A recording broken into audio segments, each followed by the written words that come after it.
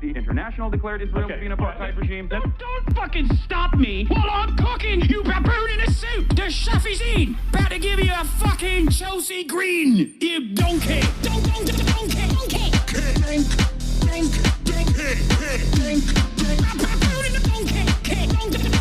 Listen to what I'm saying, and you will understand, perhaps, what I'm trying to imply. Patronizing. Yeah, I am being patronizing. I don't know who the fuck you are, and you're over here chirping all the way from fucking London about you want to fucking free Palestine, but also simultaneously you're talking about both sides are fucking fine. Shut the fuck up. You don't know anything, okay? Who the fuck is this pink-haired twink?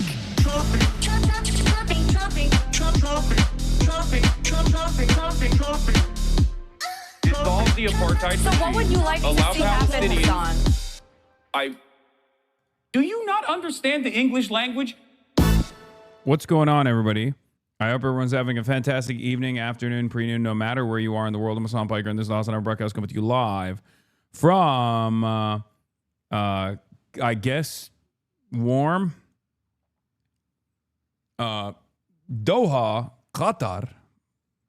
We're live, and I hope all the boys, girls, and MBs are having a fantastic one because today's a beautiful day. Today's a wonderful day. Today is Tuesday. That's right, ladies and gentlemen. It's Newsday, Tuesday, February 3rd, 2026, 10:33 a.m. in Pacific time, but where I'm at in Doha, it's 9:33 p.m. as a matter of fact. We're alive, and I hope all the boys, girls, and MBs are having a fantastic one. Bro went from Minnesota to Doha, coldest to hottest. Yeah, it's actually pretty nice here, climate-wise. But there is, of course, a lot going on in the world of HasanAbi Piker in the time period where I press the stop streaming button and press the start streaming button. So help me God, that's what I'm going to do. And as of this very moment, we got 9,000 viewers on the Twitch chat and only 6,000 viewers on the YouTube chat. YouTube chat needs to pick up the slack. You will see why I'm bringing this up in a little bit, because this was something that I actually talked about today. You met Belal, my faves. Yeah, I met Belal yesterday, as a matter of fact. I forgot to mention that. And he is coming here today. Belal Khaled is a very famous photojournalist from Gaza. And he will be here gracing your presence in a little bit. But before we get to that, of course, this is the part of the broadcast where I tell you about my personal news. And boy, oh boy, has a lot happened in the world of HasanAbi Piker. A lot has happened. A lot has taken place in the world of HasanAbi Piker. I am live early. For the record, I said to the YouTube audience that I was going to be live at 11 a.m., but I'm actually live at 10:35 a.m. instead. You and Qatari Cat seeing each other at the Web Summit. One of my Qatari Oilers actually pulled up. One of my Qatari Oilers actually pulled up and gave me a bunch of stuffed dates when I was doing a press conference before my announcement or before my stream. Are you gonna have fellow Washington Tristan Thompson on the stream? No. I have my Web Summit appearance as well. Don't worry. I got it right here. And we'll obviously get into that as well. But yes, personal news-wise, a lot has taken place. I don't know if I met Open Presidents or Qatari Cat or whoever we suspect the Oilers are. That asked for a Lambo, get you one. I did link up with Colin Kaepernick quite a bit, though. I saw him because he went up on stage before me. But yeah, today, basically, after I ended the broadcast, I passed out, woke up early in the morning as always. Didn't work out this time. Spent more time in bed.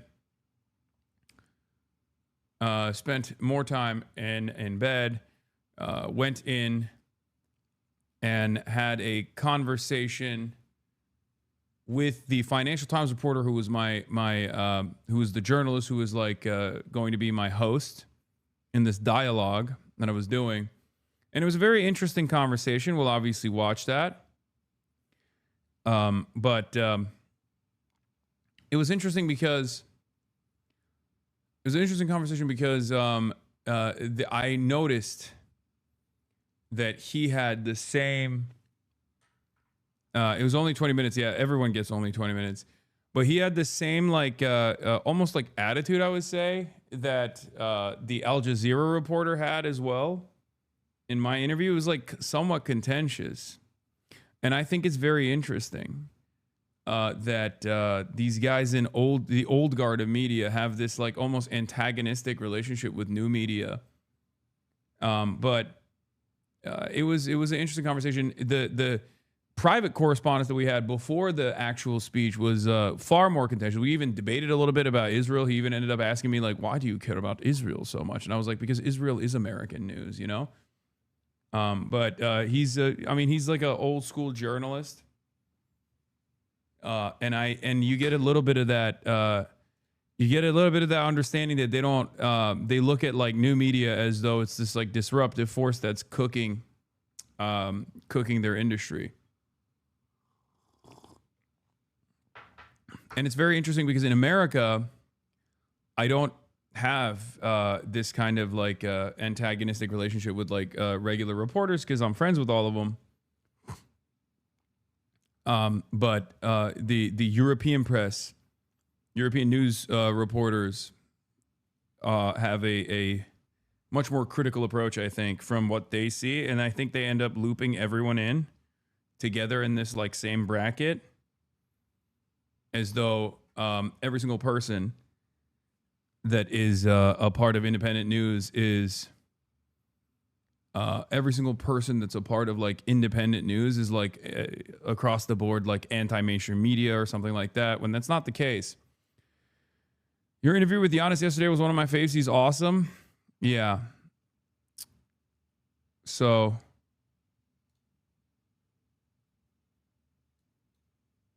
you know, that's because mainstream media is so obviously disseminating bias or should have fake info, so people look for alternative news. I mean, I don't know if that's like, I don't know if it's as black and white. But in any case, it's been an interesting experience here overall. They just hate that you do their accents. Yeah, they hate it because I do it so well.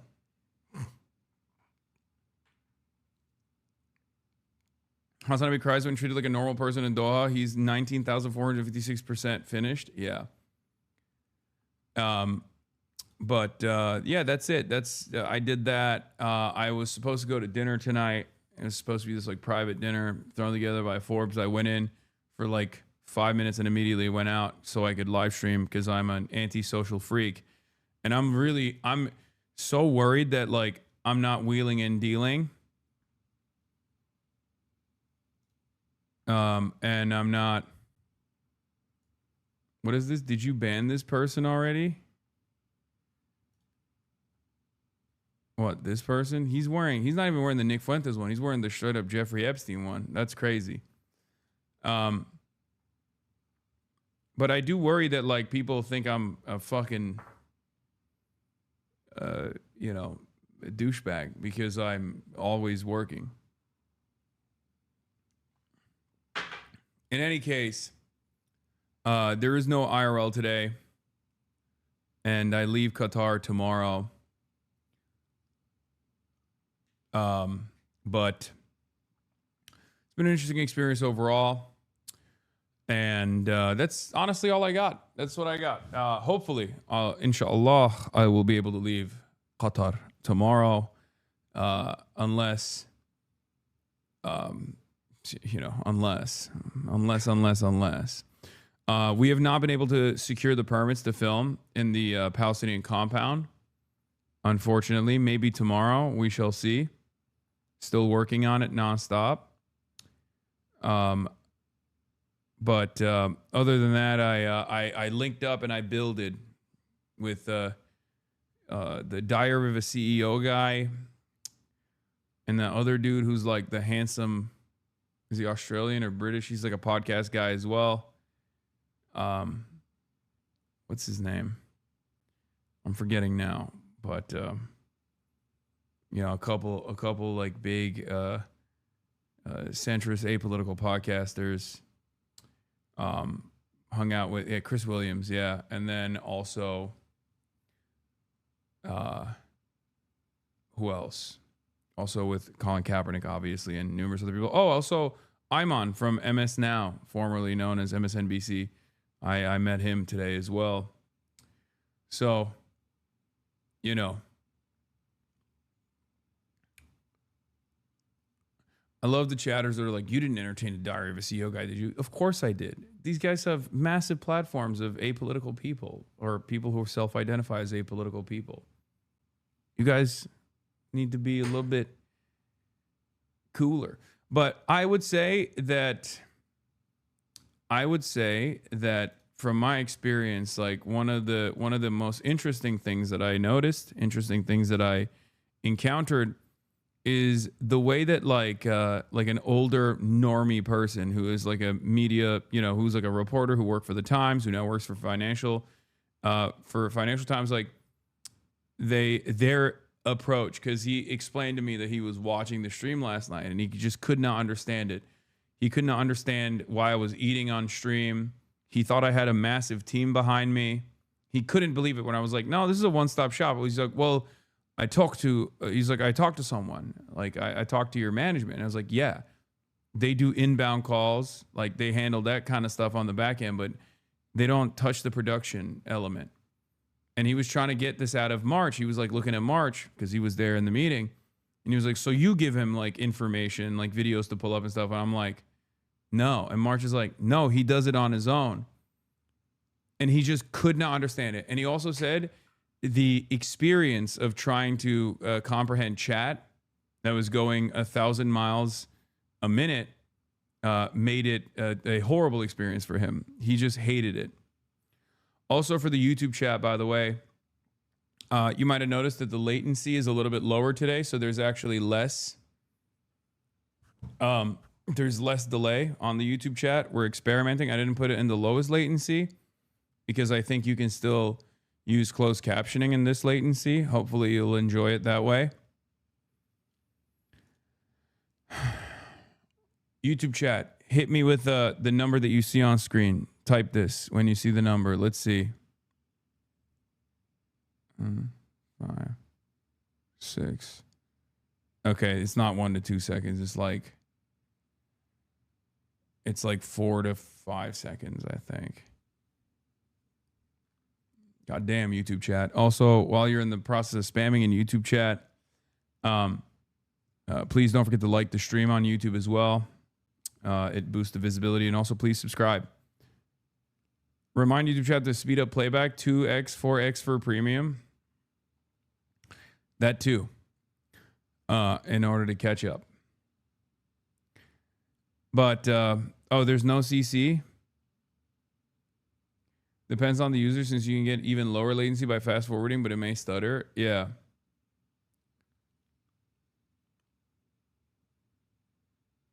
So,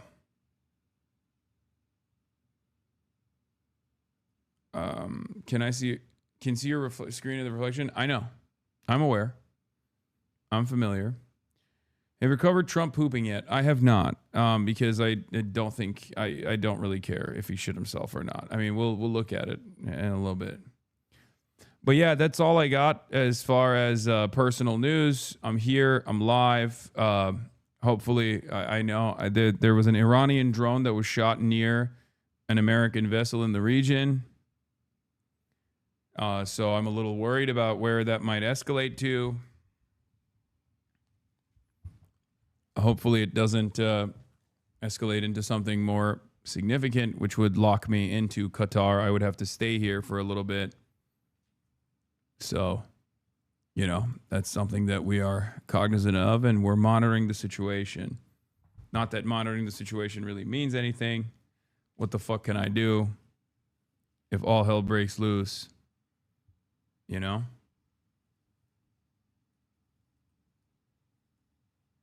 Then I'm cooked. But yeah, I'll blast off right now. Epstein files, reactions and deflections, talking to Belal Khaled from Gaza. Clinton's agreed to testify, partial shutdown, TALARICO drama, Iranian drone shut down. Dual stream, day 2. Get in now. and then I'll YouTube link it this time rather than the usual. Rather than the huge.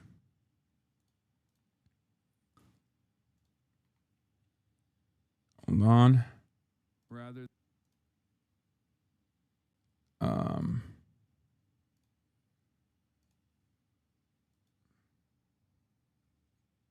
Don't worry, Twitch chat. I'm not forgetting about you. You're still my firstborn, you know?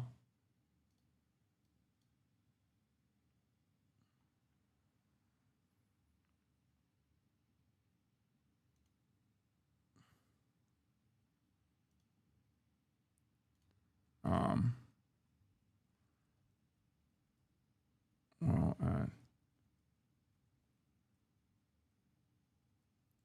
live on Twitch as well at twitch.tv/HasanAbi.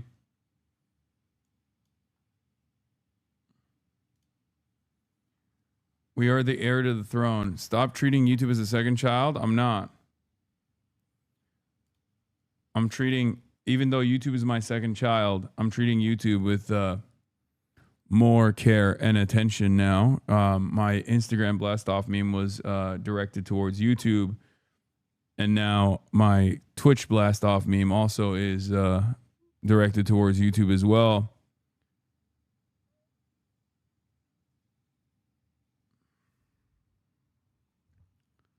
So, you know.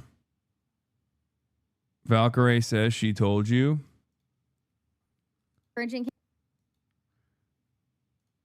What is this? Hasan shouted you out for encouraging him to stream on YouTube. I feel like I'm not going to say I told him so.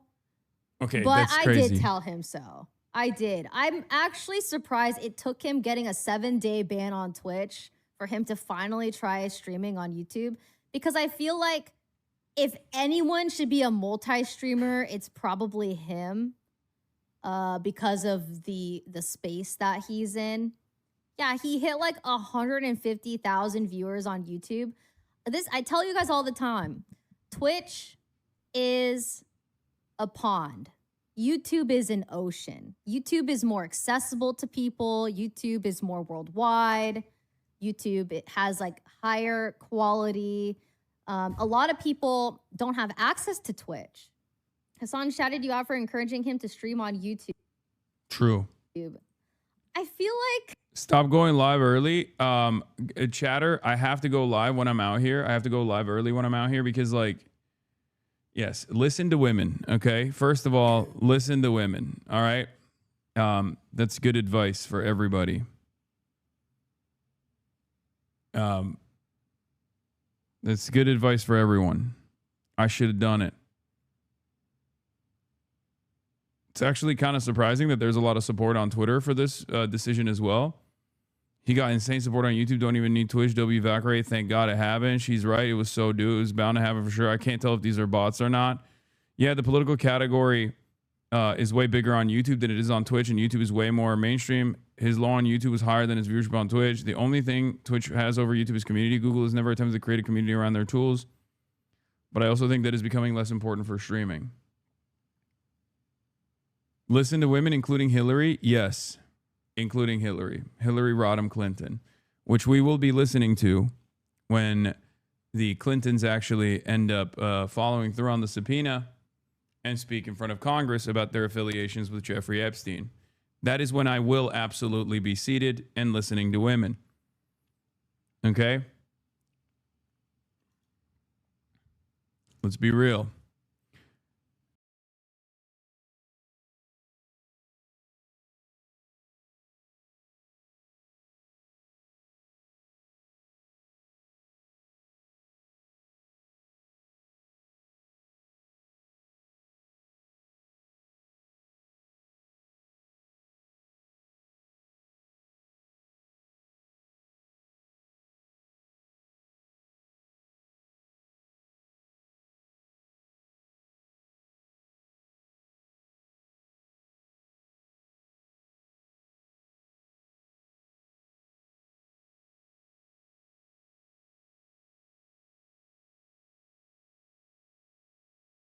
All right, I'm back.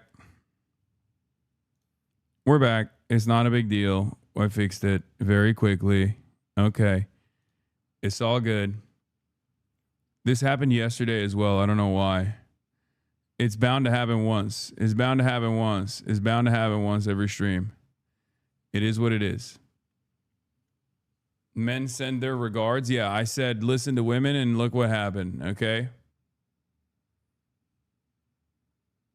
You can't be out here saying listen to women. How do we know you weren't replaced with a CIA doppelganger? You don't know. For me, it's still Forzan. Literally unwatchable. I want a refund. The Clinton testimony is going to be closed door deposition. That's ass. I don't like that. I wish that was not a closed door deposition, and I wish it was an open door deposition. Anyway, but yeah, we did the blast off already. Here, I'll pump it one more time. And don't get it twisted. Let's get it started. You already know what it is. Clintons want a public. Damn, they said let your nuts hang. Clinton said, let your nuts hang, King. We got this. Wait, what is this? Oh. What is this? Women's stories matter. Yeah. Right. They just matter. Yeah. And women's stories matter. It's true. This is true. This is real and true. 100% certified. W feminism. W women. L men. Okay? Do the Clintons have anything to lose at this point? Yeah. I mean, they're a dynastic name in American politics, so I think they still have a tremendous amount of falling out of favor to do overall. These are your ops. Oh yeah, I've seen this clip already. I don't know if I can show this. Can you show slurs on YouTube? I don't know. I don't want to get banned on YouTube.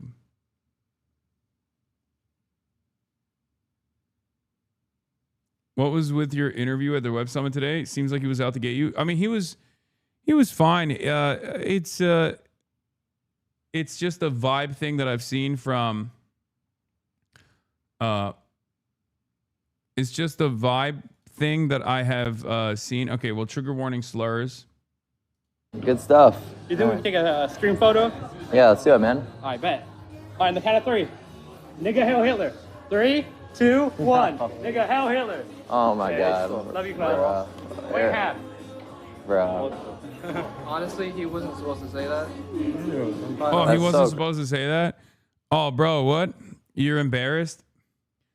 I don't understand. You were saying that all the time. You were singing it, actually.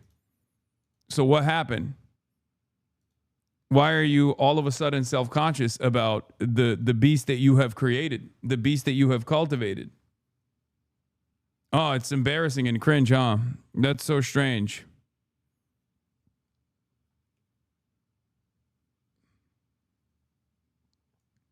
European reporters are more contentious in general, less friendly, but also contentious reporting isn't necessarily bad. It's their job. They're not supposed to be your friend. I agree. Fair is fair. Bro. Yeah. Yo, but I have a bunch of friends and family that have been watching, and I'm like known in Orlando as like the Asian mogger. I would have the honor if you could verify me as the Orlando Asian mogger. Bro. Honor is mine. He's like, bro, oh no. Oh no. My entire fandom are a bunch of whole ass losers. Oh my God. Wow, that's so crazy. You got hit with the white mogger and the Asian mogger. It's a mog eat mog world out there, clavicular. Look at the behemoth that you have cultivated.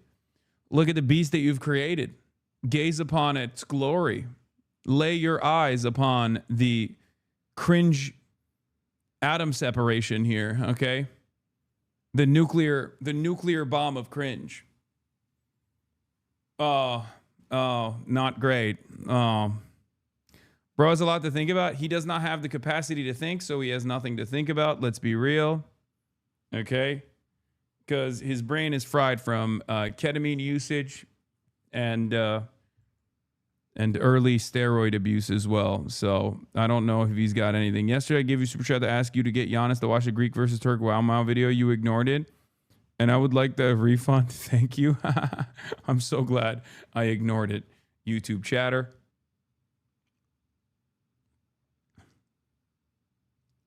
What are libs inhaling, bro? What is this? Left is in 25. We're not voting for Gavin. Left is in 26. We're not voting for Gavin. Left is in 27. We're not voting for Gavin. Left is in 28. We're not voting for Gavin. Gavin loses in 28. Loses the general against the JD Vance, Erica Kirk ticket. Liberals in 28. Why would leftists do this? I don't think this person is a liberal.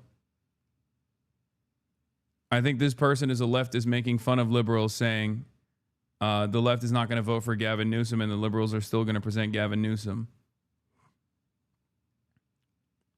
We need to put these people to work. Government mandated service in the conservation corps for all men when they get out of high school. I agree. Yeah, this clip has the same energy as this other famous Nico clip. I'm going to show you in a second. You guys are kind of cringe, bro. It's just going to be real, you know? All right, y'all have a good one. Bro. Honor is mine. I don't know. You guys are kind of cringe, bro. Why are they cringe, big dog? They're just doing everything that you've been doing. It doesn't make any sense.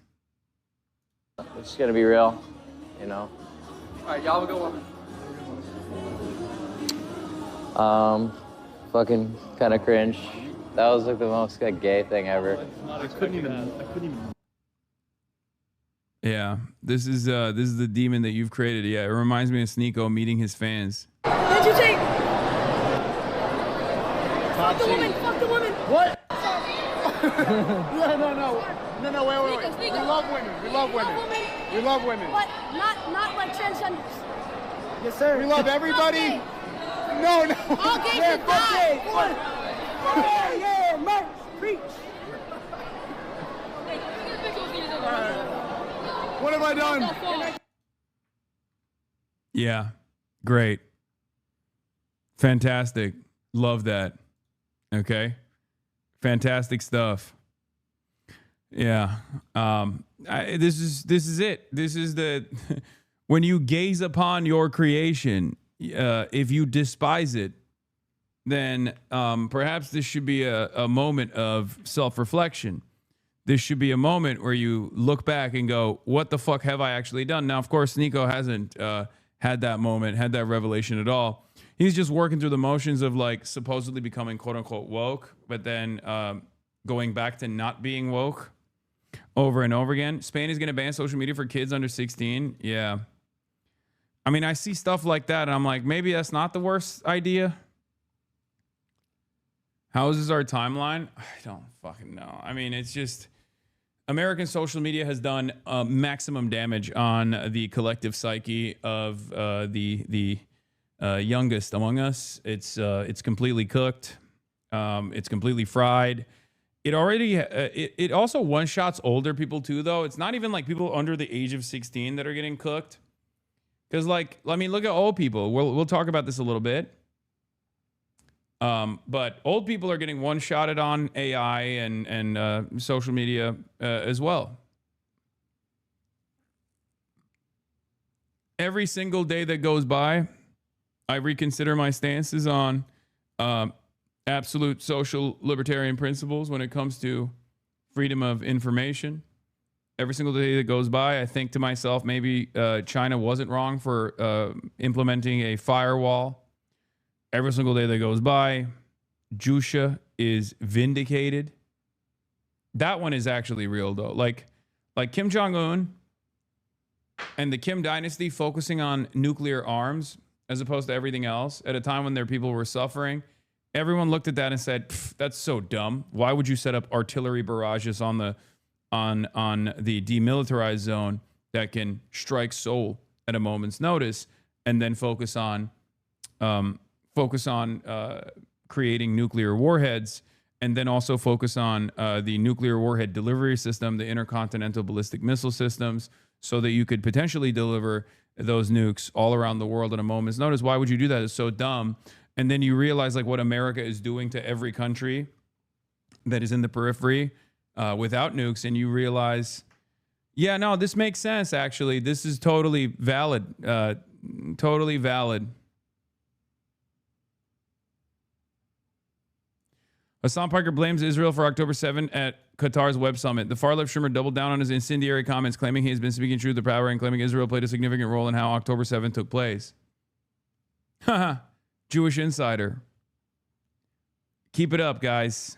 Please read. Read what?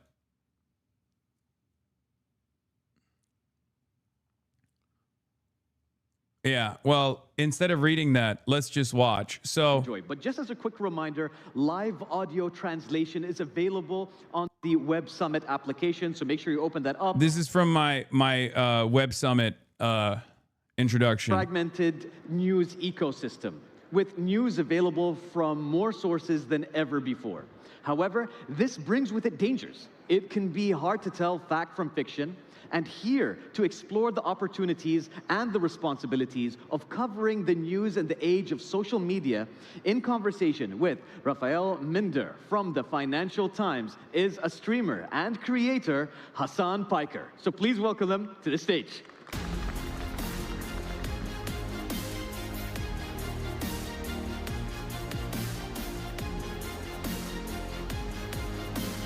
Thank you.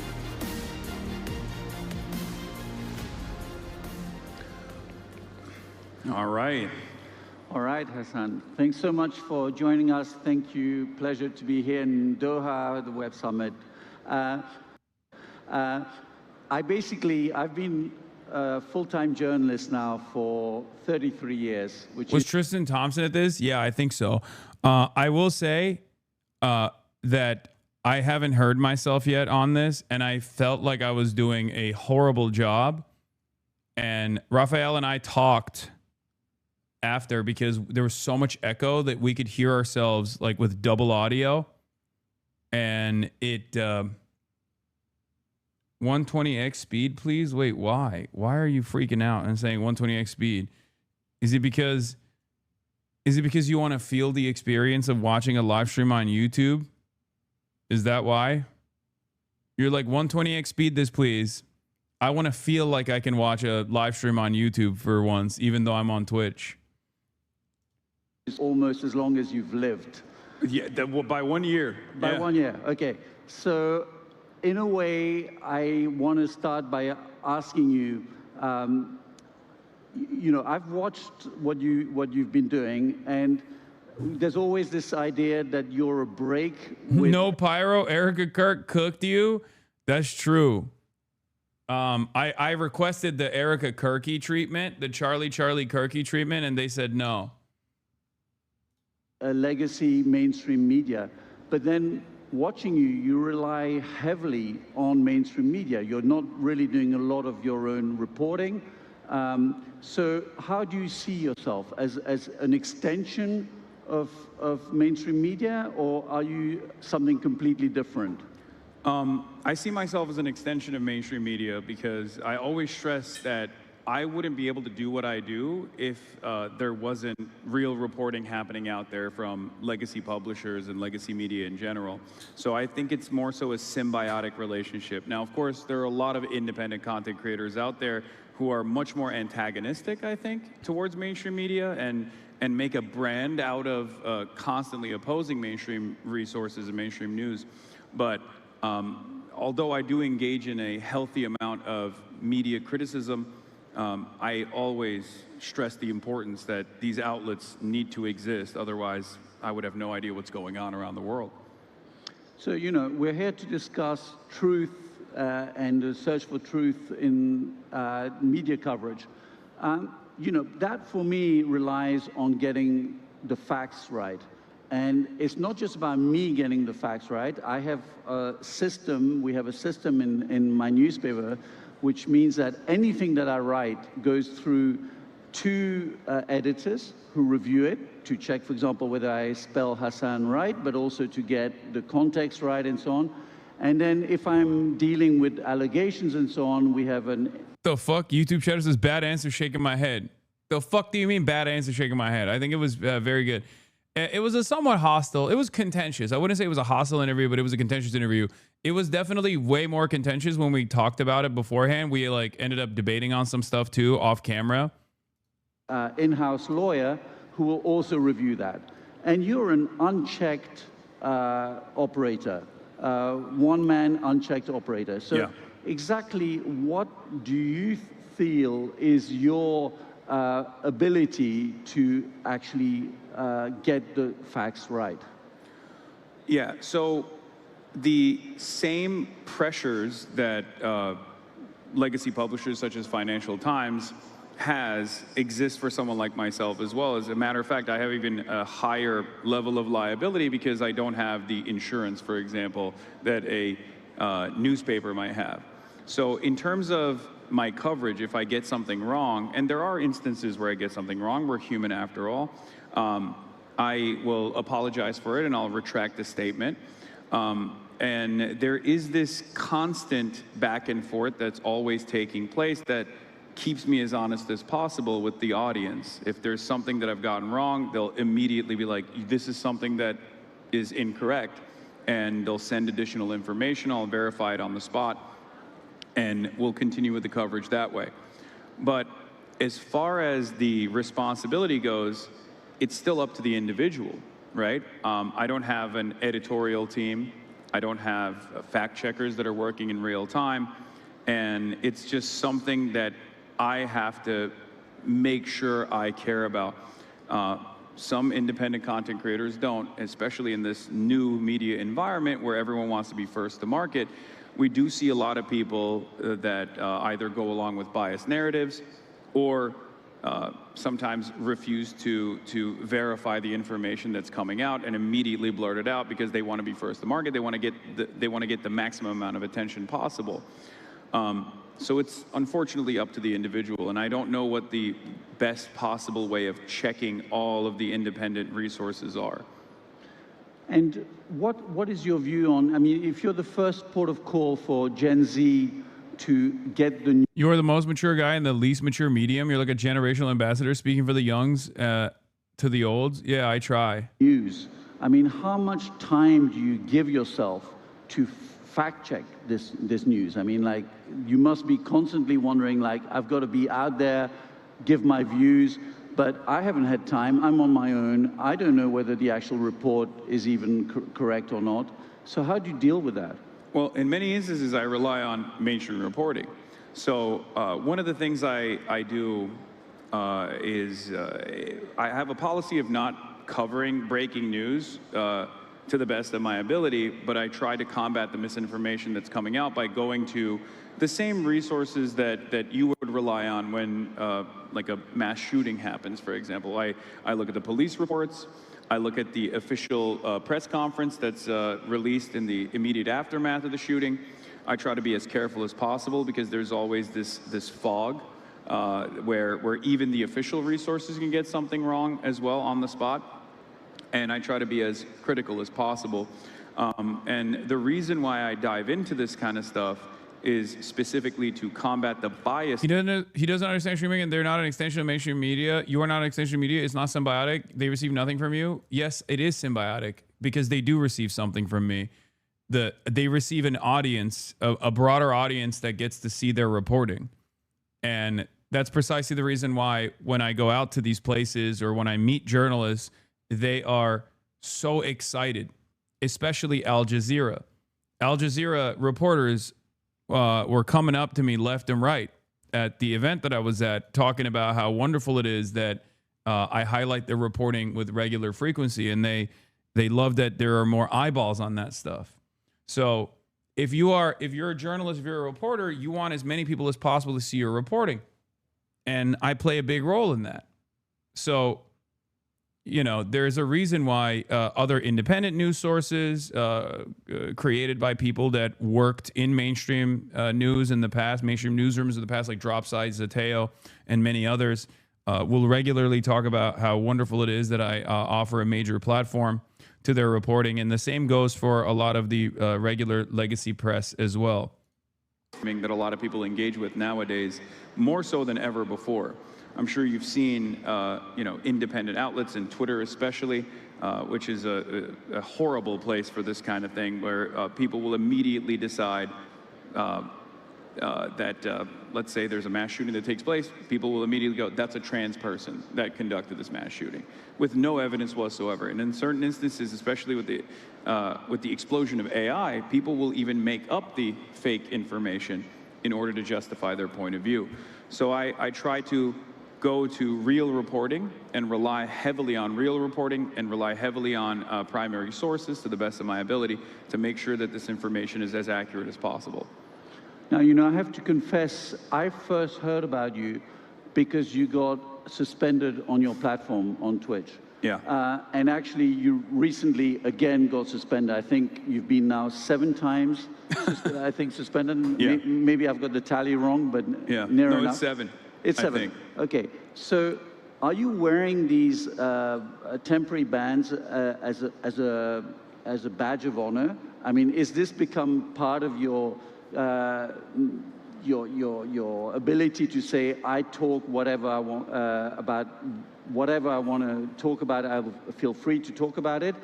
And my question would be, in a way, do you think there should be red lines? I mean, do you recognize that banning you occasionally is a healthy thing? I think terms of service is a good thing overall in order to foster more productive conversations, because in the absence of a rigorous application of terms of service, you have Twitter, right?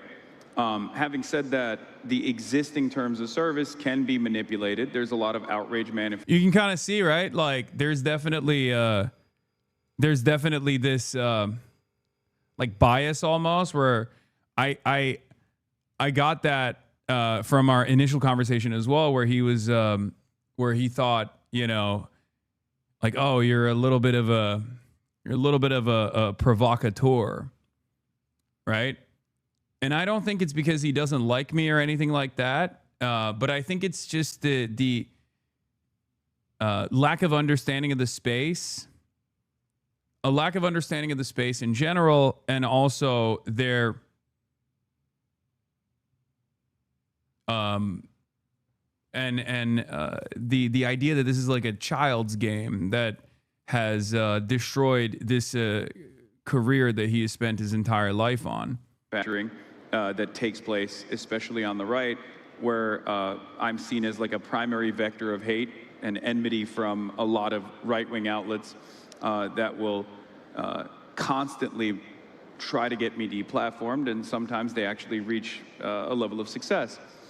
Having said that, I don't see my bans as a mark of courage or a badge of honor at all. I don't like being banned at all. I actually am constantly in fear of being deplatformed, because my job relies on reaching as many people as possible and try to educate them to the best of my ability. So when I do get banned, I can't do that any longer. And it's a real concern, especially when you have certain positions that are not exactly favorable, or certain positions, certain ideological positions that are not exactly commonplace in the Western world. These are real fears that I have to, you know, work around with regular frequency. So it's not a case of what P.T. Barnum said, there's no such thing as bad publicity as long as they spell my name right? No, I do think that there's a case for bad publicity, because just like I mentioned earlier, my point of view is not exactly commonplace, and a lot of people, I think, are heavily propagandized against an anti-imperialist worldview, an anti-capitalist worldview, especially in the United States of America, and therefore I require a lot of charitability. And when things like this happen, that becomes the story in and of itself, and I find that to be unproductive in general. And I also feel like these sorts of things add up, and it causes people to think, oh, you're a charlatan, you're a provocateur, you're not invested in the truth, you're invested in being as loud as you possibly can be. And I think that does take away from my capacity as a commentator, rather than aids in, creating an environment where it's a badge of honor. You know, when I started in journalism, I started on the wires, and in fact, we barely had a byline, and my bosses would say, your words should speak it's not about you, it's about what you've written. Now we've moved on, and of course, there's a lot more first-person accounting and stories written where the journalist is a protagonist. In your case, it's a step further. You know, I get to see pictures of you topless. I find out that, you know, you like working out. I hear about your dog and so on.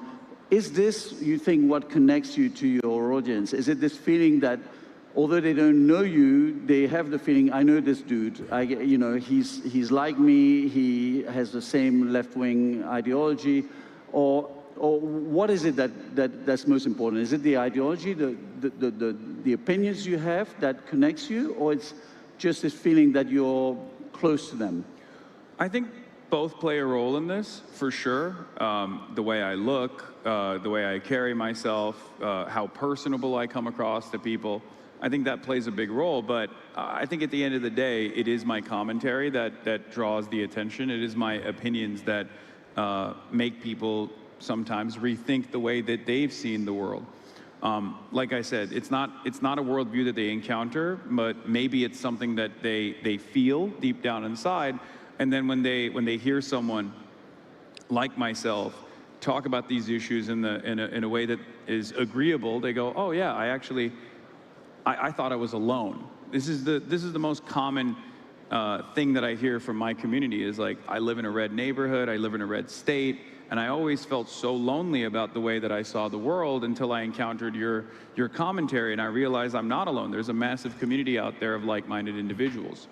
So I think at the end of the day, it is the commentary. Now, you know, in terms of the personality and your image and so on, you know, one thing that jars a little bit is, you know, you've said you're a Marxist, you've been a Bernie Sanders supporter in past elections. At the same time, you've become a wealthy guy who bought a $2.7 million house. More expensive now. Sorry? More expensive now. Well, good for you. You see, so Donald Trump has got it right. Housing prices going up is good for people. No, I mean, but, you know, your personality and these left-wing views and your commentary on inequality, how does that work when you're a Hollywood house owner? Well, Bernie Sanders has 3 houses, and that's something that people constantly bring up as though this is a real point of contention. Look, when I didn't have a lot of money after college, and I had the exact same point of view, people would say, you're jealous of the wealthy, and that's why you are, you know, that's why you're a socialist, that's why you're a Marxist. Now that I'm rich, they say I'm a hypocrite. And at a certain point, you have to realize maybe it's the commentary and the comments that you're making. Maybe it's the fact that I'm saying people deserve more. People deserve more of the output that they contribute to. That's what's causing people to look for hypocrisy. Because my advocacy is not around making sure that no one has a home. And I have no control over the housing market in general. It's like, if at the time when I purchased my home in West Hollywood, if I had purchased the exact same home in Ohio, it would be much more affordable. I just chose to live in West Hollywood. I was living in West Hollywood already. I was renting there, and I had enough money. So I bought a house for myself and my family.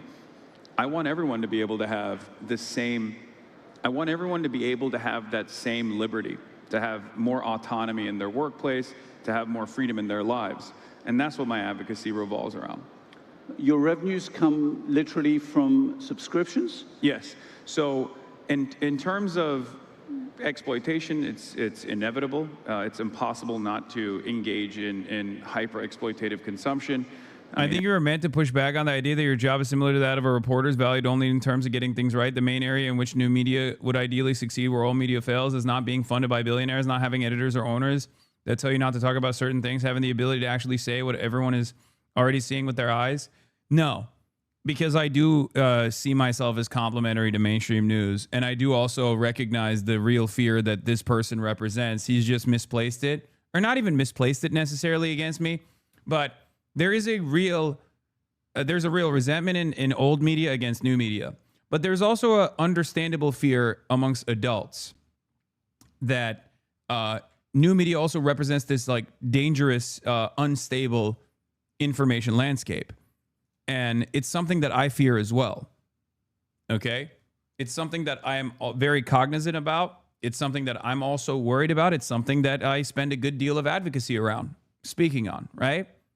So that's the reason why I don't just like immediately dismiss or try to deflect his criticism and take it head on and try to explain to him in this circumstance that like I am somewhat different than what he thinks I am, and maybe to the audience that is also coming at this issue with the same perspective. Because you have to remember, a lot of you, by nature of being in this chat, are already completely aware of my commentary, completely aware of the space that I occupy, completely aware of what I'm trying to do. But a lot of people don't know that. A lot of people associate this sphere of influence with kick streamers, sometimes with Andrew Tate, with Clavicular, you know? And for that reason, they look at someone like myself and go, what is this guy's deal? What's he about? What's he doing? I'm speaking to those people in this moment. Everyone has a phone here. I'm sure that if you were to go and look at the mining operations in Congo, you would be horrified at the conditions there. But the reality of the matter is it's impossible to avoid that hyper-exploitative structure. So we try to do our very best to limit the exploitation, at least in the revenue side. And the way I have set up my business, if you want to call it that, is the least exploitative way possible. I run a cooperative corporation. You met my producer. Yep. He has equal say and equal pay in the process. Outside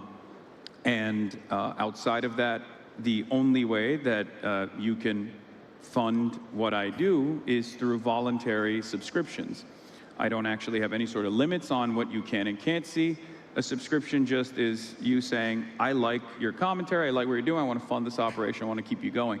And I always openly admit that. I'm like, look, your subscriptions are what allow— You could also talk about the fact that you kind of have a permanently 30,000 people watching that are kind of an editorial board that are permanently giving other perspectives and facts about what you're talking about. I did mention that in the beginning. I said it keeps me honest. Having real-time feedback from 30,000 people actually keeps me honest.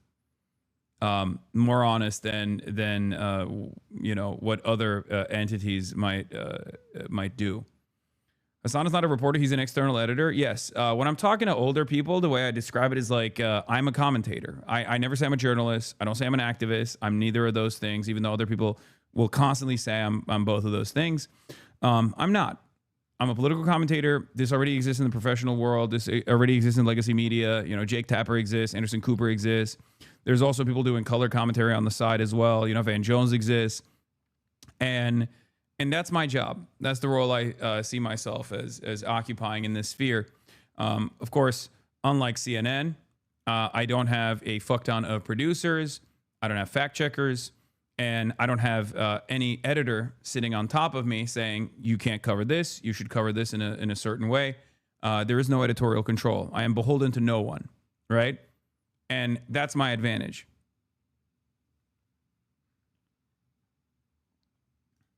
To maintain editorial independence.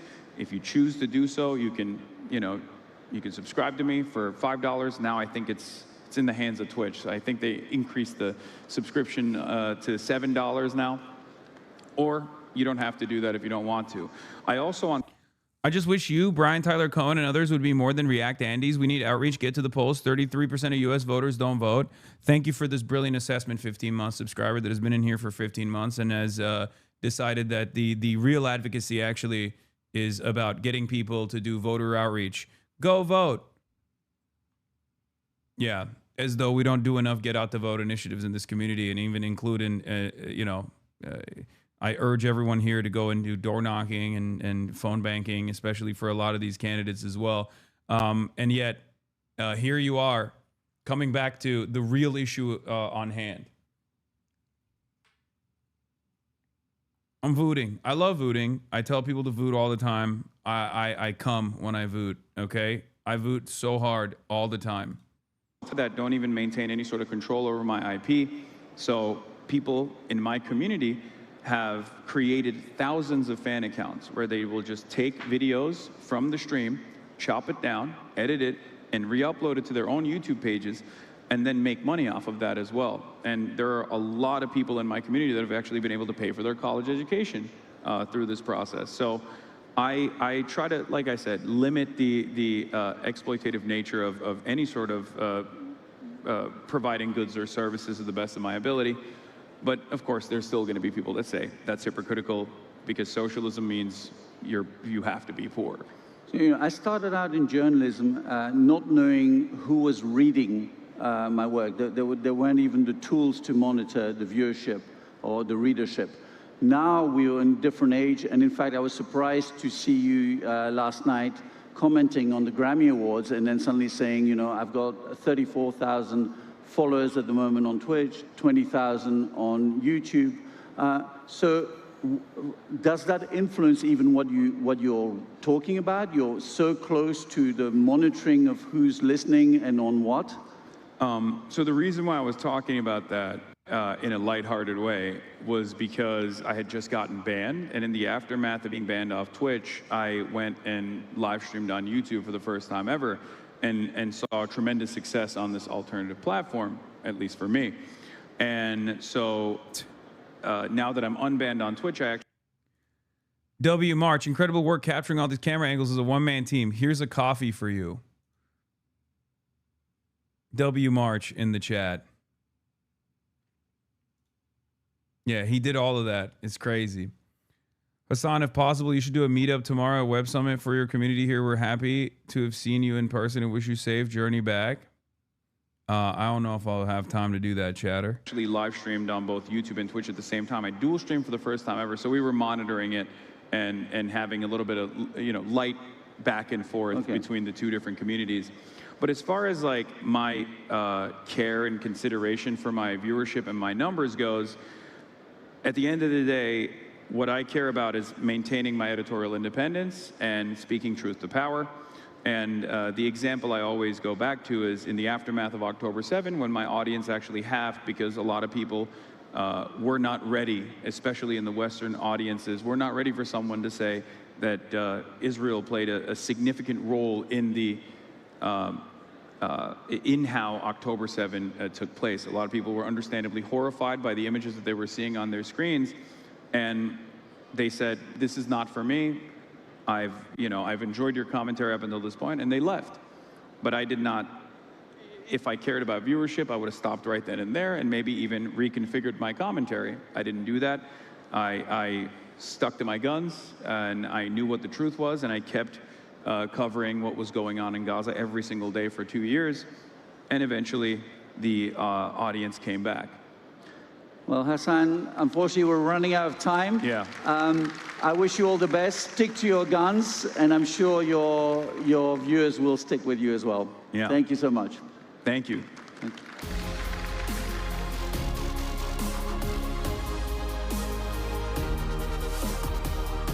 This robot was all over. The real reason I felt this was really contentious is that it seems like he went completely off topic to grill you. Yeah, I don't know why we didn't actually end up talking about misinformation in the misinformation landscape, but he chose to do that. Black boots with white socks is neo-Nazi wear in Germany. Brother, those aren't those white socks. First of all, I don't have white socks on. You mean white laces. And I don't even have white laces on. Those laces are gray. Those are Rick Owens, bitch. Okay. What was I gonna say? Yeah, so I do think that there it was I don't mind having a light pushback or having a debate even. I enjoy it. It's just I felt like he was making it seem as though I was responsible for the misinformation on the internet, whereas I thought the conversation was going to be about how I choose to combat misinformation, and especially with how dangerous misinformation has gotten. And I think that like when they originally set it up, that's the goal. That was the goal from the organizers in general. I mean, I don't mind it though. I think it was a healthy and productive conversation. I think you did a good job of having explained to the audience, to people who don't know who you are, what your type of job is and how it connects to the media. Yeah. It's mostly for the olds, I think.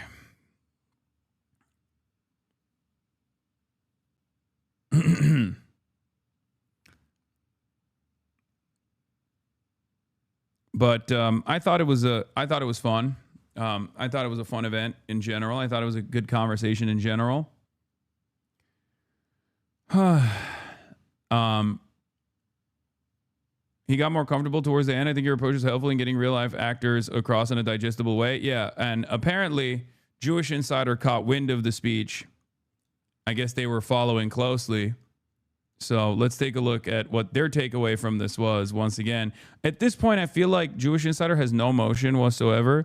And I'm basically the only person that reads their shit. Like no one else is reading Jewish Insider, little bro. Just me, okay? And it's so funny that like you can't even remove the paywall.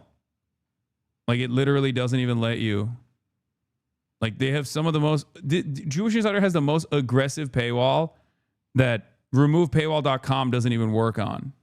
And it blows my mind. It's like, it almost feels like they don't want anybody to watch. They don't want anybody to read their articles. Like I'm always trying to. You had the chance to spin it back to the editors and reviews in mainstream press of the New York Times, and others didn't keep them for covering a genocide for 2 years. He was certainly peddling a naive narrative with editors mean accurate. No, I know. I didn't want to duke it out with him.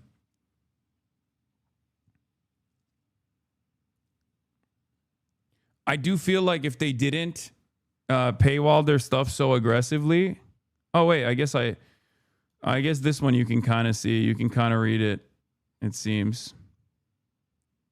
Far-left Twitch streamer and political commentator Hasan Piker appearing at the Web Summit Conference in Doha on Tuesday, alleged for Israel's conduct that played a meaningful role in October 7, 2023 Hamas terrorist attacks, continuing his long-standing pattern of hateful rhetoric targeting Israel and the Jewish people. Yeah, that's what that means. What I care about is maintaining my editorial independence and speaking truth to power. And the example I always go back to is in the aftermath of October 7. Piker said to a packed room, people were not ready, especially in Western audiences, for someone to say that Israel played a significant role in how October 7 took place. Speaking at an event labeled Defending Truth in a Post-Truth World, Piker noted that he had lost viewers at the time over his extremist commentary. If I cared about viewership, I would have stopped right then and there, and maybe even reconfigured my commentary, but I didn't do that, Piker added. I knew what the truth was, and I kept covering what was going on in Gaza every single day for 2 years, and eventually the audience came back. Piker has previously argued Hamas's actions on October 7 were a form of resisting, referred to Orthodox Jews as inbred and Zionists as Nazis, and has praised former Hezbollah leader Hasan Nasrallah as a pretty brilliant person. Piker has also described the conflict in Gaza as a live-streamed Holocaust. I love that they substitute in and out of like some of my best takes and some that they turn into like a totally bastardized, diluted version of my best takes. I rewinded and you were talking about Sneeko, but I just want to let you know that I don't like that guy. Please address this once I get to the current timeline, says David Lundgren 6153 at YouTube chat. That's funny. For those of you who are wondering how to rewind for the Piker Broadcasting service on Twitch, you can rewind by subscribing. Subscribe to the Piker Broadcasting service if you would like. It's a voluntary subscription, and it allows you the capacity to rewind on Twitch as well as though you're watching on YouTube. It's funny to the YouTube chat. The streamer has faced several bans from Twitch over his live commentary. Most recently, he also referred to his critic as rabid ultra-Zionist. Bleep, can't say it. Don't want to get banned. In response, Piker posted a statement on X listing what he alleged are permissible phrases to use on Twitch, but singled out, you cannot say bleep. The ADL, which is an arm of Israel's suppression in the West that works with law enforcement and does espionage, has made it a bannable offense, Piker wrote. Okay, this article literally seems like a highlight.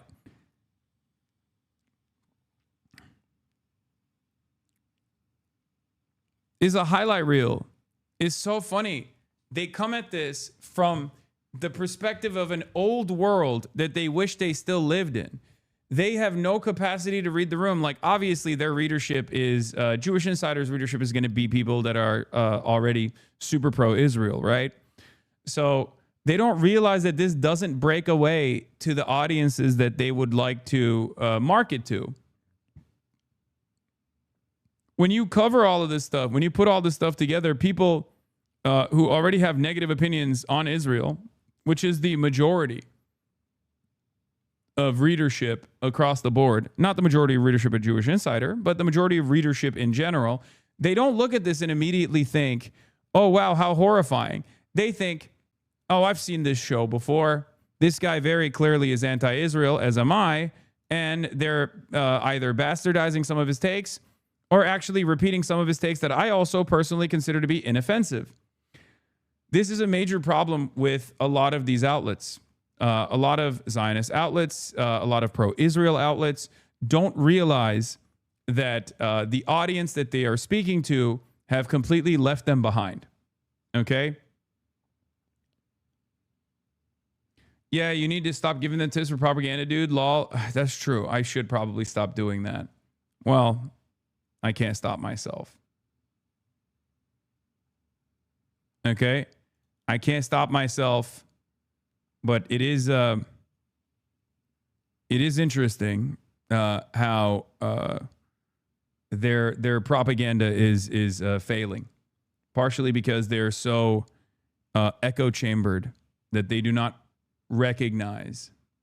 They're so echo chambered that they do not realize that this kind of sentiment doesn't reach across the aisle at all. Why stop? It's not like they're going to learn. I know.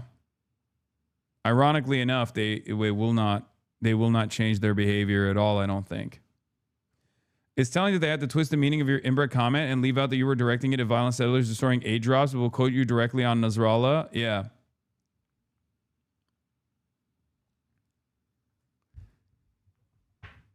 In any case, depending on who the market is, depending on who the audience is, if it's the Jewish insider, if it's the Jewish insider audience, obviously they're going to look at this and go, wow, this guy's freaking terrifying. Okay. But if it's like the broader audience in general, like broader readership in general, they look at that and go, I don't have a lot of issues with the way this guy's talking about things. I think what Israel has done is far more heinous than anything he has said here. Many of which I do agree with, and many of which I assume you guys are totally chopping up and turning into something that is totally irrelevant. Hasan Piker makes anti-Semitic remarks towards Jewish insiders, speaking about our inability to do good reporting, clearly hate speech. Yeah, exactly. In any case, this is a big issue. It's not really a big issue at all, but Republicans constantly look towards things that they try to make an issue out of. It's very frustrating.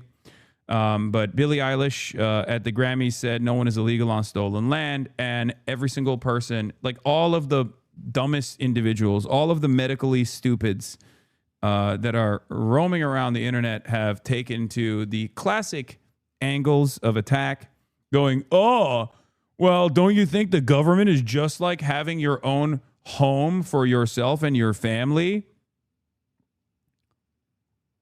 Don't you think it's just like that? A Gunson, WD program chatter.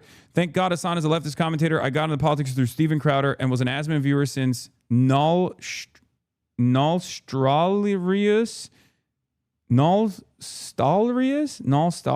If he wasn't here, I probably would have become a right-wing shithead. Hell yeah. Gunson.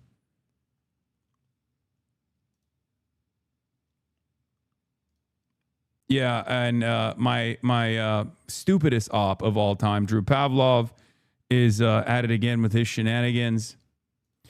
But yeah.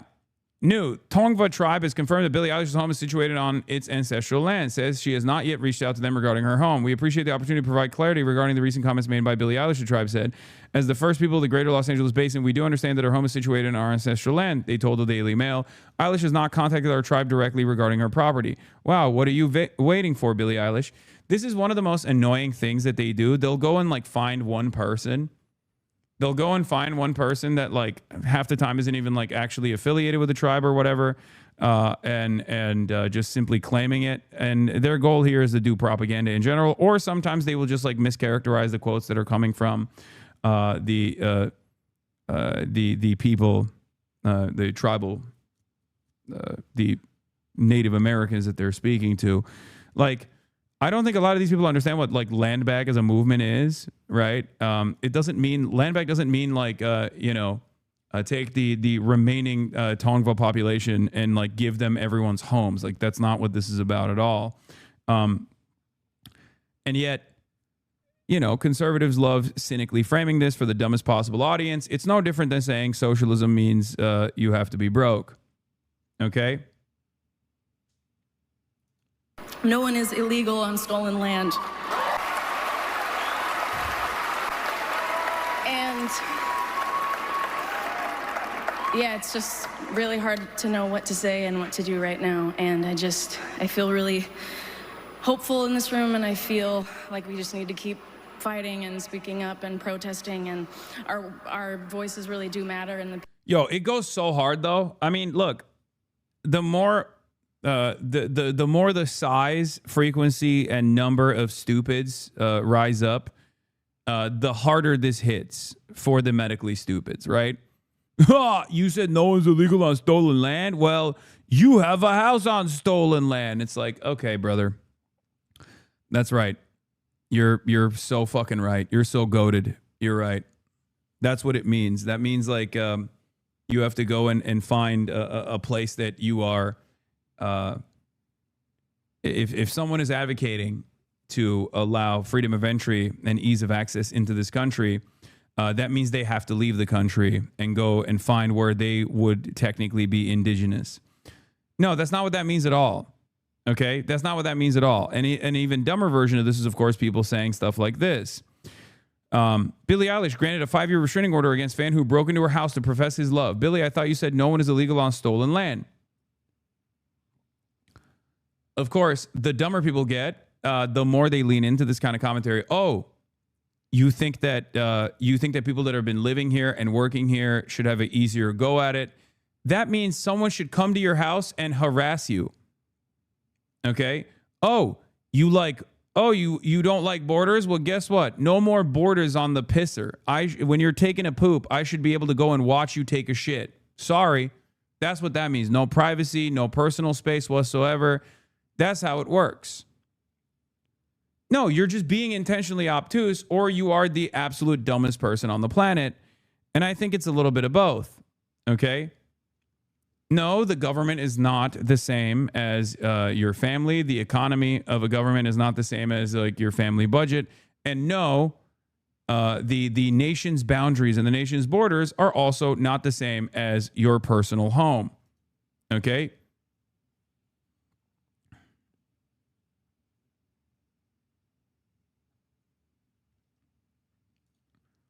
Fatlo also had to take progressives. Nobody is illegal on stolen land.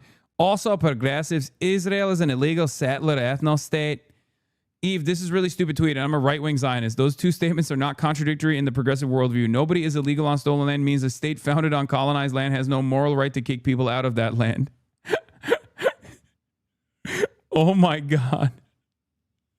Eve Fatlo is so fucking brain dead that you got right-wing Zionists piling on her to be like, please stop.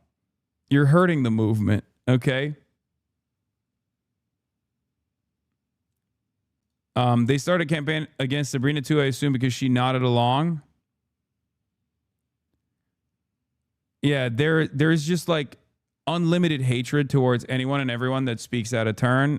These guys still think that they're dominating the airways. Woke 2 is here. You should not offer them any breathing room on this kind of stuff. You should immediately start ritualistically humiliating them. You should explain to them, if you choose to do so, why they're stupid. If these are your loved ones, obviously, you can have a normal and honest conversation with them. But if you encounter one of these dipshits in the wild, there's no reason to take them seriously. You could just be like, you are too stupid to understand how the world works. And I'm sorry, but you are most likely going to die alone. That's it. These guys are still all over the internet thinking that there is this real movement that they can coalesce around, real movement that they can pop off on.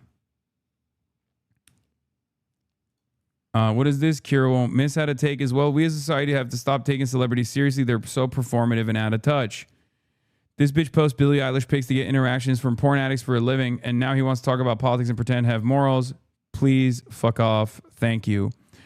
Yeah, this is just like right-wing reactionary outrage farming.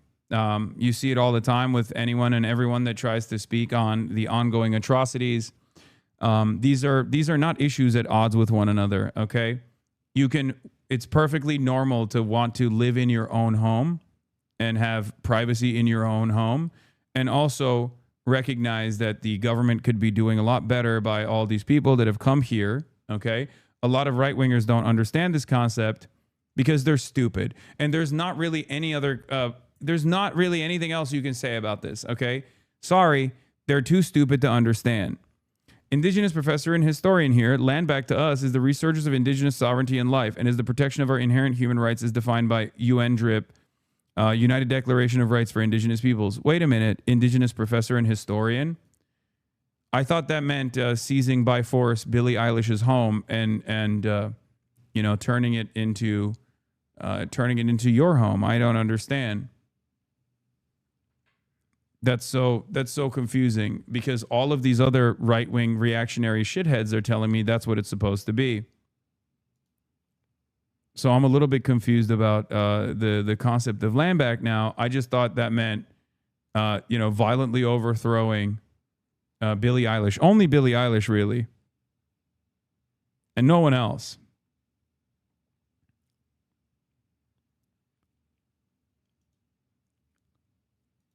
Kind of feels like you have a much more reasonable approach to land back, which is, you know, not what I assumed.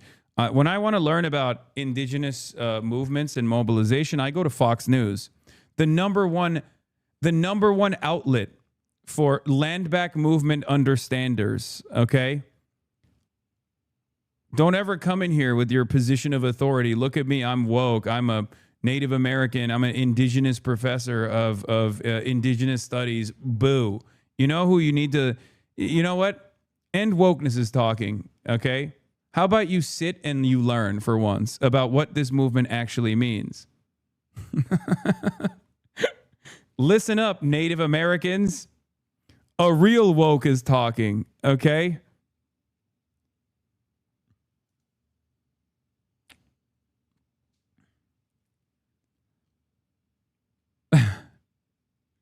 It's so crazy to me that these guys that don't care about this at all, that simply want an easy, cheap dunk, are not even trying to make a coherent counterpoint whatsoever. They're just leaning into how stupid the average person is here. Okay? Twitter is going to clip all this so out of context. Yeah, I don't really care. All right, so an Australian man has launched a GoFundMe page. Is Drew Pavlov, by the way, the dog himself. An Australian man launched a GoFundMe page to raise funds for travel costs so he could move into Billie Eilish's Malibu home after she said U.S.'s stolen land during her Grammy acceptance speech. And what's so stupid about this is that there are a lot of people who are dumb enough to give him money. That broke cunt always doing GoFundMe for overseas holidays, and losers fall for it every time. I want more than anything else for Drew Pavlov to try and facilitate this and then go to prison. I do want Drew Pavlov, who probably is the only undocumented migrant that I would wish to see in CCOT. I want Drew Pavlov to go to CCOT, okay? I want him to experience the things that he advocates for other people to experience. I want him to have a life-changing experience. Okay? So yes, go ahead, Drew Pavlov. Follow through on this promise. See how this works out for you. Okay? That would be fucking awesome. I would love that. Okay? He's gonna lose 20 pounds in 30 minutes in. Yeah. I also, wait, his GoFundMe got deleted. Oh, I wonder why. Perhaps it's because they deleted it because you're trying to do a crime. You cannot you cannot start a GoFundMe to do international stalking, you fucking baboon. You absolute moron. Yeah, I wonder why GoFundMe actually deleted your fundraiser.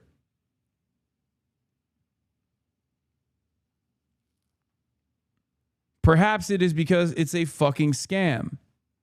Okay, you can't be like, hey, give me money so I can purchase a gun and shoot this person either. You know what I mean? Oh no. Why did GoFundMe delete my GoFundMe? Oh no.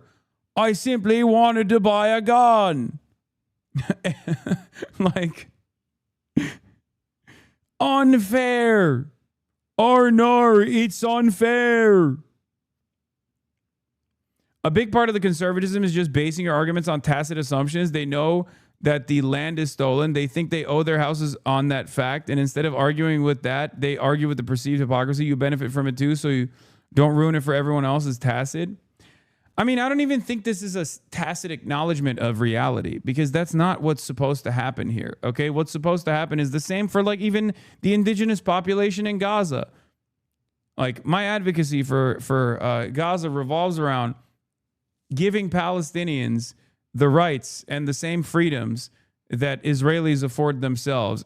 And after that, of course, offering restitution, reparations, having a real truth and reconciliation committee to address all of the horrifying land theft and war crimes that have taken place as well. Like, that's the goal in a one-state solution. That's my goal in a one-state solution. These guys don't care about the indigenous population here in the United States of America, which would probably follow through on a similar process as well. And they certainly don't care about the indigenous population in Gaza and in Palestine in general. That's what's so annoying, is that we're not having the same argument. You're having a totally separate argument, and on the basis of something utterly irrelevant. It doesn't correspond to my worldview. It doesn't have anything to do with my advocacy. But unfortunately, because the audience is receptive to this kind of idiotic argumentation, it doesn't really matter. Now you have to address it. Like I said, same principle behind socialists with a nice house, Omega lol, right? Like, I've never said socialism means no house, that you must not have a house, or having a house is unethical, okay? It's deeply unethical. That would be an idiotic argument to make. You assume that that's my argument. You have decided that that's my argument. The reason why you have decided that that's my argument is because it's a straw man position. It's actually much easier for you to argue against this idiotic position, right? And that's it. But one must ask the question why Billie Eilish is receiving this unimaginable amount of backlash. Perhaps it has something to do with the fact that her advocacy started far before this last round at the Grammys. And when we all know, if someone comes out and says better things are possible, maybe the wealthy should give more, they receive unlimited hatred. Oftentimes not just from the super wealthy, but instead from their dogs. The lumpenproles, the small business tyrants themselves, who consider themselves to be temporarily embarrassed billionaires. And that's precisely what's happening here. These guys are not in control of the levers of power in modern society, and yet they still act as though Billie Eilish has personally offended them. The real reason why they act as though Billie Eilish has personally offended them is because being a right-winger is about licking the boot. Okay. I was removed from a Vietnamese restaurant and told to never come back. They bond me for life. Moving on, HasanAbi, if we are the ones leading the right way, why so divisive? Would you listen if someone is just insulting you? I'm not listening to people who are just insulting me and my worldview. That's kind of the point that I'm making here, which is that you don't have to listen to these people at all. They don't actually have a significant audience. They don't have actually a real movement at all. And all they're doing is simply insulting you. They're arguing on boundaries that you have not set for yourself, and they're not doing this because they want to have a productive. They don't want to have productive discourse. They simply want to belittle you and undermine your position by lying about what your position actually is. So if they're not invested in having productive conversations, then why are you offering them the dignity of a productive response? You see? Thank you for the super chat, YouTube chatter. Same thing here. Oh, you don't want you want people who have been living on working on U.S. soil to have dignity in their work, to be able to get the clearance to work here with the proper documentation. That means someone can break into your house and rape you, okay? That means someone can stalk you. That means someone can kill you, because that's what you're advocating for. No, that's not what she's advocating for. She's advocating for something entirely different. Here's Kyle Chung saying, conservatives are never able to argue with the substance of someone's argument, so they just start saying stuff like, you're rich and you live in a society. Yeah. That's it. They just start yelling at irrelevant shit. You getting more viewers dual streaming now? I don't know what your normal numbers are, but like 27K on Twitch and 22K on YouTube is better than normal. Also, what you're doing with chat, you got some combo chat box with both YouTube and Twitch in it. Yeah, I'm just checking both. Here's more right-wing outrage on this, and almost all of this is just like, all of this right-wing outrage is directed at people who dare to say a better future is possible, that we could be doing better, that we should be leading by empathy, right? That's what they're so angry about. That's what they are so angry about. What is the substance on nobody is illegal? That's not an argument at all. Do you actually want to understand that? The argument is, it's not even that nobody's illegal on stolen land. The concept is no human being is illegal. Okay? Human beings are human beings. Deciding arbitrarily that one human being is illegal and not worthy of living on the same soil as you is idiotic. That's the reason why people say nobody is illegal.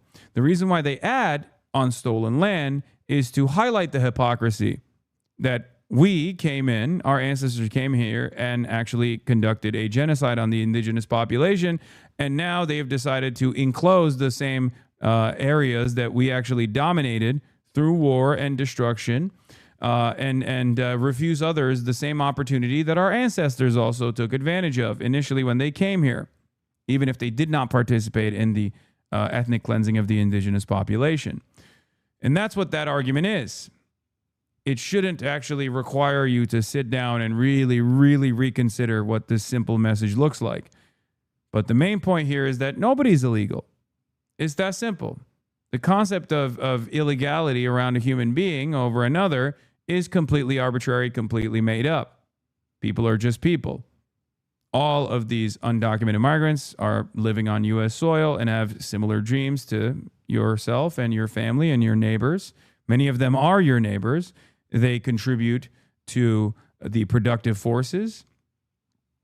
They play an incredibly important role, and they do so with for horrifyingly low and inhumane wages.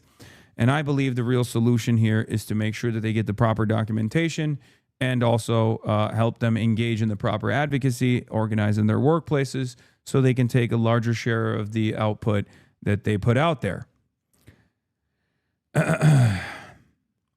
Pro tip for highest quality PBS: allow yourself to chat on Twitch, view high quality video stream on YouTube. Okay. And also subscribe to the Piker Broadcasting Service. It's a voluntary subscription, but you can do so if you would like to. Once again. But in any case, let's continue. It's all fake. I mean, yesterday when Billie Eilish said what she said, I mean, you all unfortunately saw that video that went crazily viral. But I remember at some point I screamed, "What about Iran?" People looked at me and they were like, "Yeah, what about Iran?" Why did they let this weirdo in? This is a serious question that I have. I don't understand. They be letting anybody in here to the Grammys, huh? I mean, this person is literally a Israeli agent at this point. I've debated her, if you recall. It just doesn't make any sense that she was like a seat warmer, I guess, and was able to film herself doing fuck shit. I guess you can just pay to attend. I don't know. Wonderful to see the pro-Israeli influencers branch back out to their original formation of doing hysterical right-wing cry bullying, because that's what she started off as, and then pivoted to like pro-Israel content, and now she's back to doing hysterical cry bullying.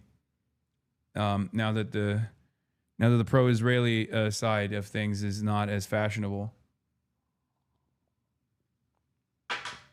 Yes, this is the lady that I Show Speed unfollowed famously. People looking at me, you could tell it's ingenuine, you could tell it's fake.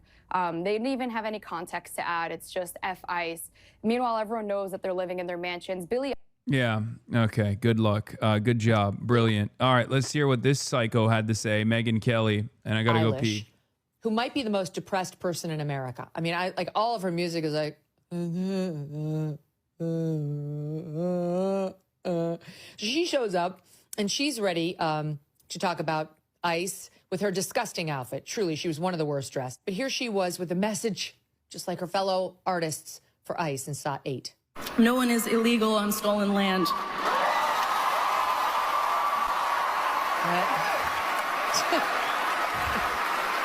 Okay. And yeah, it's just really hard to know what to say and what to do right now. And I feel really hopeful in this room, and I feel like we just need to keep fighting and speaking up and protesting, and our voices really do matter, and the people matter. And you literally look like the human embodiment of a domino, which is a great game, but it wouldn't really be my motivation for the Grammys. I mean, what? Okay. She, like everybody else who got up there to lecture us, has got more money than God. Her property records reveal she paid $14 million for her LA estate back in 2023. Yeah, and the property spans, Jesse, nearly 4 acres on an oak tree-studded hillside. Gated, of course. I want to point to something here as well, because the same criticism that I have, the same criticism that I've received over and over again for my advocacy is the exact same thing that Billie Eilish is receiving right now. And the only reason why she's receiving this, whereas plenty of other celebrities are not receiving this, is because other celebrities don't stick their fucking neck out. And this is the dynamic. This is the reason why many people who might have these sorts of opinions don't stick their fucking necks out. Meanwhile, yes, as Themasius points out, Megyn Kelly had a $30 million 3-year contract at NBC. So the audacity of Megyn Kelly, who is maybe not as rich as Billie Eilish, but certainly an incredibly, unimaginably wealthy media executive. Sorry, $69 million contract intact. Megyn Kelly leaves NBC with all of her $69 million contract intact. This person has the audacity to turn around and talk about like, oh, you're rich. Why are you chirping? You're rich. Why are you chirping? But my anger and resentment doesn't end there, because unfortunately, there are a lot of fucking morons, absolute fucking morons that also do this. This person has the triangle emoji on their description. Okay, they're a part of DSA Liberation. I do not want you to go yell at this person. Okay, I don't want you to do that. I hate it when you guys take matters in your own hands or tap the glass or whatever. But the reason why I'm pointing this is because this is a leftist. This is a fucking leftist who says, oh, I'm agreeing with N wokeness here. And the reason why they're agreeing with N wokeness here is because they also have gotten the reactionary brainworm. This is one of my least favorite aspects of living in the United States of America, where unfortunately, a lot of people who consider themselves to be on the left also engage in the same dumb fuck reactionary argumentation. Okay? You need to stop doing that, guys. Please. Stop doing that. If you find yourself going, oh, low-key agree with N wokeness here because Billie Eilish has a $14 million mansion in LA built on Tongva tribes once lived, you're not actually hyper woke. You're just a fucking dumbass. You're an unwilling, or not an unwilling, but you are, unfortunately, being a fucking moron here. You are just giving credence and giving legitimacy to the idiotic reactionary argumentation. You're a sucker. You're a rube. Stop doing that, okay? Stop fucking doing that. Lock in. Stop being a fucking useful idiot for the right. You are a useful fucking idiot for the right. It is so frustrating to see leftists do the same kind of thing, okay? Do you want people to be open-minded? Do you want people to engage in advocacy? Or do you want rich people to just shut the fuck up? Okay? You can fantasize about forcibly stripping every wealthy person from their their earnings all day, every day. Like, you're going to storm the fucking Russian Winter Palace. But the Russian Winter Palace is what? Billie Eilish's home? Okay, you're a fucking moron.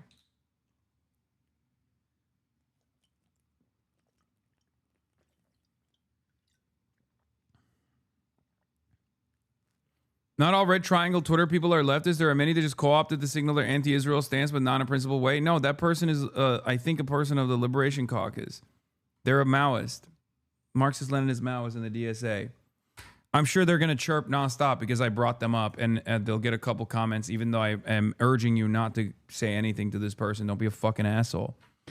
I agree with you, and because I know this will be clipped out of context later and used against you, can you compare this to why Dem critique right now isn't being a useful idiot? That's been a lib talking point. Wait, what? The Democratic Party is antagonistic to the left position. Billie Eilish's perspective here is not antagonistic to the left position. Billie Eilish's position is the left position. All you're doing is lashing out against a person who is actually a fairly influential person that has the same position as you do. Okay? That's it. It's very frustrating. You're doing rad lib nonsense, okay? I hate this shit so much. And I know I'm the last person to speak out on this because everyone will say, says you, motherfucker, you have a nice house too. We're coming for your house too. Suck my fucking dick, okay? Suck my dick. The reason why I'm saying this is because you are engaging in reactionary argumentation for no reason other than the fact that those brainworms have actually taken over your mind. Lock the fuck in. Lock in. Focus on who the real enemies are. Okay?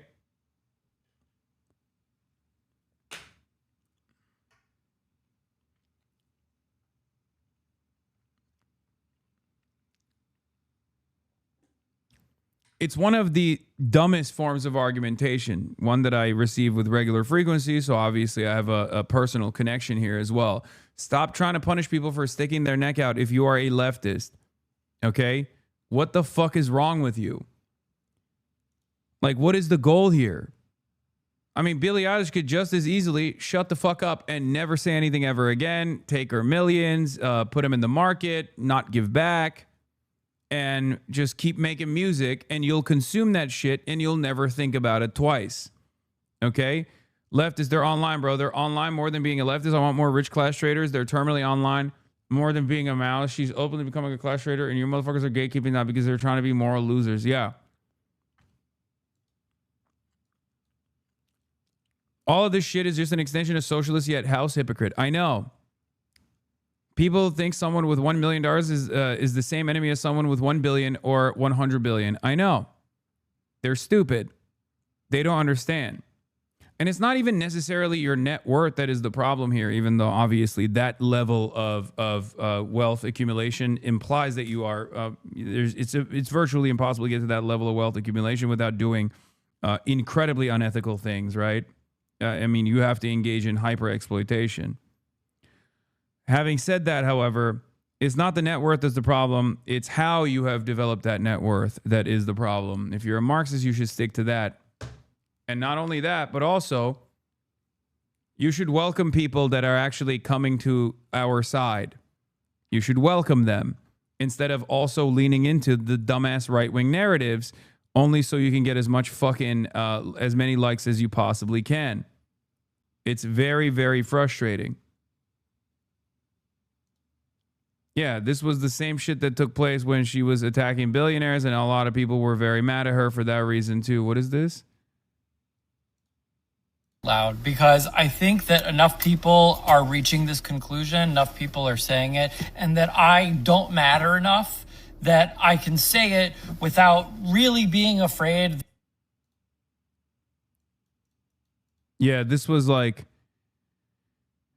another thing that people were fucking yelling at her over, and I covered it back then. That I'm going to be taken out of the picture, so to speak. I think it's becoming increasingly clear from the evidence that we already had and the evidence that we are getting now from this latest batch of files that Jeffrey Epstein was very likely a Mossad asset. Wait, what? What the fuck? Oh, I thought this was like relevant to the... issue that we were talking about.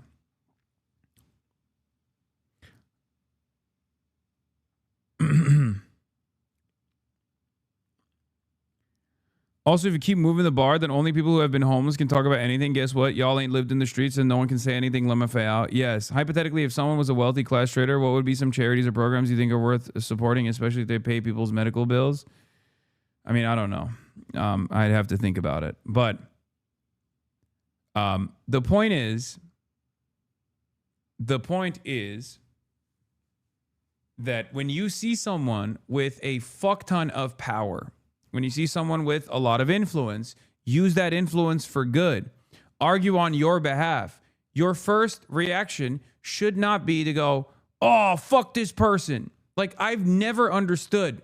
I have never, ever in a million years understood why people do this. The left feels like they just love losing. They love discouraging people from sticking their neck out when they don't need to, when they don't need to at all. And instead of actually hardening their support for someone who's doing so when they're being attacked by the right in the most idiotic ways possible, they lean into it. They fucking lean into it. And then they turn around and go, why don't we have any allies? Why don't we have any real organizing capacity? Why don't we have a real movement in this country? Oh, it must be because of the Democrats. Oh, it must be because of this. It must be because of that. Sometimes it's because of you, dumb bitch. You're participating in this. You're making it impossible to fucking organize because you think being the most repugnant person is perhaps the best demonstration of your morality. It's not. You're just fucking gross and annoying. I need people to understand this. Bots are cooking your Giannis video upload? What do you mean? My Giannis video upload? Giannis Varifak. This has 700 views so far, 12 minutes ago.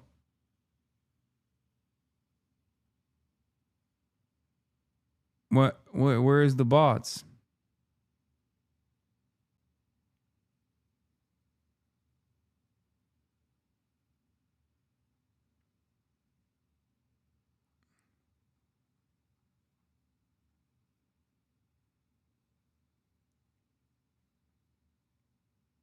The comments. Wait, what the fuck? Info for you all.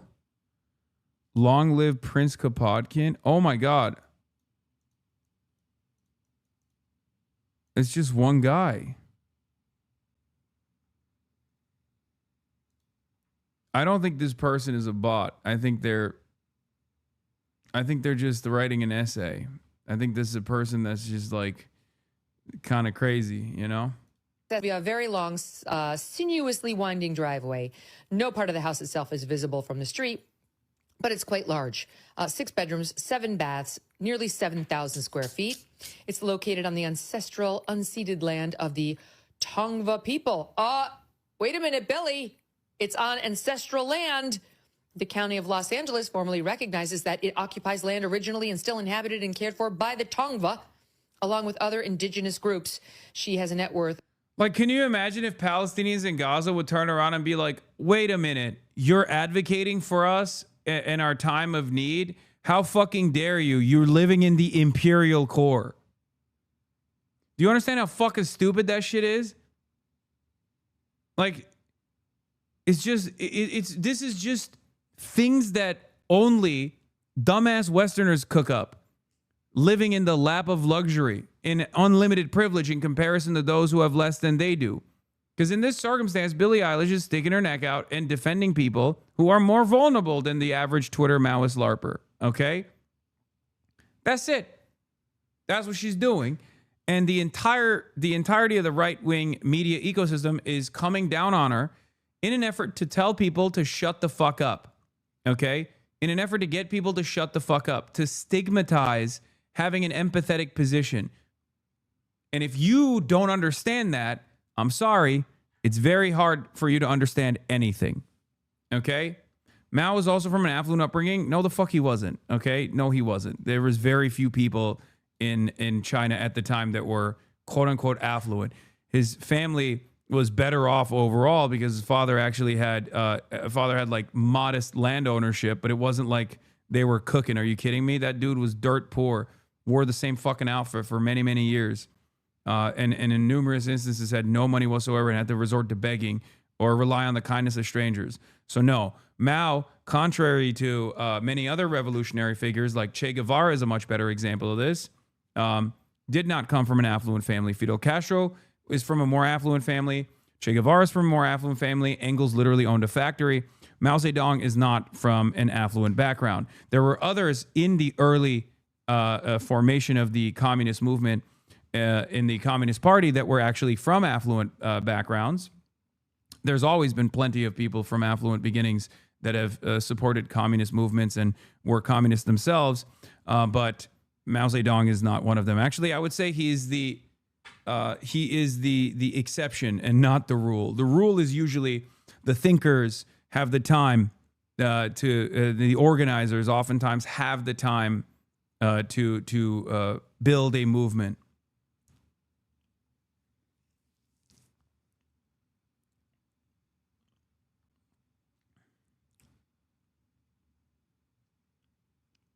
Most revolutionary communists, most revolutionary Marxist figures and communist figures do come from upper middle class backgrounds or even supremely wealthy beginnings, as a matter of fact.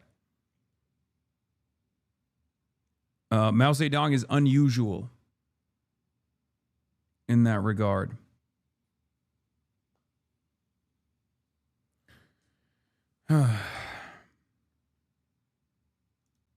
Well over $50 million, of course. And Billy is just fine with her 24/7 security team and her gates and her 4 acres outside of LA.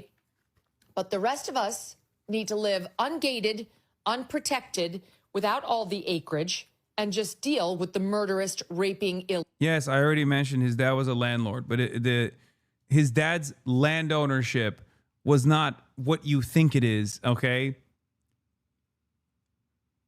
They were barely above the peasant class. Also, why is anybody letting Megyn Kelly get away with saying us? Megyn Kelly is supremely wealthy. Megyn Kelly also lives in a gated community. It's ironic. Megyn Kelly is far wealthier than I am, for example, but she gets to say us because she's right-wing. Also, for the record, being a wealthy, successful, talented musician like Billy and Phineas, important, and not astroturfed by shit record labels, is quite literally one of the purest forms of labor value extraction. Obviously, once you start getting into brand deals and shit, that's different, but they're successful on music and touring alone, and that's an extremely distilled form of owning your own means of value. Yeah. I hate that right-wingers LARP like this. Okay? I hate that right-wingers get to LARP like this. And the dumbass reactionaries eat this shit up. You are falling for the marketing. Okay? What matters most is people's actions. What matters most is people's worldview. It doesn't matter if there is like hypocrisy baiting taking place. I love that for so many people in the Western world especially, they will go, the murder I can actually forgive, but the mere presence of hypocrisy, now that is unforgivable. Are we that stupid, really? Do we have to stop doing that, okay? We have to stop doing that. People end up leaning into the dumbest, most reactionary framings on issues like this, where they seek out to punish kind people, empathetic people as aggressively as they possibly can, even when they think that they're doing this leftistly. Stop doing this. Okay?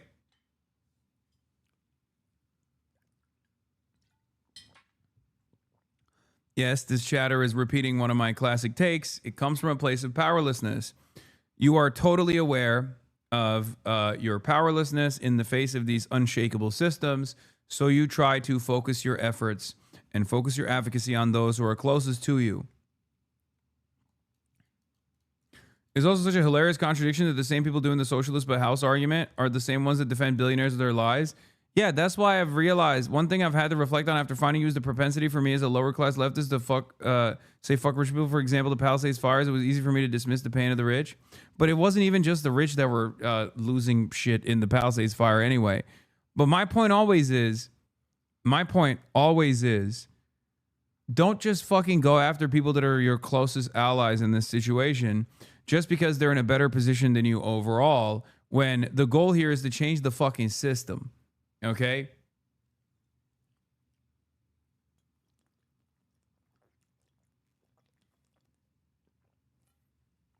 I get why Megyn Kelly does this, because her goal is to continue dividing you. Her goal is to continue punishing people who stick their neck out and say something. Her goal is to make it seem like everyone that has an empathetic point of view is actually a simple charlatan, a grifter. Okay? Because she's a right-wing grifter. Of course she's going to do that.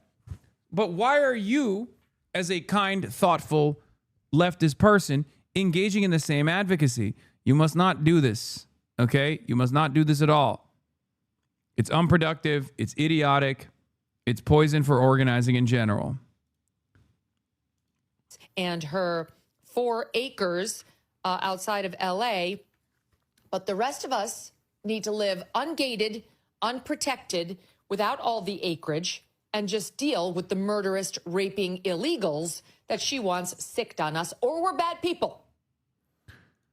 Yeah, these are the same people that were obviously talking about how awesome it is that Nicki Minaj gets to talk about her politics. Weren't these guys just praising Nicki Minaj literally last week for her support for investment accounts for babies? We're all here because of legal immigration. It's the illegal part and the fact that they choose to ignore those. That's such funny bullshit. We're all here because of legal immigration. Yeah, exactly. The difference between your great grandparents coming here and the current people coming here is that we've decided it's no longer legal. It's not like those people came here and went through the same fucking process that makes it virtually impossible for people to come in here now. Okay? Facts, but then spew silly opinions like Billie Eilish, which was comical what she said. This is why shut up and dribble, shut up and sing, because you're super talented, but you don't know what you're talking about. We're all fine with. Yeah, they just want people to shut the fuck up. That's it. And they will ritualistically humiliate people. They will bully people to no end. And if you participate in that fucking firing squad as a self-identifying leftist, you're an absolute moron, okay? Sorry. That's just the case. Sucks to suck. You're not going to make it. All right, moving on from this. I'm done talking about this idiotic thing. Let's get to Trump saying GOP ought to nationalize voting. Oh boy.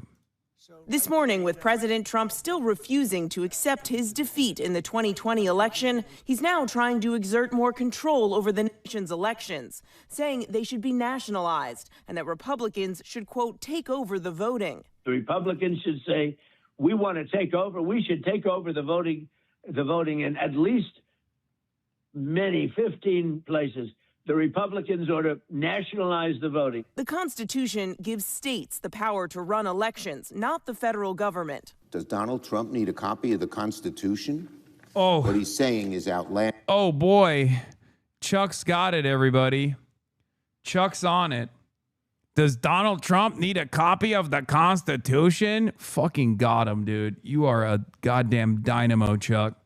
I haven't seen you this riled up since you were defending Israel unconditionally at another one of these conferences, where he was like, I will do everything in my power to make sure Israel has unlimited funds and unlimited weapons that will defend it.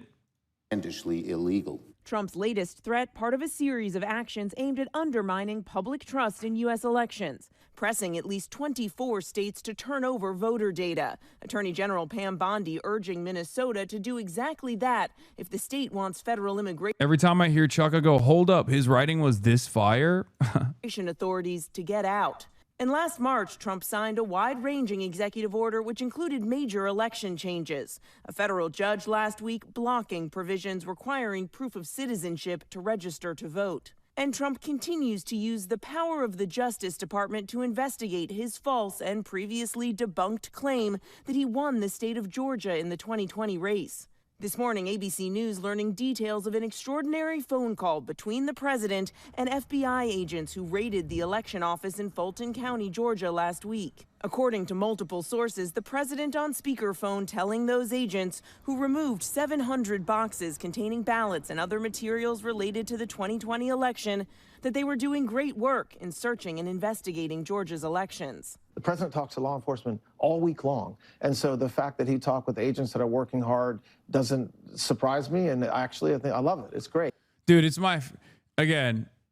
it's the internet hippo take. Right-wingers love describing crimes as like a guy just having a normal conversation. Why are you mad? They've been doing this about Jeffrey Epstein too. Like a lot of people that are defending Jeffrey Epstein, like, oh, is it a crime to party? I didn't realize it was a crime to party with your friends. You know? No, it's the other. It's not just Jeffrey Epstein's not just partying with his friends, okay? Jeffrey Epstein is engaging in international sex trafficking of minors, a pedophilia ring, with the express purpose of blackmailing some of the financial elite and some of the political elite, okay? That's the crime. He's like, oh, is it weird and strange that the president is calling law enforcement? Yeah, it is actually weird and strange that the president is calling the FBI that is raiding the election offices in the state of Georgia. Yes.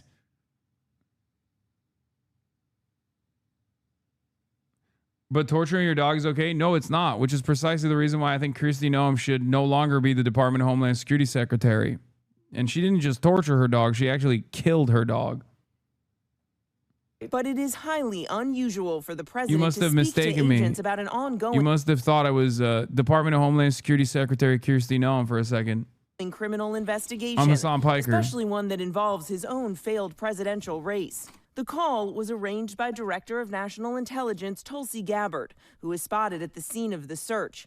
She says her presence on the ground was requested by the president. Gabbard explaining in a letter to top Democrats on the Senate Intelligence Committee that she facilitated a brief phone call for the president to thank the agents personally for their work. He did not ask any questions, nor did he or I issue any directives. Joe Biden won Georgia in 2020, a fact confirmed by a full statewide audit and a hand recount. Even if he had won the state, Trump still would have lost the election. It wasn't close. Biden won the popular vote by more than 7 million and took the Electoral College 306 to 232. Now, Trump's call to nationalize voting and his push for other major changes comes, of course, as we are heading to the midterm elections and as Democrats have outperformed Republicans in recent races. Michael. All right, Mary, thank you for that. An eye on politics now, a little deeper tonight. A major. Oh, this is the Talarico drama as well. Obviously, we're going to be talking about that too. James Talarico is duking it out. It's getting heated. They're presenting him as a racist. Yeah. Oh, Todd Blanche did that with Jeffrey Epstein too, by the way. That wasn't a joke. He just straight up did that. Deputy U.S. Attorney and former Trump defense attorney, Deputy U.S. Attorney General Todd Blanche, former Trump defense attorney Todd Blanche said, "It's not a crime to party with Mr. Epstein."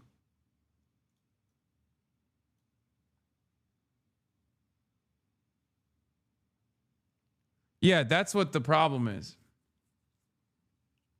Wow. Can't a fella go out to a pedophile island without getting additional scrutiny from the federal government?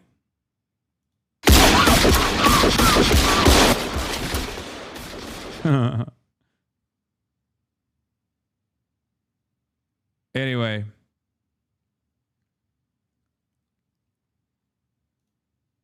Here, you want me to run the clip? Here it is. Camera at the rallies. Is there any chance that any of these individuals who partied with Epstein and engaged in, relations with minors will be prosecuted? Well, Any look, chance? I'll never say no. And we will always investigate any evidence of misconduct. But as you know, it is not a crime to party with Mr. Epstein. And so as horrible as it's not a crime to email with Mr. Epstein. And some of these men may have done horrible things. And if we have evidence that allows us to prosecute them, you better believe we will. But it's also the kind of thing that the American people need to understand, that it isn't a crime to party with Mr. Epstein. It isn't a crime to have Didn't look like that's all that was going on some of those photos. I mean, if the photos could speak, some of them look pretty bad. That's right. And unfortunately, photos can't speak. And so we need witnesses and we need Are there evidence. videotapes that you all have? Or well, some of the people we saw on camera at the rallies. Is there any chance? Yeah, he did the tweet. That's what I was talking about, the internet hippo. New right-wing thing is describing crimes as generically as possible to pretend like they're not crimes. Someone gets convicted of conspiracy and they start yelling, wow, so it's illegal to make plans with friends now. Yep.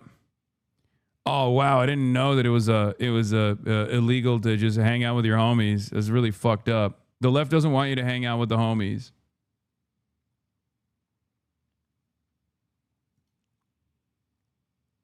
Party rocking has been illegal since 2012, sadly. Yeah. Anyway. Let's watch. Between two high-profile Texas Democrats over racially charged comments allegedly made in private to a voter. All of this is stemming from a TikTok video, this one right here, posted by a woman named Morgan, who says she's from Dallas. She says she asked State Representative and candidate for U.S. Senate James Talarico about her concerns relating to black people, when out of nowhere, she says that Talarico told her this. James Talarico. This is kind of funny. I mean, this is like classic 2016 era Clintonism, right? Like rad lib to the max, immediately weaponizing identity. It's totally fucking fake bullshit, right? Right off the jump, I'm just going to say it. You can try and participate in this if you want to. Have fun with that. Good luck. You could say I'm a white supremacist for this take. I don't really give a shit. It's also, yes, nice bathroom is correct. It's also 2020 Bidenism as well. I mean, the reason why I said it was like, I guess you're right. 2020 Bidenism too. Now, it's ironic because they're trying to do this in Texas. And like, I think doing this in Texas is only going to improve Talarico's chances in the general. So, keep cooking, I guess. Like, people are going to be like, wait a minute. That young pastor boy, that white pastor boy is racist against black people? Sheesh, I didn't know it was like that.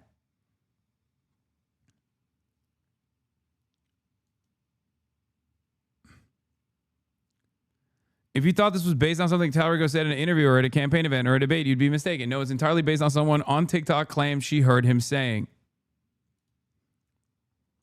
Told me that he signed up to run against a mediocre black man, not a formidable and intelligent black woman. And I want to explain why this is. Well, that woman referring to Jasmine Crockett, the congresswoman, who is also running for Senate. The man she's referring to being former Congressman Colin Allred, who left the race back in December for the Senate.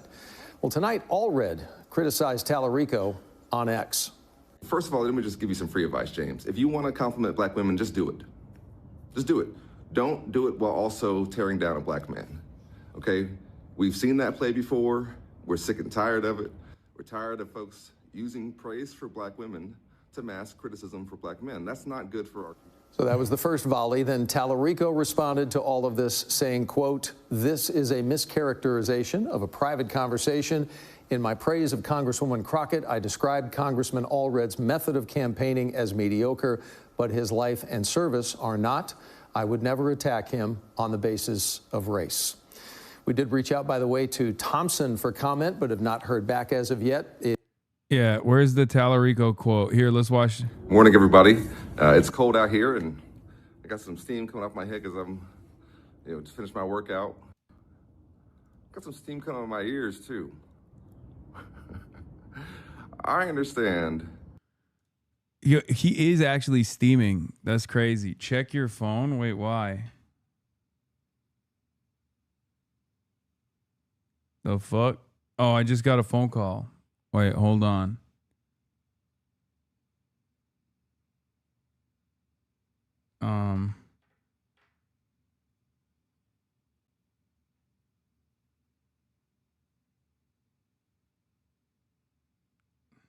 all right. That James Talarico had the temerity and the audacity to say to a black woman that he had signed up to run against a mediocre black man, meaning me, not a formidable, intelligent black woman, meaning Jasmine Crockett. Let me just break this down into a few segments here. First of all, let me just give you some free advice, James. If you want to compliment black women, just do it. Just do it. Don't do it while also tearing down a black man, okay? We've seen that play before. We're sick and tired of it. We're tired of folks using praise for black women to mask criticism for black men. That's not good for our community. It's not good. It doesn't work, and we know what you're doing. Okay, so if you next time you want to praise a black woman, just do that. Leave black men out of it.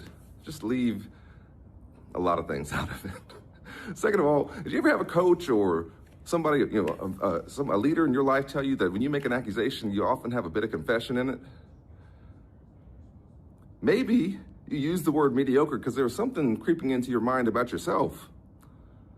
Because I know you're not talking about somebody who's been better at 3 things than you've ever been at 1. You are not saving religion for the Democratic Party or the left. We already had Senator, Reverend, Dr. Raphael Warnock for that. We don't need you. You're not saying anything unique. You're just saying it looking like you do. Okay? And third of all, let me just say to all the young black men out there, all the young men who come from tough background, struggle growing up, who maybe think that someday you want to put yourself forward as a leader in your community. It's going to have haters like this are going to show up, okay? And you're going to feel like you have to be twice as good and jump twice as high and talk twice as well, but you don't have to. You can walk out there with your shoulders back and your head held up high, knowing who you are and the value that you bring, and understanding that this comes with the territory and that there's going to be folks like this. And when we see that,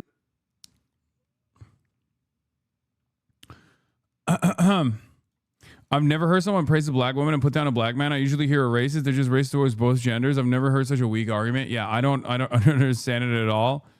I also don't care. Like, I just don't give a shit. Maybe it's because, I don't know. I mean, maybe it's because I'm racist. Like, I don't think this is real. I don't think this is a real issue. I don't think this is a real concern. I don't think it's a real story to begin with. I am not, I'm not super invested in Talarico. I've talked about this before. I mean, he is my choice as opposed to Jasmine Crockett for sure. But I don't, I don't find this to be like, I find this to be like the 2016 level trickery in general. Yeah. Colin Allred, the random TikToker whose unverified story you brought hook, line, and sinker is now claiming the global cabal that his team Talarico hacked and deleted her Instagram account. Thank you for pouring gasoline on this fucking dumpster fire of a primary. Keith Edwards says the woman who shared the story has no evidence that it happened. Then she alleged that the Talarico campaign had her Instagram account deleted out of retaliation. That's what they're going with. They deleted her Instagram. Yep, his team did. Yeah, I was the part of the cabal that deleted her account. Yeah, it's not that deep. It's not that deep at all. And I think they're trying to hit like you mean not real as it didn't happen? Not real as in the way that they're presenting it. I don't believe that this is like, I don't believe that James Talarico was literally saying those words and being like, yeah, I hate mediocre black men. I love strong, independent black women. I hate going after a strong, independent black woman because she's going to defeat me in the primary, as opposed to the mediocre black man who's mediocre due to his blackness, or whatever the fuck they're trying to imply here. Like, they're trying to imply that this is like a racially charged line of attack against Colin Allred. That's obviously not the fucking case. Okay. So yeah, are we doing this really? I mean, go off, kings and queens. If you want to do it, you can do it. I am not invested in this at all. Well, he didn't confirm that it happened and it was only out of context. Yeah. Talarico turned around and said, this is a mischaracterization of a private conversation in my praise of Congresswoman Crockett. I described Congressman Allred's method of campaigning as mediocre, but his life and service are not. I would never attack him on the basis of race. As a black man in America, Congressman Allred has already had to work twice as hard to get where he is. I understand how my critique of the congressman's campaign could be interpreted given this country's painful legacy of racism, and I care deeply about the impact my words have on others. I have always said that despite our disagreements, I deeply respect Congressman Allred. We're all on the same team. It's fucking so... It's just... what are we doing? Hold on. I think the door's... Gotta get the door! I'm coming.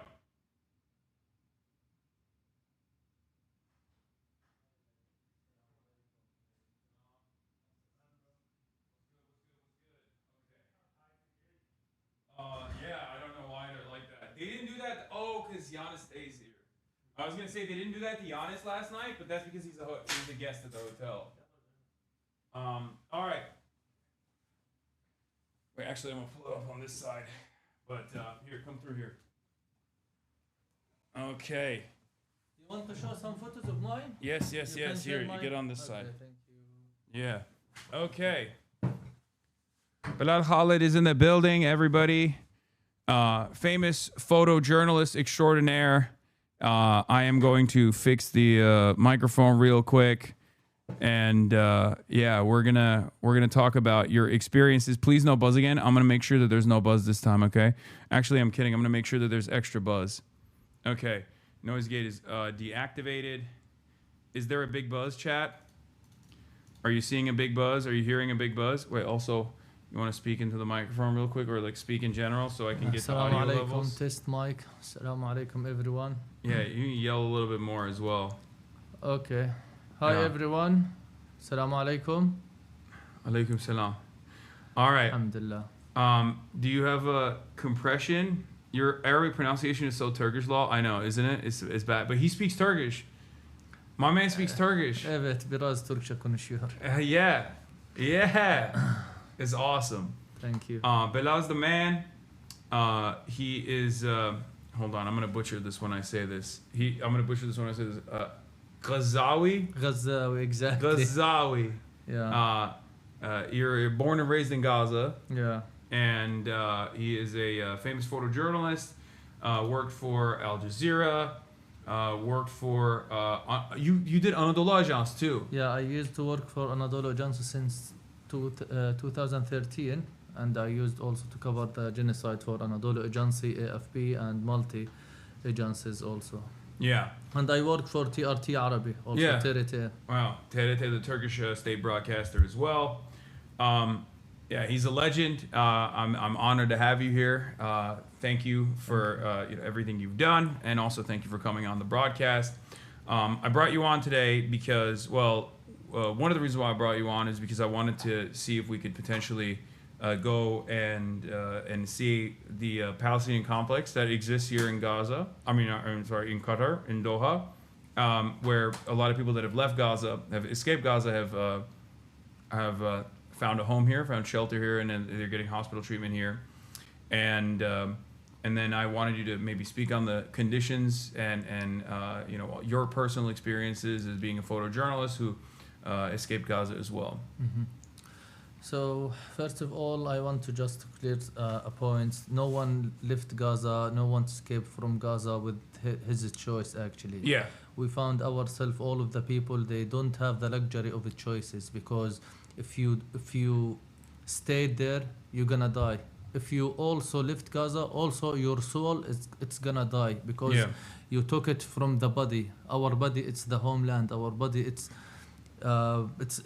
the land where we grow up. I raised up in a refugee camp, in Khan Yunis refugee camp. All of my childhood, all of memories, all of my friends, they killed at that area. They erased that area. They bombed my house. They erased everything there. So we found ourselves in a point you cannot choose. Like, I should go or I should stay. But for like we forced to leave Gaza. For me, my brother got injured, so I should stay with him, because I'm the only brother for him, and my father, he cannot leave Gaza for some reasons. So I left Gaza with my mom and my father. He's still, until now, he's still in Khan Yunis. He's still in Gaza. The people also who got injured, if they still there, all of them, maybe they gonna lose like their lives. They gonna lose like another parts of their body. Some of them, he lose like one, and alhamdulillah, يعني he survived and he go out. They saved the other leg or other hand. Most of the cases like this. And now if you ask them if they open the border like before October 7, could you go, you want to go back to Gaza? Absolutely, all the answers, it's gonna be yes, because they know, even in the war, we was living together, we was living next to each other. We evacuate together, we eat together, we cry together, we laugh together.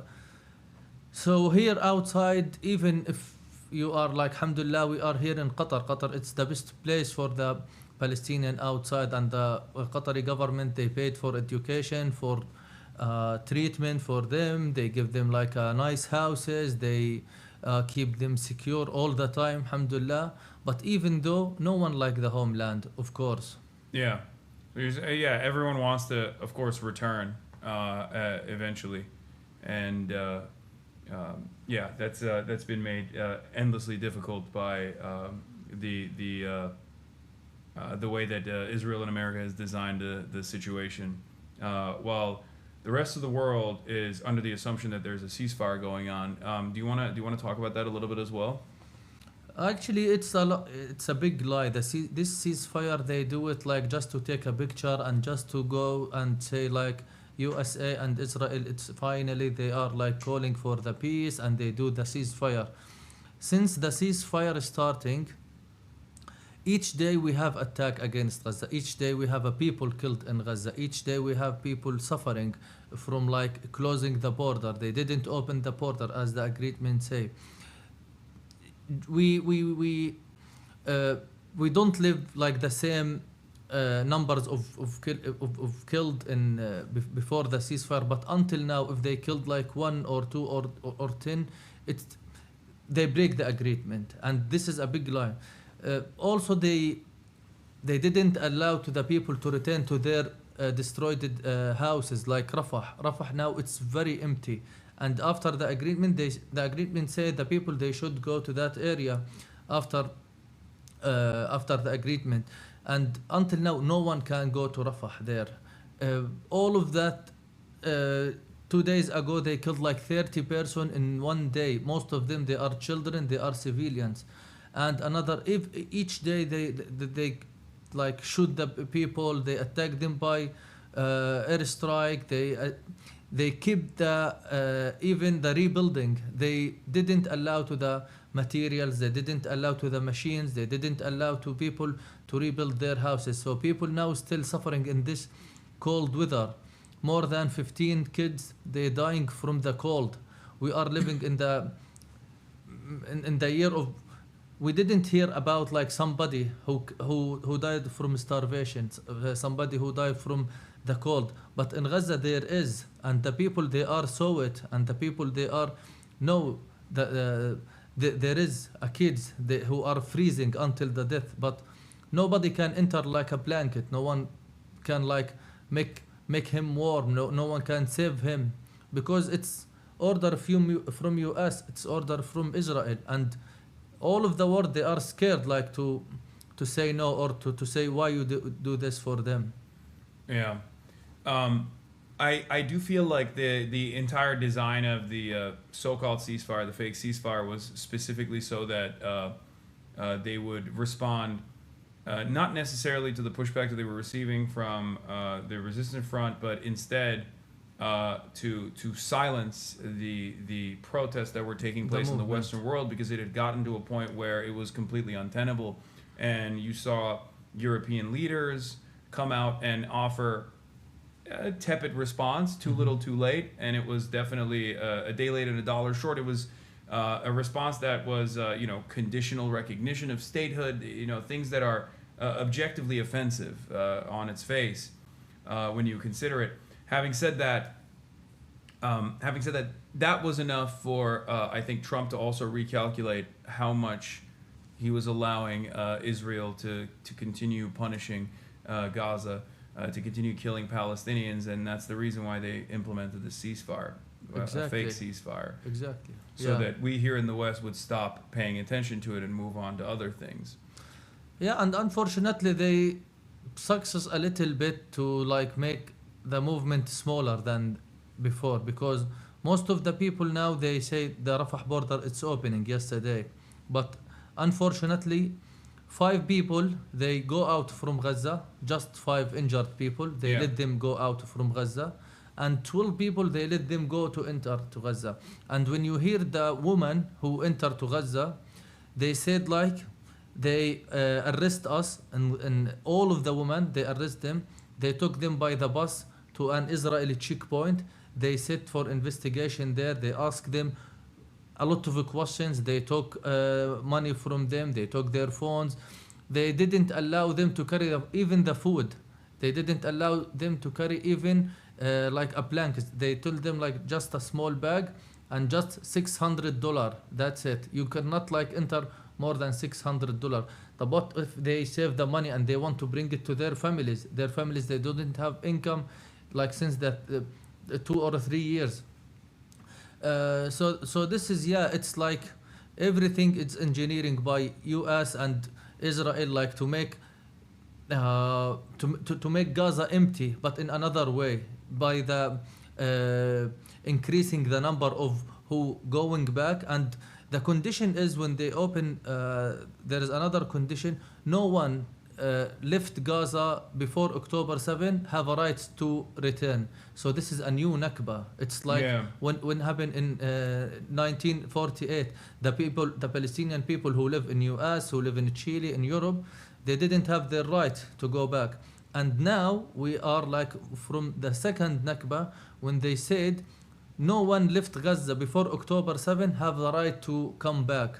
So this is a new plan for like making the people, like pushing the people to go out of Gaza. They didn't success by the forces. They didn't success to do it by the airstrike, by killing, by starvation, because all of us we saw how many people they are killed during this genocide. It's just for like to push them leave Gaza, and they kept the Rafah border at the beginning of the war open just to make the people go out. And no, the most of the people they stay on their land.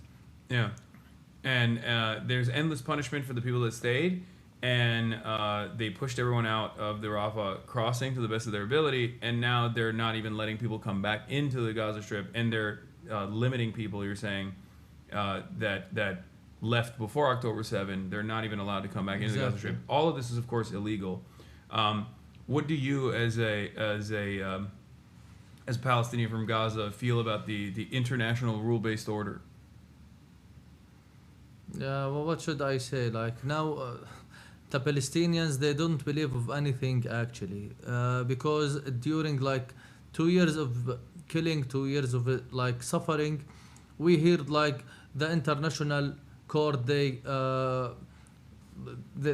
announced like Netanyahu is like a criminal and they want him to, but no one can arrest him. No one can do this. The law he flies everywhere. From America. Exactly. Yeah. Even though like the people most of the country they still have like the relations between Israel and between this. And for me as a journalist also, the relations between like the journalism organization in Israel, that in this genocide there is like 260 journalists killed by the IDF. In the opposite, we saw like the Israeli journalism, they do the reports with the guns. They carry the guns and they do like the report in front of the camera. No one outside, or they said like, oh, he's like a criminal, he cannot do this, he should be like a journalist. But when Anas al-Sharif killed, Anas al-Sharif, maybe he's working with Hamas. Hasan al-Slayh, maybe he's working with Yahya Sinwar. They creating lies just to give like the Israel excused. But the picture is clear, it's very clear. But because this is Israel and this is Palestine. by the same standard applied to Palestinian reporters that were killed, the post-mortem analysis saying that they are criminals because of their affiliations, even if the affiliations are just like, oh, you've taken a photo one time with the Sinwar or someone like that. If that was applied to Israel evenly, it would justify the execution of every single Israeli journalist, because every single Israeli journalist has participated in the Israeli occupational forces at some point, because there's mandatory conscription. And not only that, but like you also pointed out, they still are embedded with armed troops when they go into Gaza. Not only are the journalists embedded with armed troops, but they themselves are armed also when they're doing their coverage. Not only are they IDF veterans, sometimes they're directly embedded with IDF units. So they're they are directly connected to the Israeli occupational forces, and yet even when there is no real connection, to any of these groups that Israel has declared to be terrorist groups, which once again, many of these groups are also acting out the internationally allowed legal right to militarily resist against illegal occupation. What Israel is doing is illegal in this situation. They will say this is reason enough for their execution. It's completely unjustifiable. Even the civilians, they arming them in the West Bank. You see, like they push the civilians, they give them the guns. Benigfir, they like distribution the guns as it's food. They give it like he said. You're saying the settlers? The settlers. He said like we should like give the guns for all the settlers, and now they attacking the Palestinian houses in like West Bank. If we said like in Gaza they're October 7 and there is excuse for them, let's say, but what about West Bank? What about before October 7? So this is for the people who said like Gaza they starting this, Gaza they doing this, Gaza they starting the attacking them. No, we are under occupation. They attack us every day, like not since 1948, before 1948, and no one care about us. Yeah. How do you feel about the change in attitude that I'm sure you've also experienced as well in the Western world, as far as Palestinian advocacy, as far as the awareness? Because I remember like 10 years ago, the calls were for any recognition whatsoever for Palestinians, whereas now I think there's been a dramatic sea change, where in the Western world even there are plenty of young people who are completely aware of it.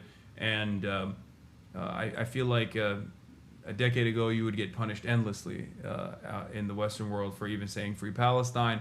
Either people didn't know what it was, or those who did know what it was immediately were like, you're an anti-Semite, you can't speak on this issue at all, and you would get deplatformed. Now that attitude is changing. Does that give you any hope? Yeah, for sure. Yeah, now we became the people, the world became more awareness about what's happening in Gaza, and this is one of like the huge bill that we paid it in Gaza. We paid like thousands of souls that killed, and it's very huge cost.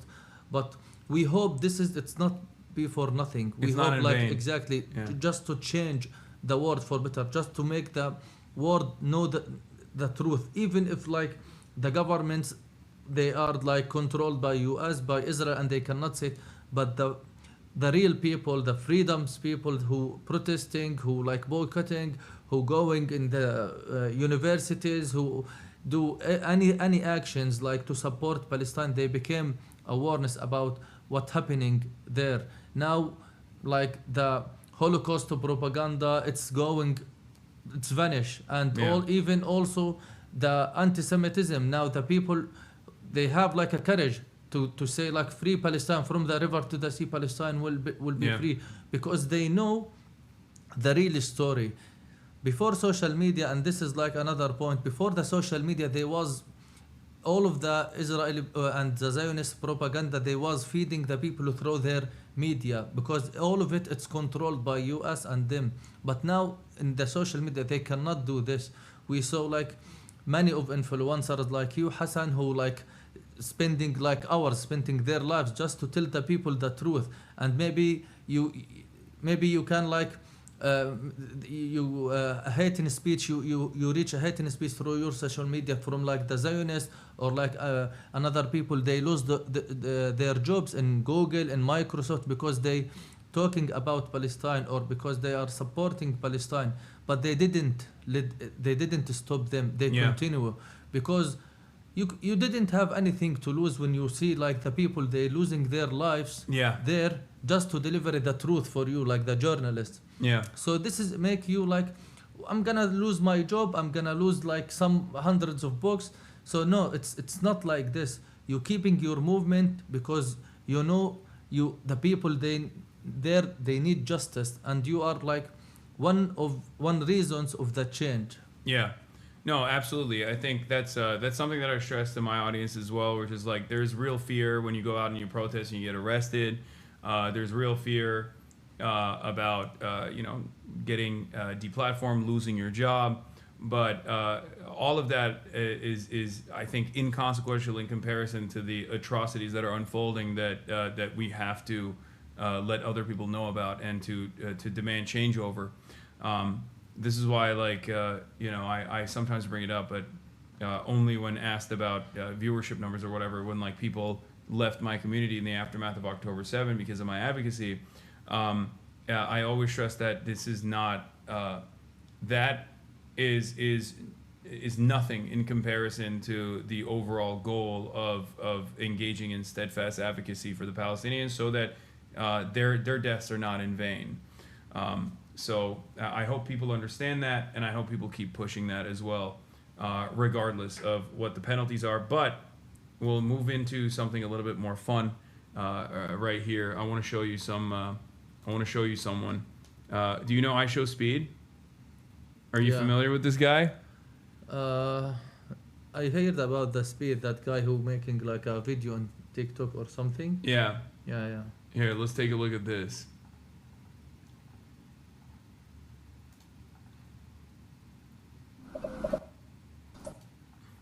Israel! Free Palestine, man. This is a goat, bro. Where you from? Me, I'm from Palestine. You from Palestine? Palestine. You from Palestine? Yeah. Yo, hey, yo, just build up the Free Palestines in the chat. But what's going on? What's going on in Palestine? Oh my God! From Israel. Israel. Hi. Israel? Yes. Free to Palestine. No. Okay. You know what? No. They didn't accept like anyone who said like free Palestine. They don't want to Palestine to live free. They want to Palestinians like animals to deal with them like animals there, to put them in a big cage, and that's it. They didn't even accept like to someone who said like free Palestine. He didn't send like, oh, death to the Israel or death to the IDF or death to the Zionists. He said like just free Palestine. But they didn't accept because they know the real thing. If Palestine will be free, there is no Israel. No, Israel is not exist before. What do you mean no? We don't want to buy beach. No. Don't what, bitch? What? Don't play with me. The beach is my love. I love him. Sorry, I'm very sorry. I'm not. Hold on, wait. Where are you from? I'm from Israel. Oh, you from Israel? Hey, free Palestine, bitch! No, free Palestine. What are you saying? What do you mean? What are you saying? Bro, what do you mean by free Palestine? You know, where are you from? I'm from Palestine. Are you from Free you! I know, free Palestine. Free you! Free your daddy! Free your mama! I'm watching your stream. Free you, man! Wow. Free you, dog! He's so funny, but he's been doing this for years too. That's why I love him. This is like I'm sure he cannot do this before October 7. No. He's been doing this before October 7. These are all from before October 7. I don't even know what happened. I mean, this is a guy from Ohio. Okay, here he's like 17 years old or 18 years old or something, but somewhere along the way, someone close to him must have like explained to him the situation. So he's been consistently advocating for it like nonstop, and you know, he's had run-ins with people like over and over again. This is all before October 7th though. where he's just good. He loves Cristiano Ronaldo, You're better. and he wants to free Palestine. Wow. Yeah. And I mean, he is one of the largest, if not the largest, content creator on the planet right now too. I So saw, like, I it's saw it's him pretty before. huge. Yes, yes, yeah. But it's interesting because like it's like I never in my whole life would have expected people to engage in steadfast advocacy like that for many years. But I just wanted to show you that just to change the pace a little bit, because we do. I mean, we're talking about horrible atrocities, but you are at least from my immediate reaction, you're a very humorous person. You're a very funny guy. you are. Thank you for yeah. that. You're a very sociable guy too. You were. I brought him to the web summit, and he was the talk of the town. Everyone was coming up to him like, "Oh my God, Belal, you're the man." Thank you. Yeah, thank you, Habibi. Yeah, Thank you. you were. And part of that is, of course, your work as well, your bravery in your work as a photojournalist, showing the world what took place. You wanted to show some of your work, right? If we want, is it on? Should we look at your Instagram? Yeah, you can. On Instagram. Is that? Also, I want to make sure that it's not terms of service violation, though, because unfortunately, if there's blood, I can't show it on Twitter or on Twitch. Okay. I'll get banned. So some of this I won't be able to show. But I urge you guys to go and this one. Yeah. I urge you guys to go and check Belal's work out as well. It's I'm sure Belal most of the people, KH. they saw my photos, but they Yeah. didn't know like who taking these photos, Yeah. because I really said like the heroes, he's not the photographer. The people who's in the photographer, they are the heroes. I'm a person who didn't like to show in some photos. I always love to stay behind the camera, not in front of the camera. Yeah. Well, you got talent in front of the camera too. You're, like I say, you're very funny and very charismatic guy. Thank you. You're being reserved. He's modest. He's too modest. He's too humble. Okay. Thank you, That's Habibi. what it is. Jazakallah Oh, khair. also, Thank hold you. on. I got something for you too. This is a photo you took of Wael al-Dahdu. Am I saying that right? Yeah, this is Wael Dahdu. We used like to live together in Nasser Hospital during the genocide there, and he's like my father and outside here in Doha, especially.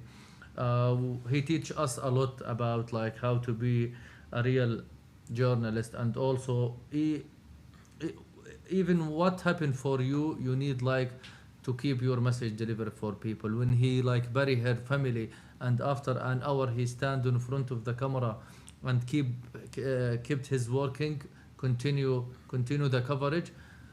We know this is like we should do it for all the journalists. They should do that and should be in the same way, because if we let them beat us, the message will not deliver to the people, and they're gonna win, and they're gonna erase all of the people if they destroyed our voices, if they destroyed our lenses to not showing the truth.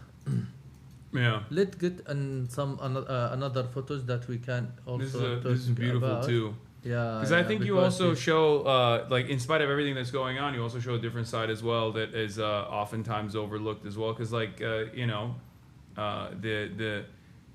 the humanity of Palestinians, I think. Yeah. So the thing is, I want to show you also. Maybe you didn't know this. Then another side of me. You can open this post. This one. Yeah. So the second half of my personality, I'm an artist also. So this is my mural I'm doing. When I did the mural in Gaza 2021 after the war there, and I do a big mural. This one. Wait, what is this? What is this called again? Teshib? It's we say in Turkish. Well, I mean it's an Arabic word, but is it teshib? No, not tazhib. Tazhib, it's like when they're using the gold like to making the patterns, the Islamic pattern. But this is Arabic calligraphy. يعني Arab chahat in Turkish they called it. Yeah. So you can pass, like you can see like multi of my murals. This one in Sudan also. I was traveling around the world just to paint on like in that area who have like refugees, who have people suffering from starvation. I went to Somalia, I went to Sudan, in Zimbabwe also. Wow. Yeah. I was always focusing about the people who are suffering around the world because I'm a refugee. I used to live in Gaza as a refugee because I'm original from a village called Karatiya. When the occupation came, they fired our grandfather, our family to Gaza. So we are a refugee. This one in Belgium also. And when I was drawing there, the Belgians who didn't know like the Arabic, they said, oh, amazing. They didn't understand it, but they fall in love in Arabic calligraphy. So that was like, this is a huge building it was in Lebanon also. Yeah, how long does it take for you to paint this? No, it's nothing, 4 days. God damn. Yeah. That's huge. Yeah. And it's so complex too. Yeah, and the sad part actually when I review like the photos, an example, when I did the mural in Lebanon, there was a friend of mine, his name Nidal Luhed, he's missing since October 7 now, and no one know about him. The Israel, they killed him or they arrest him, they didn't. The second one, when I painted Rujd al-Sarraj, he was with us in that mural, Hamza al-Dahdouh even. The Israel, they killed them. So even our memories also, the joyful moments, also they destroyed it, and it's became like a very sadness. So going back to this, I always using my art, my photography, just to send a messages like to the world, and I was focusing about the humanity, about the people who are like living in struggles, about the people who are living in a conflict area. I cover the war in Syria, I cover the war in Lebanon, I cover Armenia, Azerbaijan. Also, I went there in Zimbabwe, a lot of conflicts area. And why I do this through an art, because I believe like the humanity, it's matter. The humanity, it deserve like to spend your time, to spend your everything, like to deliver a voice of one people who are suffering in area, because maybe you can help them through these tools, through the podcast, through like the art, through like the journalist. Yeah, and that everyone is I mean, no one is free until everyone is free. Exactly. And that a lot of people are suffering all around the world in very similar ways, and oftentimes I feel like it's very hard to hear their voices, because these powerful institutions, these governments that are engaging in these atrocities, don't want there to ever be a recognition. Which one do you want me to click on? This one? We can go down. They don't want there to be recognition of the humanity of the Palestinians. This one? Yeah, open this one. So look at this one, yani, and when you look at this picture, you think a lot like, what is the material of these people? How like they are creating from what, when they like doing the birthday on their rebels, they want like to continue their lives. So they are standing on even all of their what they saw. Like this guy who he got engaged like 3 weeks before they destroyed his houses, and now he's celebrating with his fiance and his family on his birthday above his rebels. This picture, it was in 2019, during like a normal days. Even the bombing, the airstrike, it was happening before October 7. Of course. But no one was hearing us before. The thing is like people start hearing about what's happening in Gaza after October 7 more before. So this one is like one of my favorite photos that I took it, and this is because I saw myself, I saw the Palestinian in this. We are creating for life. We love to live in free places. We love to live like a normal and in peaceful places, like anybody in the world. This is just like a simple right for the Palestinian, and the world, they don't want to give it to us. Yeah.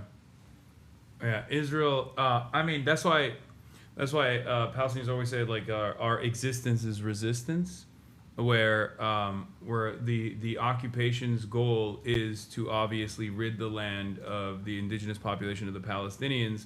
So anyone that exists in spite of that which requires tremendous bravery, when that shouldn't be the case at all, Yeah. is basically causing a deep shame on the occupation in general.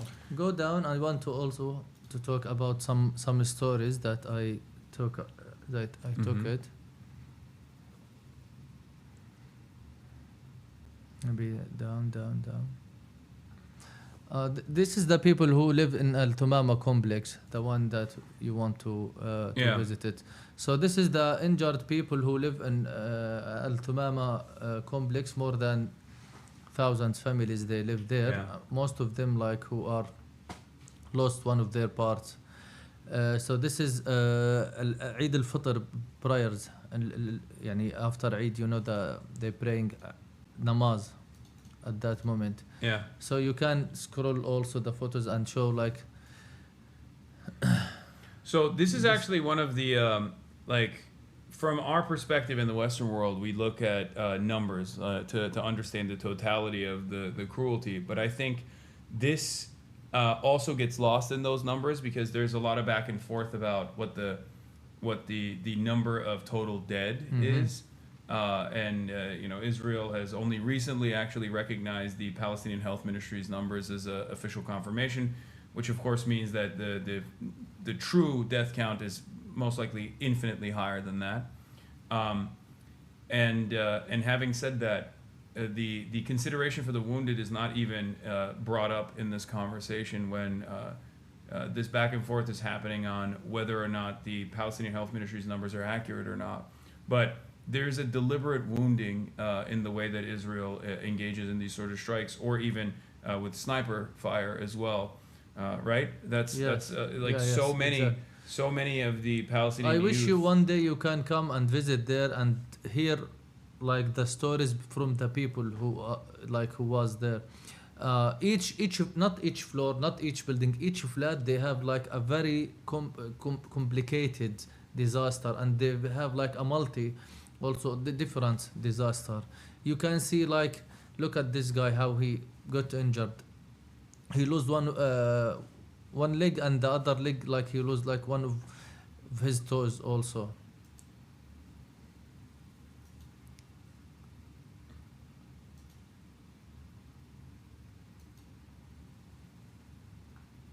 It's a beautiful photo.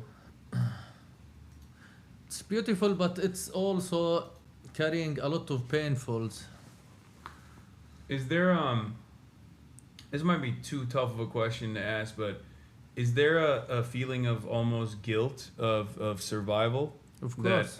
Because this is something that I've Yeah, like felt like is I remember I cried just twice in the genocide. The first when I lost my friend Hamza Dahdouh, and the second when I take the airplane from Al Arish and fly to Doha, and I was hearing the bombing through that side, and I felt that like that I'm in a safe place. I saw the black smoke raise from Rafah city, and I see the people, they are dying there, and I'm out that moment. So I cannot handle this, and I ask myself like, why I should survive and the people they are, why I'm selfish.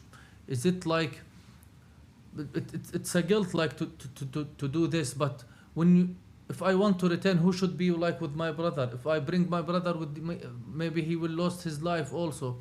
So it's very complicated. As I told you from the beginning, we don't have a luxury of choices.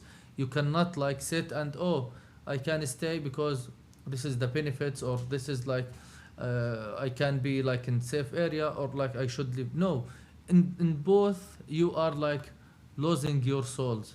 Physically in Gaza, you're gonna die there, and outside of Gaza, your soul, it's gonna be off. You don't have like, alhamdulillah, I won like a lot of global awards after the genocide, and I was invited from like Latin America to London to Europe to here Qatar, in like a big, very very big events, stayed like in 5-star 7-star hotels. But for me, I don't have a passion for this. I go there like without anything, always my brain thinking about my father, about my family who's still there in Gaza, about the people who are carrying, because I went to London to show the people who are dying in Gaza, who are suffering in Gaza.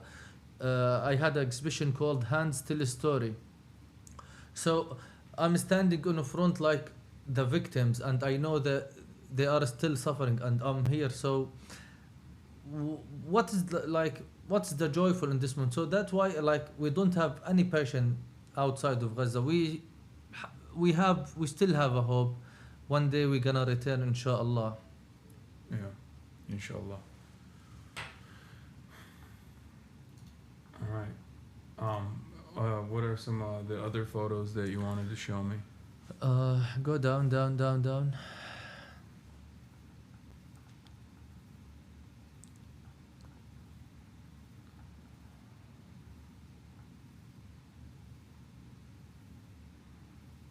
This is from back when you were these are photos that you took because you left Gaza in last year, right? Yes, 2024. Yeah.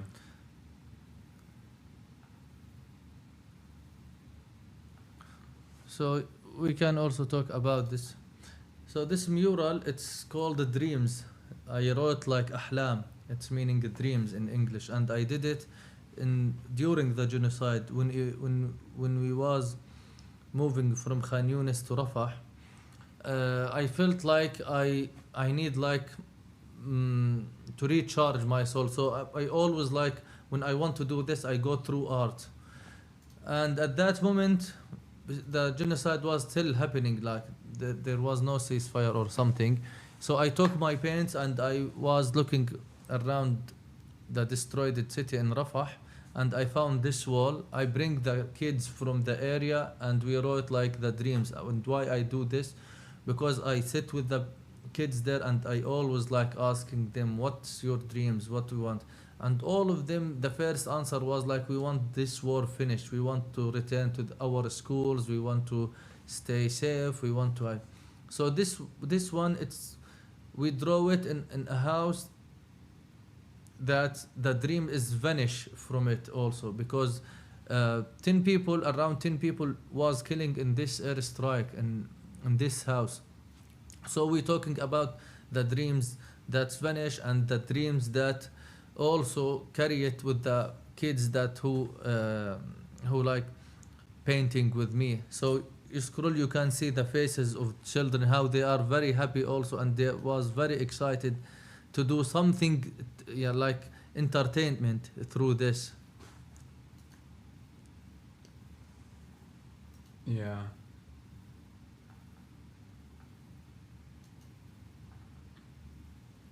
It's just, I mean, it's impossible for me to comprehend what it's like, but you're older than a lot of these kids. Do you feel like their development is going to be dramatically different than yours?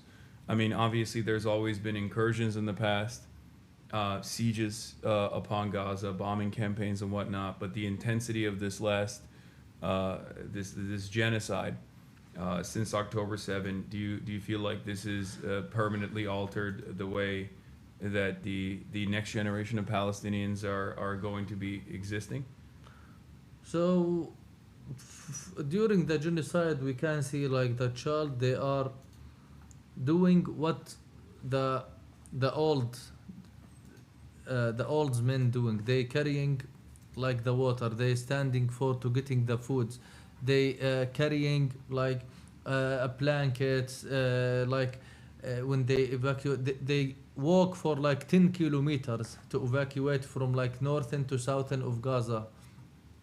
They help their family to build the tent. They making laundry on their hands. And I'm talking about the kids. Their age, it's between 8 years to 15 years. These kids, they are growing very early because of what they saw during this genocide. And unfortunately, we didn't see the same thing.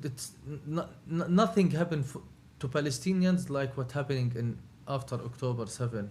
So what they saw in this, I'm sure how's their mentality. Of course, it will affect in their education. Now, 2 years they didn't go to the schools now, so they didn't get educations. Even like for the mentality, how about their dreams? They like kept like hearing the drones in their in their heads, the nightmares, that the screaming. Most of them, they like, of course they go past through any attack. So always they hearing the screaming, the first moment of bombing. Some of them they bring them under the rebels, so they will start remaining. How's the situation was when they bring them to when they bring them to the hospital fully of blood, fully of like of dust. So I'm sure it's very difficult for them. But when they grow up, there is one thing they gonna like believe it, like this has happened to us just because we are calling for our right, just for we want to live in our land, in our peace. So it's one reason for them like to make them catching with this hope, because all of the Zionists, they was saying the grandfathers die, the son will forget. This is from Nakba, in 1948. But we are here. The sons, they didn't forget. The sons, they became more like strong. The sons, they became more like catching with this rise, fighting in any way through their education, through their like entertainment, through their dabka, maqluba, anything they fighting. We fight through art. We fight through the journalist. Anyone who have a tools there, he can fight with it. And that's why Israel treats journalists, artists with the same severity as what they consider to be an enemy combatant. Not just the artist and the journalist, even the people who help the people in Gaza to stay alive or to stay stand. The people who making the food, the people who distribution waters, the people who working in the medical street like doctors, and the people who are planting. I remember they killed like one of an planting engineer. They killed them because he going viral in Gaza because he teaching the people how they plant next to their tents and get some like vegetables or some fruits. They killed like the clown because he was doing some entertainment for like the kids there. They killed anything or any reasons of hopes in Gaza. Yeah. No, I know. He that's what's so crazy about the internet is that, I mean, this is obviously something that you've experienced personally, but for us outside, it's something that is, it's something that's so strange to encounter, because like I talk to people that are still in Gaza right now. There's Yusuf and his brother that do Instagram posts and things like that. Another friend of mine, Omar, he was able to come to America and go to school here now. And what's interesting is you brought up Meadow, who was putting plants together and making TikTok videos and Instagram videos about like his day to day. And when that first happened, we found out through some of his friends that he was actually a part of this community. And that's such a I'm explaining this to the people that are watching that like these are real people. They play Valorant, right? They play video games. They're very tapped in on the internet. When I was talking to Yusuf, he was bringing up rest in peace to Meadow, but it's a really strange phenomena, because like we are so in the past, things that were happening over here, things that were happening over there in Gaza, we were far removed from that. But I think one of the things that social media has done is to show the humanity of all of the victims of Israel's atrocities, and that has made it I guess more politically costly for the first time ever for Israel. And that's precisely what they've tried to stop to the best of their ability, by punishing people who bravely do carry on their day-to-day lives.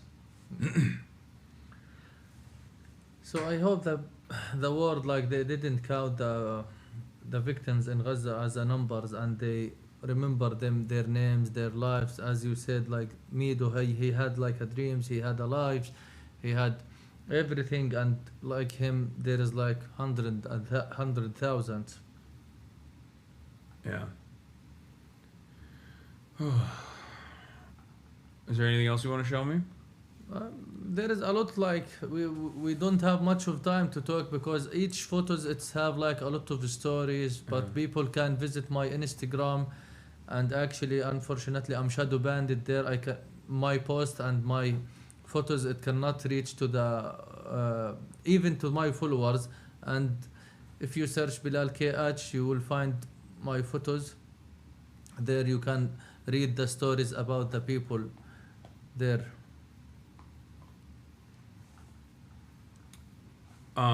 What do you think we can do more, especially now when there's an environment of suppression and mass censorship? What do you think people in the West can do to offer aid?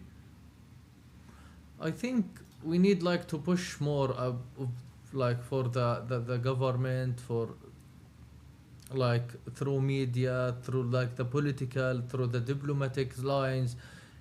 Each one he have like his way. If I'm a student, I should tell my colleagues in the school or in the university. Organize. If I tell them just one story about a girl or a kid who lost his life in Gaza, that's I do something. If we talk in a post, if we did like exhibition, a screening for a film, telling, we need like to do more.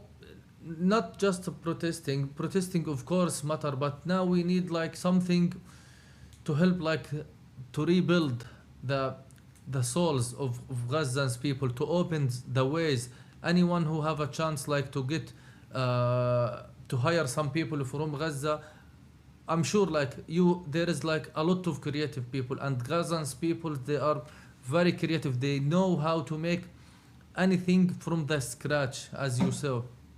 So anyone who have a chance, they can hire people like through like graphic design, web design, anything that he can work online, because it's really, they need like, we need to stand with them. We need to stand to each other. Also, we need to continue talking about the crimes that's happening, especially after the ceasefire, because the people, they slept after like the ceasefire. They thought like the war is done. We need to remind them of how many crimes they do it each day, how many people they killed them in each day. And when they say, like, we opened the Rafah boarding, we need to show the facts of what's the opening, what's happening in real. We need to show they just allow to 5 people, to 5 injured people to let out of Gaza. So people, they will become more awareness about their lives. Yeah. This is ongoing as well. What do you think the final goal of Israel is, if you care to elaborate on that? The final goal, Benjamin Netanyahu, he carried it and he showed it to the media. Not just Palestine. He will occupy Palestine, Jordan, Syria, until Saudi Arabia, and a lot part of Egypt. It's not hidden. They say it like clearly. Greater Israel. Yeah, greater Israel. So this is the goal of Israel. And after this, they wanna go like a virus. They wanna occupy all the world, because this is the mentality of Zionists. Yeah. If you steal like a house, you're gonna steal a village, then you're gonna steal like a town. It's easy for you because you are a thief. And that's like the mentality of Israel. Yeah. Yeah, I think America lets it happen because it's in line with its agenda as well. It keeps all of the other countries in check as well in the region. And they are seemingly powerless to do anything. And they are also constantly in a state of instability as well, because a united pan-Arabic movement would present a real danger not only to Israel, but even more importantly than Israel, from the American perspective, the interests of America. Because this is a very oil-rich region. This is a very important resource, and as long as America can keep all of the other countries that could present any sort of resistance against Israel in check, keep them destabilized, keep them destroyed, then they can control the natural flow and use that as a point of leverage against other adversaries, whether it be China or even in certain instances Russia as well. Anyway, here let me change up the pace a little bit. I got a gift. Well, I received a gift, and I wanted to share it with you. Oh, thank you. Take it, Habib, because Why? I have it here in Qatar. This is take it to America. No. I want to crack it open because I want to eat it, and now you're here, so I can't eat it by myself. Okay. Yeah, you got to have some as well. It's a premium dates, from Kinwan. Is that how you say it? Yes, Kinwan. Kinwan. I'm not saying it. Kinwan. It's one. It's a name for the dates also. Yeah. They do these stuffed dates, and I feel like the chocolate covering is so westernized. I think I had never had a stuffed date before until I came to Qatar. I've had dates many times, of course. For those of you who don't know, you're supposed to start your open your fast. How do you say it in English? You end Buyurun. Yeah, here, take one. Which one do you want? Let's see which one you're gonna pick. I want to see what your choice is gonna be. I'm gonna take this one. Okay. Was that? It has a fig in it, right? Exactly. Yeah. It's in the middle. Again. Okay, I'm gonna try one of the chocolate ones. Okay. Oh, break your fast. Oh, damn, that's good. A little bit rosy, but there is a lot of flavors here. Yeah. Here is also with pistachio, with also. Yeah. This is good. Amir, you want one? Yeah, can I have the pistachio one? Yeah. Here you go.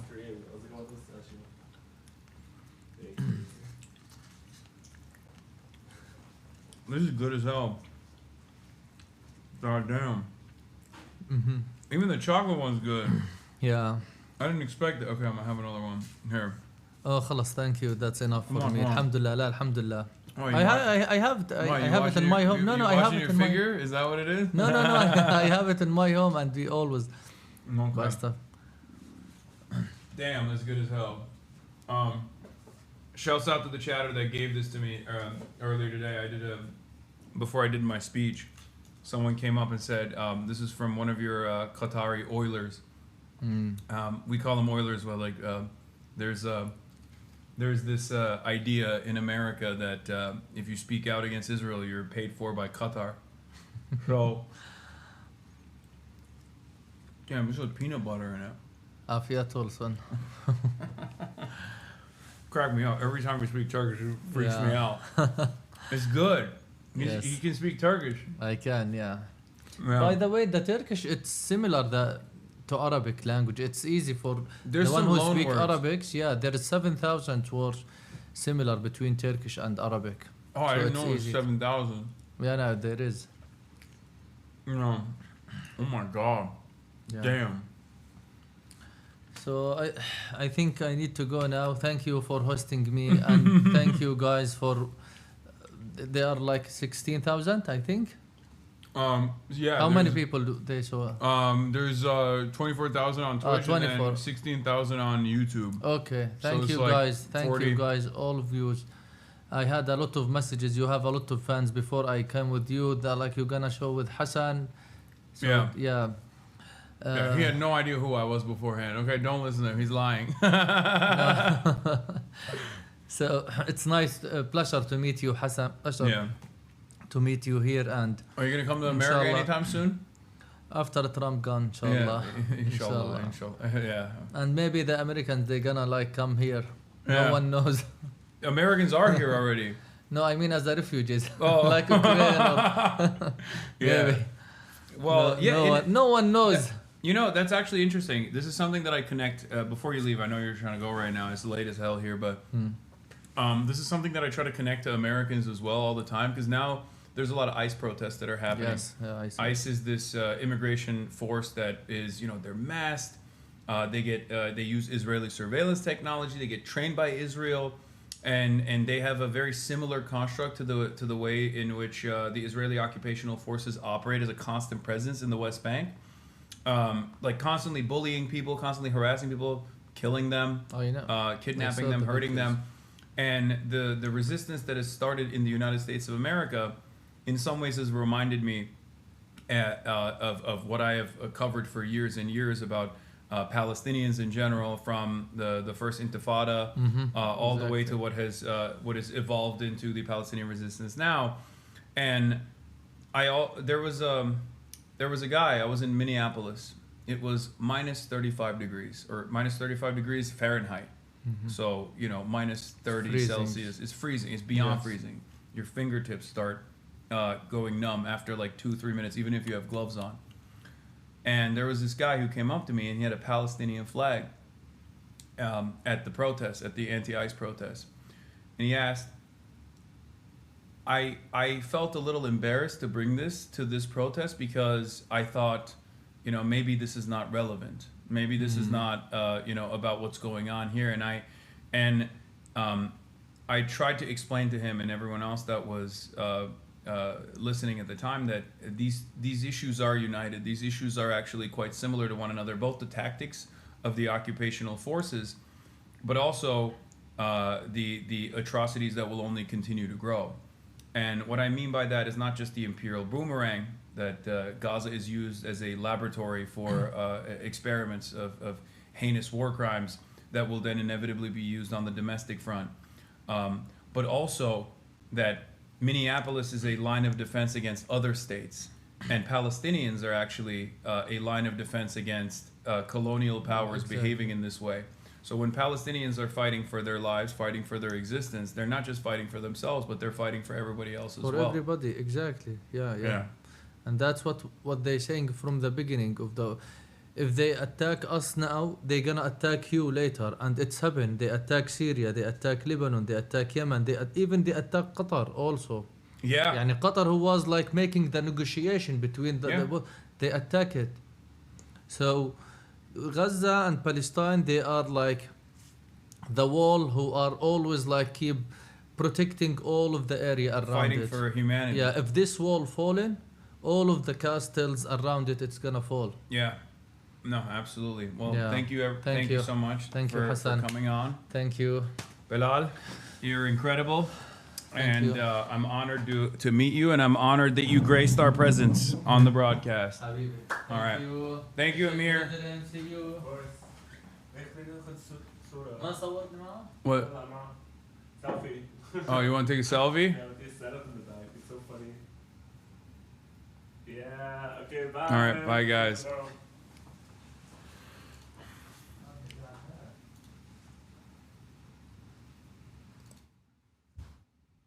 Oh, man. What a crazy world we live in, huh, guys?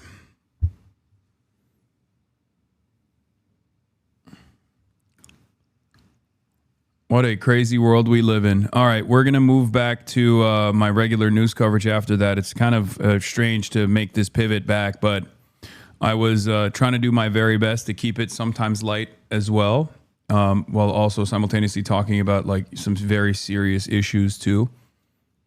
Hasan, where were you when you went offline last night? What is this? Saif al-Islam Gaddafi, son of late Libyan leader Muammar Gaddafi, has been assassinated. Okay, come on, bro.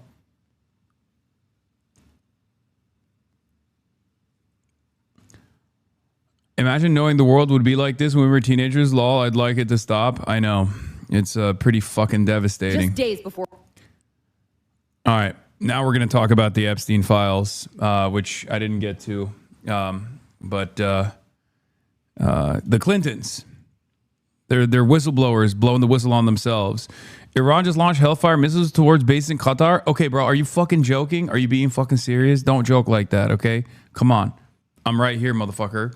where Congress was set to potentially hold them in contempt. Former President Bill Clinton and former Secretary of State Hillary Clinton have agreed to give depositions as part of a House committee's investigation into sex offender Jeffrey Epstein. For months, the Clintons held their ground against Republican Chairman James Comer's subpoenas, dismissing his demands for in-person depositions as legally toothless and invalid, and slamming the investigation as a political hit job. This appeared to be a high-stakes game of chicken where both sides were standing off to see who would flinch first. The answer seems to be the Clintons. But after some Democrats said they would join Republicans in recommending contempt charges, the Clintons have now agreed to testify. If the committee had gone forward and filed formal charges and the DOJ had prosecuted, the Clintons were looking at up to a year in prison and a $100,000 fine each. Neither Bill nor Hillary Clinton has been accused of wrongdoing, and they both deny having any knowledge of Epstein's crimes. They proposed alternatives to in-person testimony, recently offering to sit for a 4-hour transcribed interview. But Chairman Comer balking at that offer, claiming the former president would try to run out the clock by giving unnecessarily long answers. Comer saying the former president has an established record of being a loquacious individual. And overnight, Comer appearing skeptical that the depositions will actually happen, saying the Clintons' counsel has said they agree to terms, but those terms lack clarity yet again, and they have provided no dates for their depositions. If the depositions do happen, it would be the first time a former president had testified before Congress since Gerald Ford. The House committee says it needs more clarity on what the Clintons are offering. Any depositions will almost certainly take place behind closed doors. It only gets worse from here. We're going back into the 3 million documents. So far, we mostly covered how billionaires lied about their relationship with Epstein and or got blackmailed in the drafts, eventually killing their marriage. We talked about Howard Lutnick, how he lied about meeting Epstein, although he still denies this. And we also talked about some horrible accusations against Trump and Bill Clinton, although we were clear that they are unverified. Now, some people have responded to the release, like Elon Musk, saying that no one fought harder for the full release of the Epstein files than I did. Ironically, he claims that he knew that the playbook of the far-left propagandists and legacy media is admit nothing, deny everything, and making counter accusations, saying he had never set foot on Epstein's creepy island or attended parties, despite the fact we saw last time that Elon was asking to be invited to the party. What day night would be the wildest party on your island? Nevertheless, I think it's an interesting point. The playbook, as we get into this much darker side of the 3.5 million files, you're going to notice this trend is true, that everyone we're going to talk about, basically they admit nothing, they deny everything, and then they usually make counter accusations against other people in the files. Almost no one has faced any kind of consequences for this whole thing, leading me to wonder, why is it that it seems like really only in the rest of the world has anyone faced anything? I mean, you've got the former Prince Andrew losing his title. You've got the Slovakia National Security Advisor resigning over the Epstein links.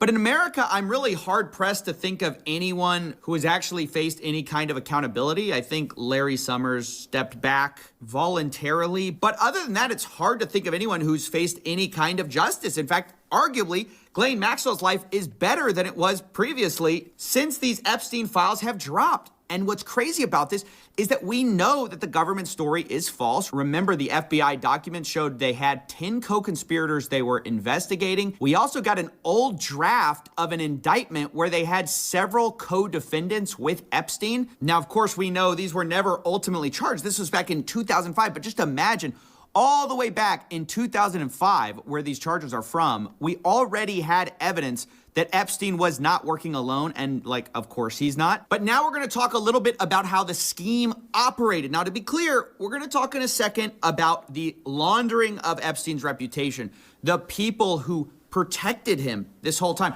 But right now, I wanna talk about how Epstein got some of these girls in the first place, because the Epstein files provide an interesting look behind the curtains. Obviously, we know Ghislaine Maxwell was helping, whether it be Trump is live and has signed a bill to reopen the government. Drug dealers. I can't believe in Minnesota that they want to have. All right, we'll get back to the Epstein thing in a little bit. I just don't believe it. Maybe somebody says it's good politics. I don't think it's good politics. I think it's really bad. The other thing we can't lose sight of is you probably have in Minnesota, and it's worse in some places like California, $19 billion in fraud. And we're going to find out, we're very deep into that investigation, but we're not going to forget that. A lot of people think that a lot of this nonsense that's going on is to try and hide what's going on with respect to the fraud. They have at least $19 billion. You're hearing 9. Now I'm hearing it's 19, and it's probably much more. So Why is the audio so they low? Talk about incompetence. I think it's not incompetence. I think it's just pure fraud. These are dishonest people. They're bad people. I think they hate our country, and we're going to get to the bottom of it. But don't let this hide the fact that you have tremendous fraud. And, if we find the fraud in this country, you'll have a balanced budget without even cutting anything. You'll literally have a balanced budget. Yeah, please. Mr. President, in Colombia, are you planning to work with President Petro to fight guerrilla groups and terrorist organizations in Venezuela? Well, they want me to do that, and we will. We're getting along very well in Venezuela with the leadership. Very, very well. We took in 50 million barrels of oil. It's right now heading to Houston. And we're getting along very well with that, but we're going to work with them, yes. Mr. President, a few months ago, you had in your office here Peter Mandelson, the British ambassador. You were shaking hands with him over a trade deal. He's today been forced to resign from the House of Lords, the upper house of the British Parliament, over his links to Jeffrey Epstein. Just wondered if you had any reaction to that, since obviously he was... I didn't know about it, but I really don't know too much about it. I know who he is. It's too bad. Speaking of Epstein, I will say this.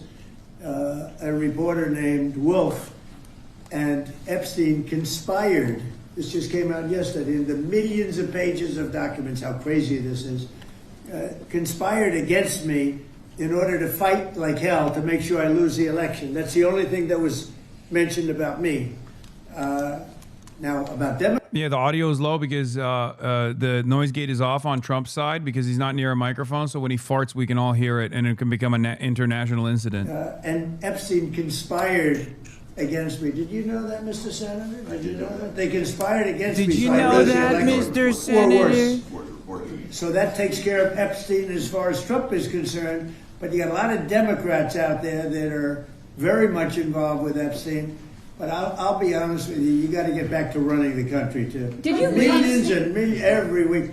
When Epstein was alive, nobody cared about him. When he's dead, they care about him.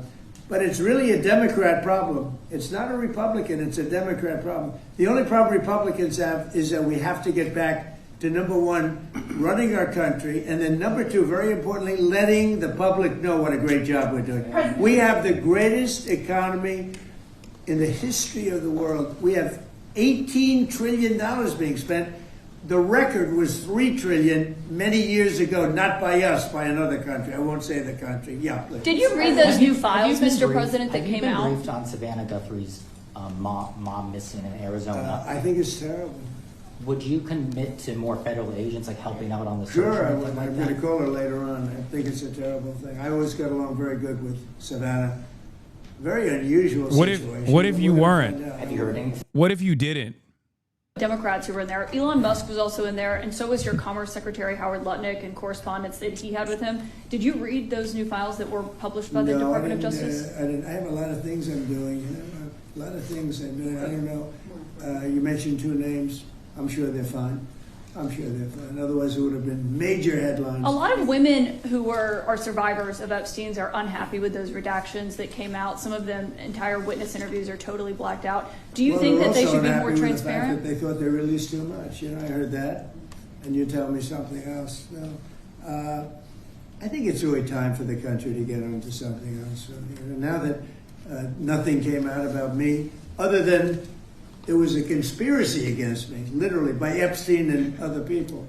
But I think it's time now for the country to maybe get onto something else. But what would you say to people who feel like they haven't gotten justice, Mr. President? Something that people care about. Yeah, what did you say? What would you say to the survivors who feel like they haven't gotten justice? You are the worst reporter. No wonder CNN has no ratings because of people like you. She's a young woman. I don't think I've ever seen you smile. I've known you for 10 years. I don't think I've ever seen a smile. Well, I'm asking you about survivors of Jeffrey Epstein. You know why you're not smiling? Because you're not telling the truth. And you're a very dishonest organization, and they should be ashamed of you. These are survivors of a sexual abuser. And the bill that was just passed does not include your healthcare savings account. So this is a question for you and maybe for Mr. Speaker as well. I'm so proud of the healthcare savings accounts because it's going to happen. And hopefully, instead of insurance, and I hope this happens, and I hope you guys can do it, let the insurance companies not do quite as well. You know, they're going up 15, 16, 17, 100%. Think of it. The money should be paid directly to the people. You know, trillions of dollars goes out. The money should go to the people. They should buy their own health care. It can be in a health care, account, savings account, any account you want to make. The money should go to the people. The people should buy their own health care, and they're going to save a lot of money, and they're going to have much better health care. And it's very simple. The problem is the Democrats are owned by those insurance companies. They're owned lock, stock, and barrel. And the Democrats will never vote on it because the Republicans should get that through. And you know how you get it through? Quiet the Piggy, filibuster. thank you for the gift Get of rid of the subs. filibuster and start voting. Yes. Mr. President, today we heard that the Clintons set deposition dates to testify before the House Oversight Committee. Any reaction to that really? I think it's a shame, to be honest. I always liked him. Her, yeah. Well, yeah, she's a very capable woman. She was better in debating than some of the other people, I will tell you that. She was smart woman. I hate to see it in many ways. I hate to see it. But, then I look at me. They went after me like, they wanted me to go to jail for the rest of my life. And it turned out I was innocent, very innocent. I had a friend that said, a very smart friend, he's a very wealthy man, knows the life, streetwise guy. He said, you have to be the most honest person anywhere in the world because there's never been anybody who's been examined up and down. I had hundreds of thousands of pages of documents, millions of pages. With all of that, they found absolutely nothing wrong. Remember, his tax returns, they fought for years and years. And then the Supreme Court, I was surprised, they ruled I had to give my tax returns. I'm the only one that had to ever do that. But I had to give my tax returns. I gave my tax returns. They hired the best accounting firms in the world. They found nothing. And this friend of mine said, you have to be the most honest person in the world. He actually said, me referring to him, I'm a pretty honest guy, but I could have never withstood that. They've gone through millions and millions of pages, and here I sit winning an election in a landslide, winning the popular vote, winning all 7 swing states, winning 86% of the counties in the United States. That's why those maps that you see are all red. And so they tried to put me in jail. And I shouldn't feel this way, but I feel badly that they have to go through that. But then I say, but they did far worse than me. They wanted to put me in jail. Think of it. I was a very good president. We had a great first term. Rebuilt the military, biggest tax cuts ever, biggest regulation cuts ever. But, I will say this. I think I can say, what do you think, Lindsay? My second term is blowing my first term away. And my first term was really good. Reagan plus. Reagan plus, yeah. Well, whatever. Thank you very much. Thank you, press. Is he going to fart again? Thank you, press. Thank you, press. Let's go. Start moving. Thank you. Thank you. Thank you, press. Thank you, press. Thank you, press. Go. Thank you, press. Thank you, press. Whenever they say thank you, press, they say it so condescendingly. Like, it's like, we get it. Like, you're not actually thanking the press. You know what I mean? I feel like you're saying fuck you, press. You're not saying thank you, press. He got so mad at Caitlin Collins for asking about Epstein instead of moving on to the next topic. I know. He is an unbelievable petty tyrant and a total baby. Even though he's also a fucking monster. Classic case. So, yeah, there wasn't anything super new there. Obviously, nothing we haven't heard of thus far. Normal stuff. He farted again? Okay, stop it, dude. What? They said, he's on a generational run. It's a generational, very weird and fawning and pathetic. You want a generational run? Here's a generational run for you. Ready?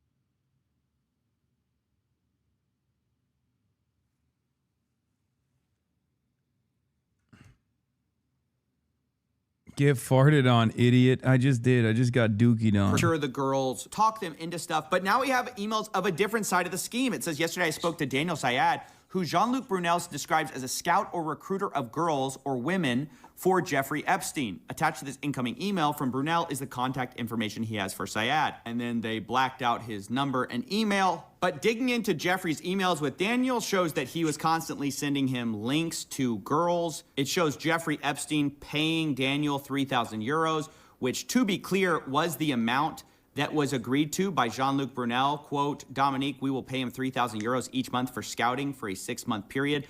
On all models we will get him, we will pay him 5% commission on their earnings. Imagine it's like baseball or it's like basketball. You're scouting for, I hate to use the word talent, but that's really what this guy was doing. He was going around the globe trying to find people for Jeffrey Epstein and Jean-Luc Brunel. According to one lawsuit, Epstein trafficked a Jane Doe to Jean-Luc Brunel many times. It describes their operation as this. Many of the girls came from poor countries or impoverished backgrounds. He lured them in with a promise of making good money. Quote, Brunel has been a model scout for various modeling agencies for many years, and he was apparently able to get U.S. passports for young girls to work as models, eventually, of course, being sent to Jeffrey Epstein. Now, it should be noted that Jean-Luc Brunel himself died in prison by hanging, and that's while he was being accused of horrible crimes related to trafficking and minors. So this guy is not a good guy. He was part of the op, along with Daniel Syed, who was... Maybe that's why Jeffrey Epstein killed himself, because he got sad. Because his best friend also killed himself under very similar circumstances. Have you ever thought about that? No, I guess not. Also scouting on behalf of Epstein and Jean-Luc Brunel. They had their agreement. Here's a sample of how this would work. Jeffrey Epstein asked him to take a full body shot of someone. Daniel Syed says, now she is really skinny, I will do Polaroid. Jeffrey Epstein asks for a copy of her passport and then asks, how many tickets do you want for Woody, meaning Woody Allen? He says 2. Okay, thank you. Full body if possible. And then Jeffrey Epstein says, doesn't look too happy. Comments on her body, and then he says she is very sweet. I'll skip a few of the sordid details here. They comment about her body extensively. And then Jeffrey Epstein says, I sent a request. Does she want to come out to Paris on Sunday? He says, I will invite to come. And this is basically how it worked. Daniel Syed flew around the world looking for women, sending photos to Jeffrey Epstein, who then would get copy of their passports and bring him to the States. Here's an example of this. Daniel Syed brings him a girl. They didn't redact this name, but I'm going to do it. He says, very nice, easygoing, dream to work in the United States or visit the United States working as a model in Dubai. He asks age. Daniel says 22 or 23. I forgot to ask her. She looks younger. I have her number if you want to call her. She was going to send this evening. And this happens over and over. At one point, he talks about a Thai actress. Jeffrey Epstein says he can see her on Wednesday, and then he complains that she...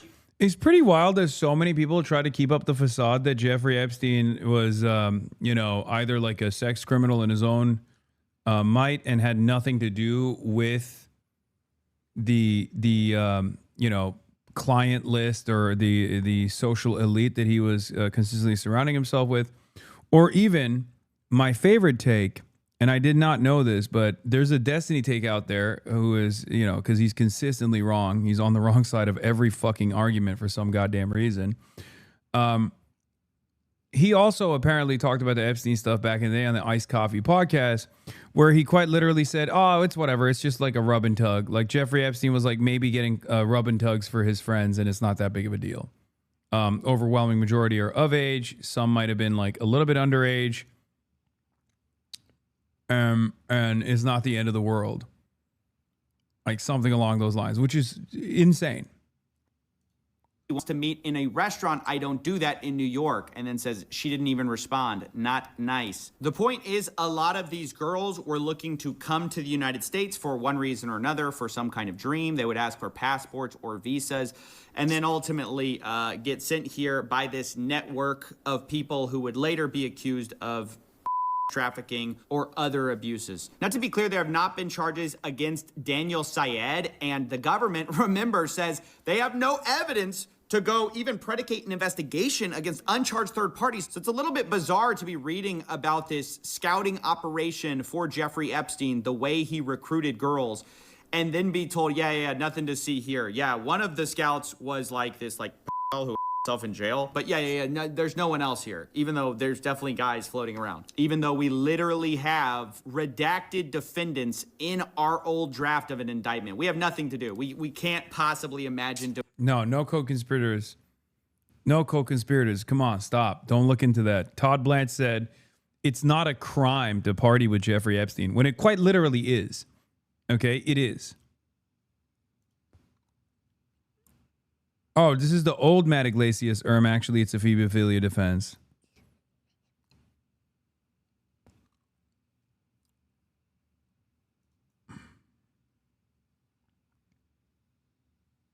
Do you take on Epstein on Iced Coffee Hour? I want to know about Jeffrey Epstein. What about him? What a disappointment. My God. You have all of the answers, right? To Jeffrey Epstein? Here's what happened. Here's what people wanted there to be. People think that there are a bunch of politicians, billionaires that are raping kids all day long, and they love that theory. It's just such a fun, awesome theory. Hillary Clinton was involved in it. Bill Clinton was involved in it. Prince Andrew, all the billionaires, they're all of them. Okay, and then when a story like this comes out, yes, you finally, okay, QAnon, the pizza shop, everything is coming together. Okay, this is it. The child billionaire politician sex rape ring, finally. And I think what probably actually happened was you had a billionaire guy like Epstein, who was a pervert, who paid off a ton of girls, not even the majority of them, a minority of them were underage, to come over, give him massages, maybe give his friends massages, and sometimes jerk him off. But the vast majority of it was probably legal. The majority of it probably weren't minors. There were a few that were. I think 2 confirmed, only 2. And he just, like, sometimes he would, like, send girls to go and, like, rub and tug his fucking friends or whatever. And that's it. Do you think that any of it could have been for blackmail? No. Absolutely.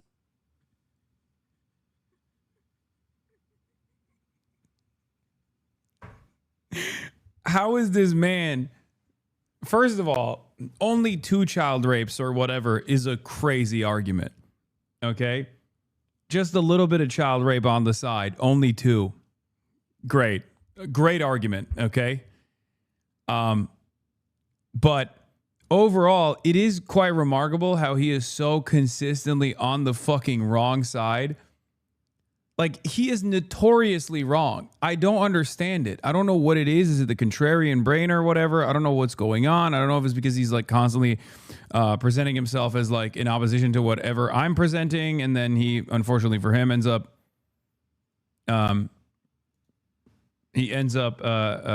running into this issue because I happen to be right.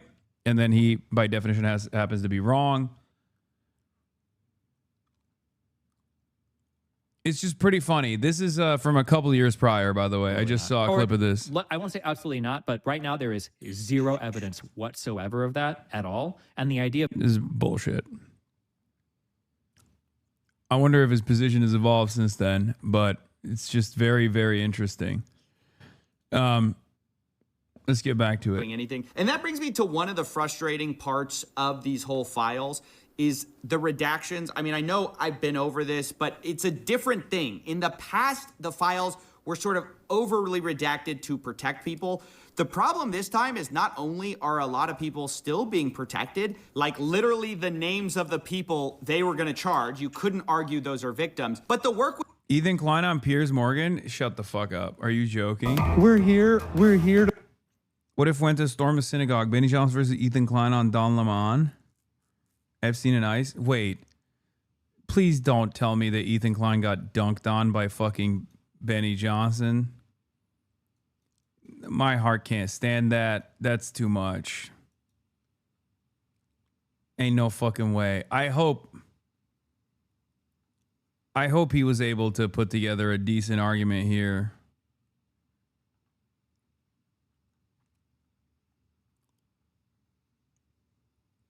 Anyway, we'll maybe take a look at it later. It's done so sloppy that oftentimes you'll find that the DOJ has uploaded 2 documents that are functionally identical, and they redacted one but not the other, letting you see what's ultimately behind the mask, which is dumb because sometimes the thing they're redacting is Jeffrey Epstein's name. Or other times it's somebody who clearly is not a victim, because then you see the non-redacted copy and you're like, yeah, that's clearly not a victim.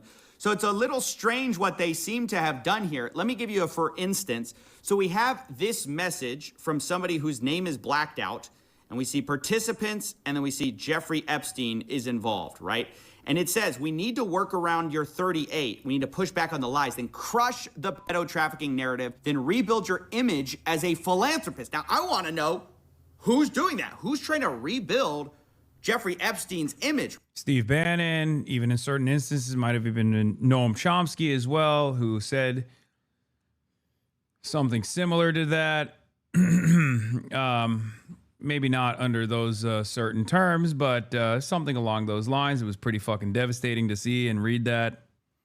Alan Dershowitz is another one. I mean, there are so many.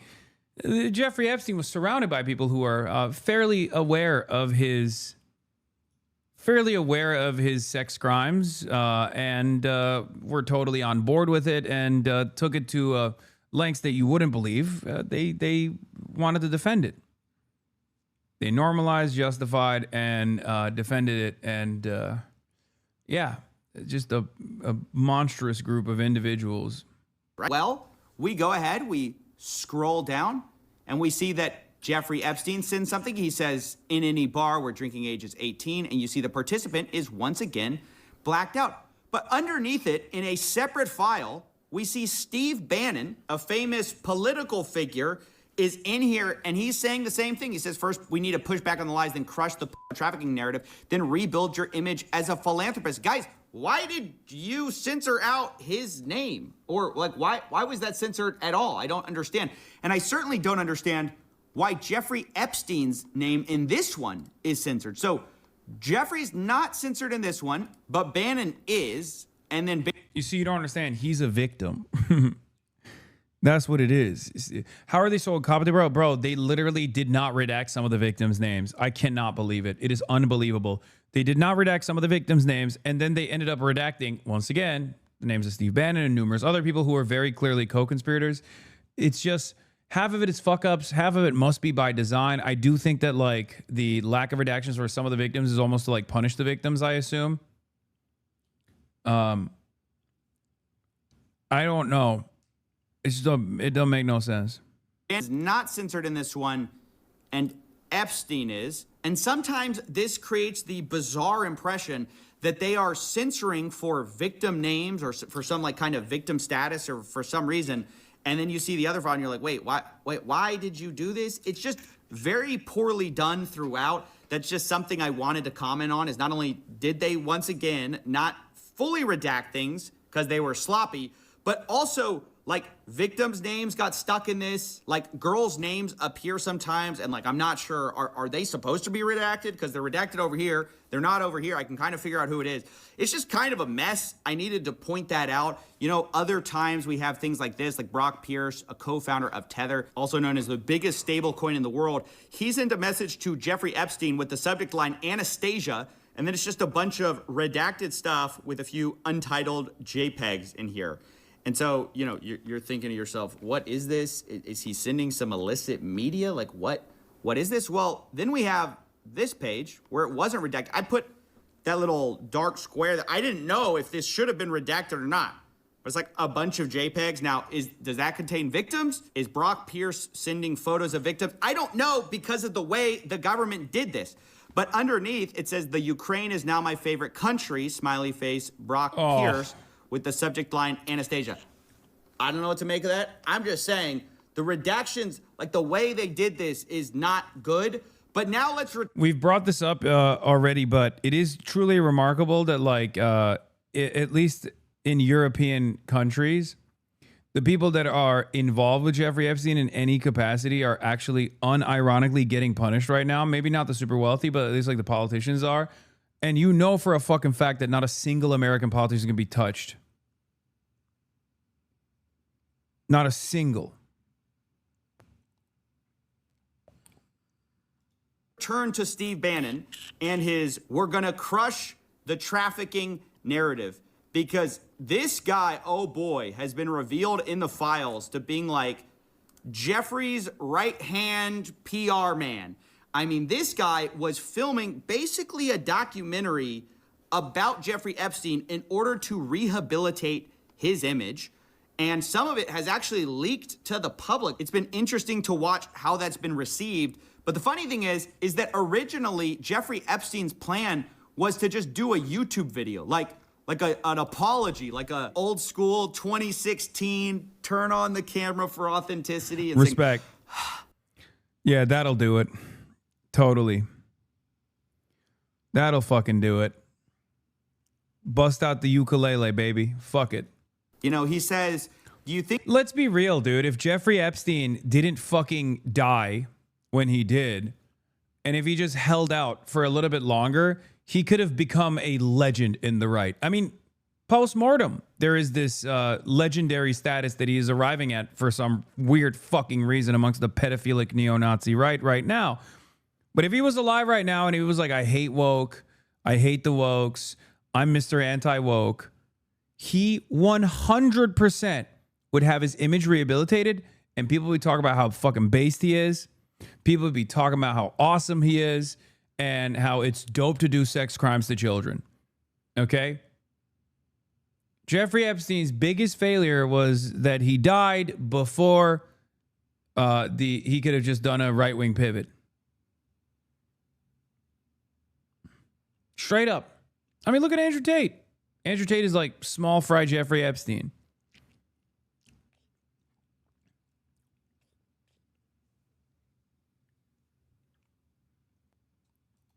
I can do my own video interview and upload it to YouTube. No sandbagging, interview format, or like a diary piece. Steve Bannon says if you do an interview, it can't be like Johnny does a YouTube. It has to be amazingly professional and perfectly cut. Then Jeffrey Epstein responds, Woody, we assume Woody Allen, because they were close, said he would help edit. Not sure how to stage, what points to make, but better than trying to do an interview that I have no experience doing. Goal is to humanize the monster. Anything written carries little weight, to which Steve Bannon replies, yes, Jeffrey Epstein, should it be an interview format, interviewed by me? They start talking about, like, how do we do this? Humor, apology, how did I get rich? Question mark, topics. They're brainstorming. How do we trick the public into seeing me as... He would definitely go on Rogan. Brother, Jeffrey Epstein has spiritually gone on Rogan because piece by piece, the amount of people his dick has been inside of that have gone on Joe Rogan has basically made it so that Jeffrey Epstein has been on Joe Rogan himself. Okay? Peter Thiel, Mark Andreessen, Elon Musk, so many other billionaires and you know, adjacent characters. I mean, fucking Mark Zuckerberg. He even had a shorter relationship with Mark Zuckerberg, but he was apparently around Mark Zuckerberg as well. Considering that, I mean, dude, I feel like the Joe Rogan experience is basically a network where Joe goes and finds Joe goes and finds Epstein's besties to bring onto the show. Yeah, Lawrence Krauss, Steven Pinker, Elon Musk, Peter Attia, Peter Thiel, Donald Trump. This doesn't even scratch the fucking surface. Virtually every single person.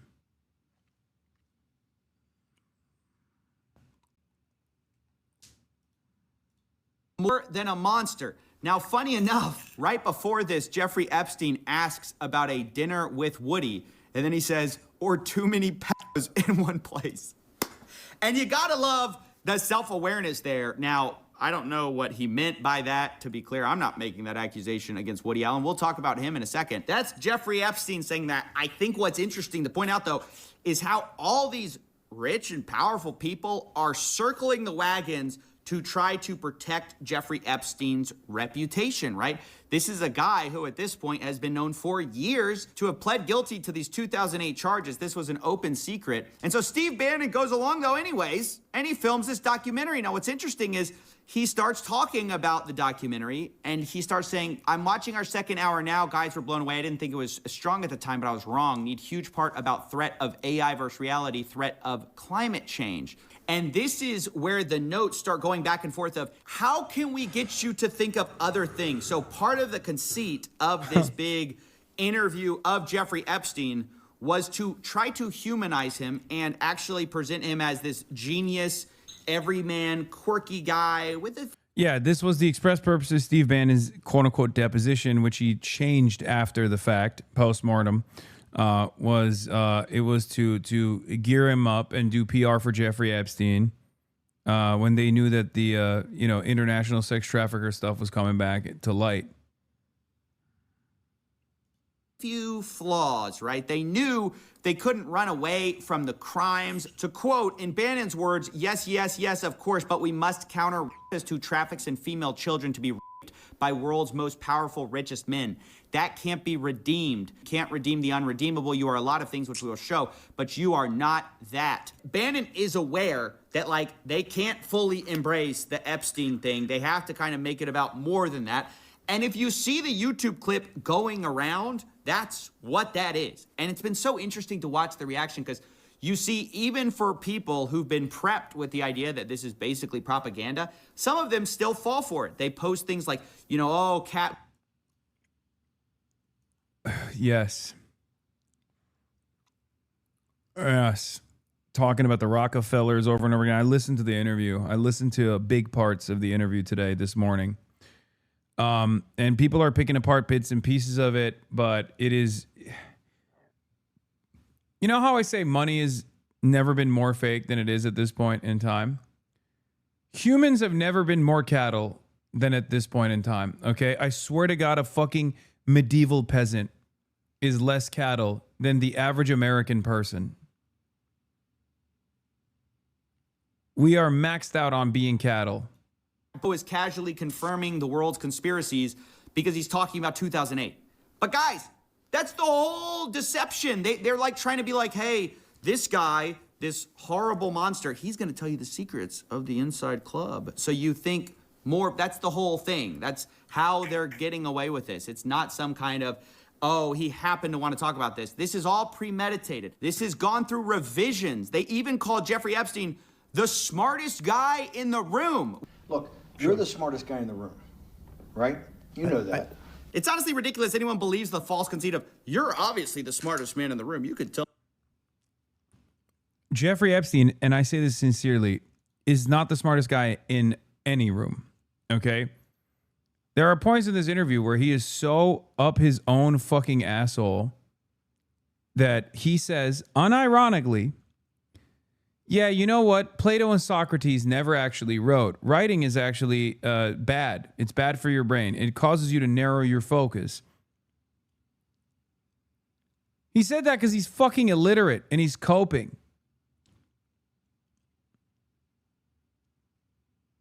In some of the rooms he was in, the other pedophile elite, maybe? No.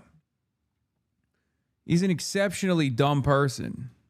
The world's secrets. I mean, this guy, honestly, he talks about some of his engagements, like with the Rockefeller board, and he tries to say that owning a calculator is why he got that. It was very advanced in those days to have a Texas Instrument calculator, where it could, by putting in the numbers, it would multiply. That's not what he's trying to say. I think he's trying to say that, like, you can't really calculate reputation, and he had reputation, and he was of good stock. Multiply for you to do square roots. And that was the first, and everyone who had a calculator was already advanced on Wall Street. The most important parts of business were really now going to calculations. Places like Rockefeller needed someone to say, look, we're entering a different world where numbers and the numbers of companies, portfolio management was going to be balanced, it was going to be statistical. Jeffrey, could you come on the board, potentially sit on the finance committee? So we're honestly supposed to believe that Jeffrey Epstein got onto this prestigious Rockefeller board because he had a calculator, but also that he's the smartest guy in the room, the smartest. Okay, maybe I'm pretty sure he then moves on from the calculator to talk about his reputation and why, beyond the calculations that he was able to do because he knew how to use a fucking Texas Instrument at the time when apparently no one knew. He talks about his reputation, and he talks about how he comes from good stock, and that's the reason why they hired him on the board. It's bullshit. All of it is bullshit. Man on Wall Street. And let's not talk about those horrific crimes he committed because, you know, he's not really such a bad guy after all. But it wasn't just Steve Bannon that was trying to humanize or giving advice on how to humanize Epstein. It was also Richard Branson. The famous billionaire, he was caught emailing Jeffrey Epstein saying, "Dear Jeffrey, it was really nice seeing you yesterday. The boys in water sports can't stop speaking about it. Anytime you are in the area, would love to see you as long as you bring your harem." I don't know, that's not that ambiguous, guys. I think we can imagine what that means, but anyway. God damn. I mean, that's expected, but it's so funny that it's like.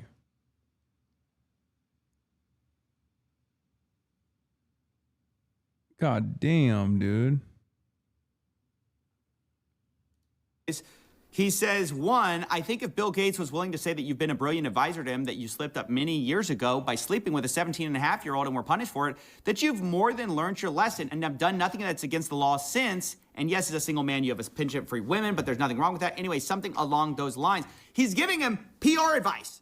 How to get your reputation back. Hey, Jeffrey, privately, I loved you. You can come back anytime with your harem. Jeffrey Epstein responds, nice seeing you. Thanks for your hospitality. I appreciate your public relations thoughts. Now, according to the New York Times, a Branson representative said the two had a business meeting and stressed the women were adults and had not attended the meeting. All above board. That's what everyone says, by the way. Remember what Elon Musk said, right? That's the playbook. Admit nothing, deny everything. Speaking of, remember Howard Lutnick, who we showed on video saying that he had never seen Epstein since 2005. So I was never in the room with him socially, for business, or for even philanthropy. If that guy was there, I wasn't going because he's gross. Although also calling him the greatest blackmailer ever. This guy was the greatest blackmailer ever. Well, also according to the Times, Lutnick said he spent zero time with him, even though there are emails basically to the contrary, where Epstein is saying, nice seeing you after the conviction.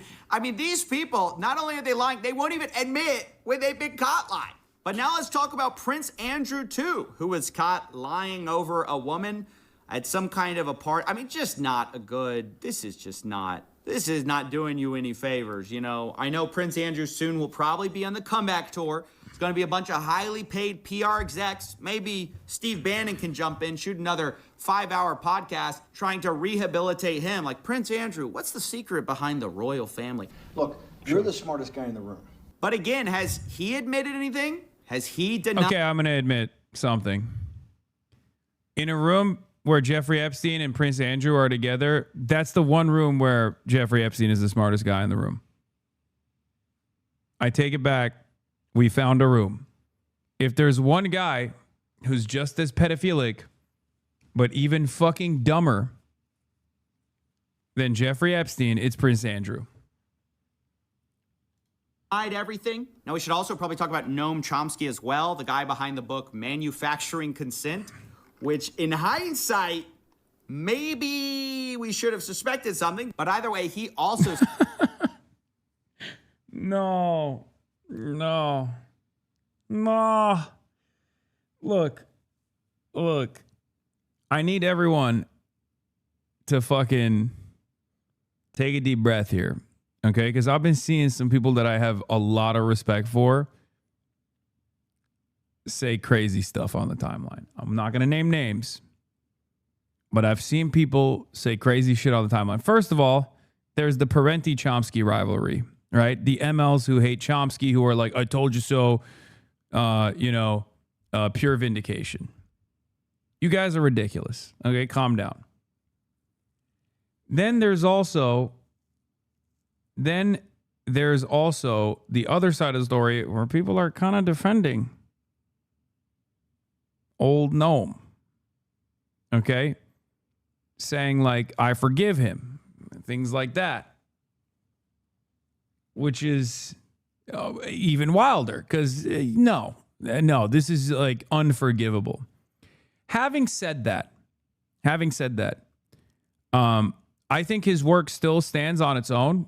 And it's a totally separate construct from who he is as a person or who he became as a person later on in his life or who he might have been all along. Okay? And I say this as someone who obviously has criticism of Noam Chomsky, but someone who also has a lot of respect for his work as well. Okay? Noam is your Kanye? No. There is no, I will never, under no circumstance will I ever fucking defend this shit. Are you insane?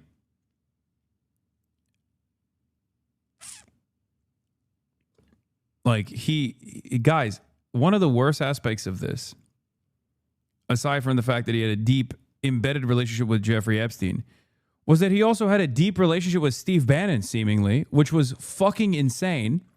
And not only that, but when people asked him, back when he was capable of responding to every fucking email that he got, he defended it. Okay?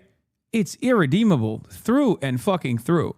I'm just saying it doesn't touch like some of his earlier work. It doesn't, like, if you're making a post hoc justification for why it sucks, then you're wrong. If you have an issue with the way you interpret like manufacturing consent or, you know, Profit Over People, all these other books that he's written, and that's, you know, that's one thing.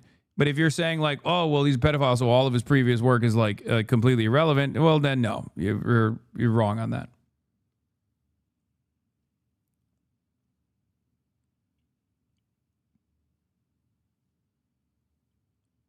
Not defending Chomsky, but did you know that Epstein was a pedophile creep? You are literally looking at correspondence between Jeffrey Epstein and Noam Chomsky right now, where Noam Chomsky is offering lines of defense to Jeffrey Epstein about the pedophilia. Yes, he knew. Yes. Okay, yes, he knew. He knew. He fucking knew. Come on. This is in the year 2019 of our holy Lord, okay? February 23rd, 2019. This is when like the relitigation was taking place.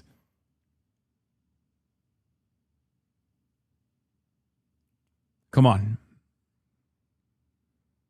Yes, he has internet. He absolutely has internet. He used to respond to every fucking email ever sent to him. He has the most amount of internet. Some reputational advice to his buddy Jeffrey Epstein. He says, I watched the horrible way you've been treated by the press and public. It's painful to say, but I think the best way to proceed is to ignore it. When the vultures dearly want is a public response, which then provides a public opening. In general, I think it's best not to react unless directly questioned, particularly in the current mood. That's the best advice I can think of. No. Now, he sends that to Matthew Hiltzik of Hiltzik Strategies, who is a also famous PR guy, I guess, trying to help Epstein, I assume, who responds, I think that is wise. Now, later talking with Bannon, Epstein loops in Hiltzik again. He says, Matt Hiltzik thought your idea was epic. Hypocrisy of the liberal left. And he says, yep, he would confidentially like to sit and help if you like. This is Matthew Hiltzik. You know, a lot of powerful people basically were bending over backwards, left, right, center, trying to rehabilitate this guy's image.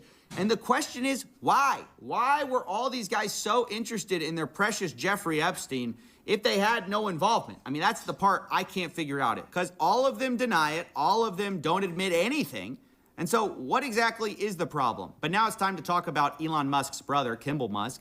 He was also in the files. Jeffrey was copied on an email talking about Kimball's 40th birthday, where the password to the secret party was riot. And then in all caps, Boris, the sender of this email, says, I am not joking about the password. This was in 2012 in September. And now that's important because a little bit later, Kimball Musk is emailing Boris Nikolic and Jeffrey Epstein, and he's talking to them about being connected with some redacted name and saying, I believe you both played a role, whatever that means. Now, whether this was at the party or, you know, right after their meeting in October, I don't know. But what's interesting is Boris responds and says, Kimball, just FYI, you better be nice to redacted.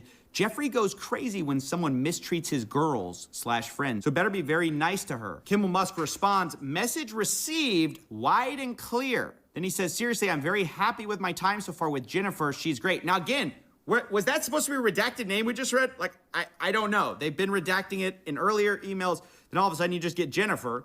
I can't really figure that out. But what I can figure out is that a little while later, a few days later, Jeffrey Epstein gets an email. Now, we know Kimball credits the meetup and says Boris and Epstein were responsible in some way for this. But now Jeffrey Epstein's being emailed about Jen's schedule. Is that Jennifer? I mean, it seems like it because Jen's schedule for the rest of the year, and it seems like the assistant has copy and pasted Jen's response because she says, Sue, these would be dates in November, and then starts saying, you know, this, she can go to New York. She says the 29th to the 7th, she's free. Kimball to New York. Then she says, Kimball, Jen, London. Kimball, Jen, London to Morocco, ?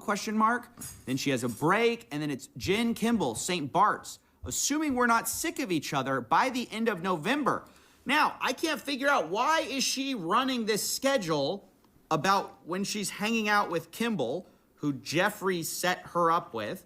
Like, why is she running this by Elon Musk? To be clear, I don't know. You know, there could be, I guess, innocent explanations for this. Maybe, I don't know.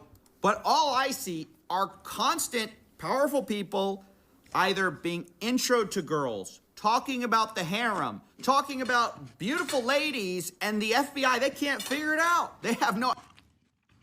If you've been in here, for years, you've already heard me talk about Kimball Musk, Elon Musk's brother. Every time Elon Musk talked about Jeffrey Epstein, I said, hey, fun fact, or maybe not so fun fact, but Kimball Musk is deeply connected to Jeffrey Epstein because he was dating one of Jeffrey Epstein's victims. And, you know, the truth will eventually prevail. Well, now we have more evidence for it. There you go. God knows why Elon was running his fucking mouth when he was this connected, though. I didn't know he was this directly connected. What? No evidence to even investigate third parties. Why? I guess because they're rich and powerful. Around the world, we're seeing resignations. We're seeing people lose their status. But here in the United States, we've got like multiple presidents in the files. We've got the world's richest man in the files, several of the world's richest men in the file, and we just can't drum up any kind of evidence. It's just incredible to me. Now, I also want to talk about another rich and powerful person, and that is Peter Attia. He's a podcast bro. He's a longevity expert, and actually, funny enough, I read his book, and that's going to come into play here in a second because, oh boy, did I get some additional context. But let's start here with something that Peter Attia sent Jeffrey Epstein. He says, subject, got a fresh shipment. And then Epstein responds, me too, and there's a completely redacted image. Is that a girl? Or is this bad redactions? You know, we don't know, although we'll find out in a second because later Peter responded to this. But Peter says, please tell me you found that picture online. Jeffrey responds, got a fresh shipment, afraid not. Peter responds, you know the biggest problem with becoming friends with you. The life you lead is so outrageous, yet I can't tell a soul. Why, Peter? Why can't you tell a soul? Why don't you tell us now? Now that it's all out in the open, why don't you tell us why you can't tell a soul the secrets or the life that Epstein leads? And then we get another redacted photo, right? And then some more images, and Peter says, please tell me that's not where you actually are. And Jeffrey says, you can see the gym in the middle, just me and 4. And Peter says, I think you might have a more interesting life than the Dos Equis guy. Is this off the coast of France? No, it's my... The Dos Equis guy. To add insult to injury, these guys are also ginormous fucking goobers, bro. Like, I know that's not the main point here, but they're unimaginable fucking goobers. They're whole ass losers, man.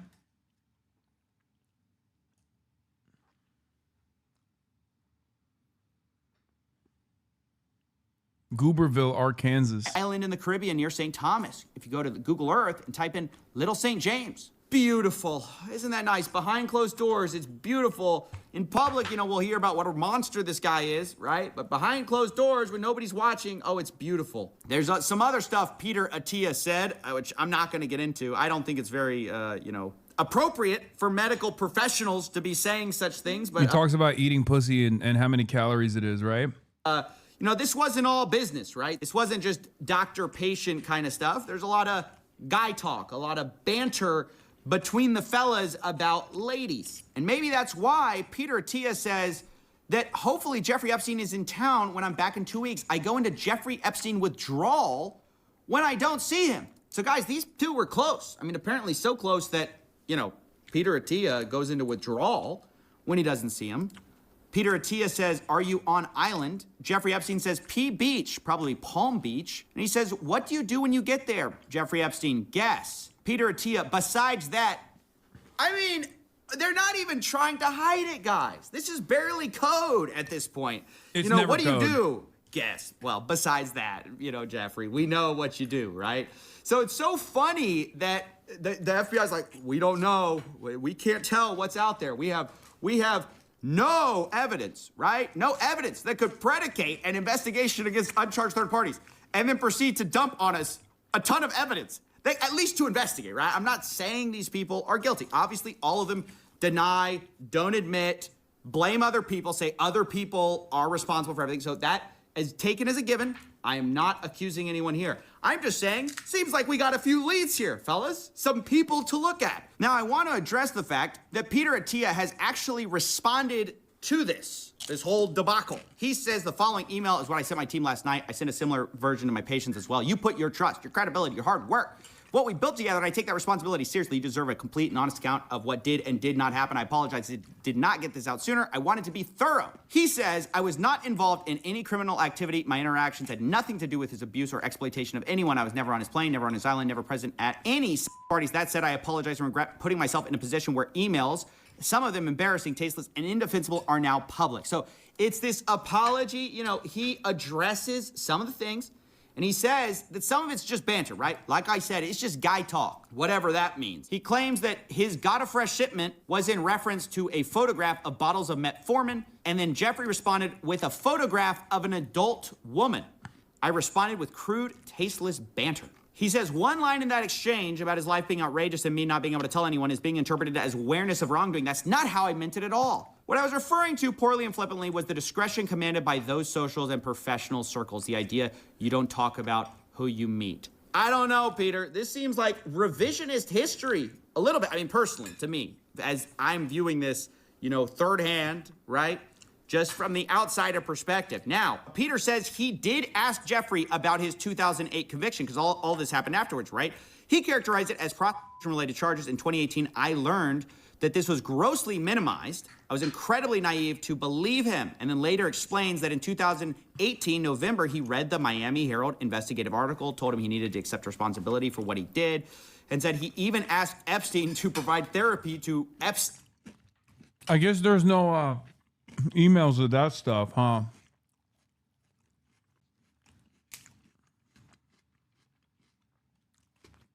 What a sad state of affairs that the only emails that exist is him glazing Jeffrey Epstein for pedophilia.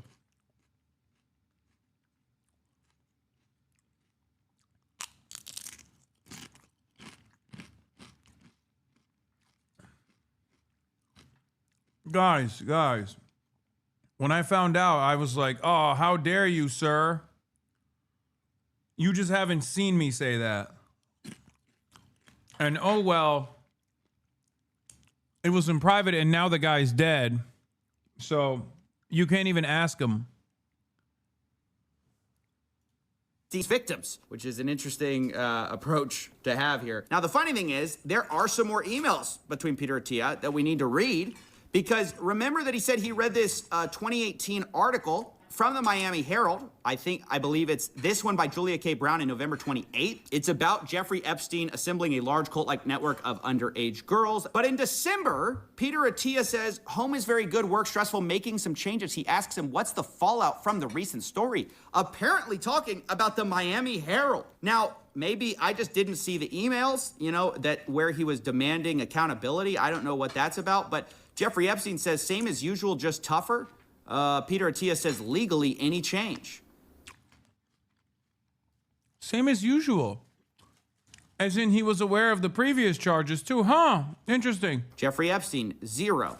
So, you know, I mean, I don't know. Maybe this whole, you gotta provide therapy to, you know, these victims happened. I haven't seen it yet. I definitely could see it. But it's just kind of shocking. I just kind of don't buy it. Like the whole, is there any change legally? That more sounds like you're covering yourself. I mean, just to be honest. But maybe I could look past all of that if not for the thing we're about to see, which just in my mind is maybe the worst thing I've seen in the files. Not for its, you know, explicitness, the amount of simping that people did for Jeffrey Epstein. Now they all say, oh, it was a personal mistake, blah, blah, blah. I regret it. I didn't look into it enough.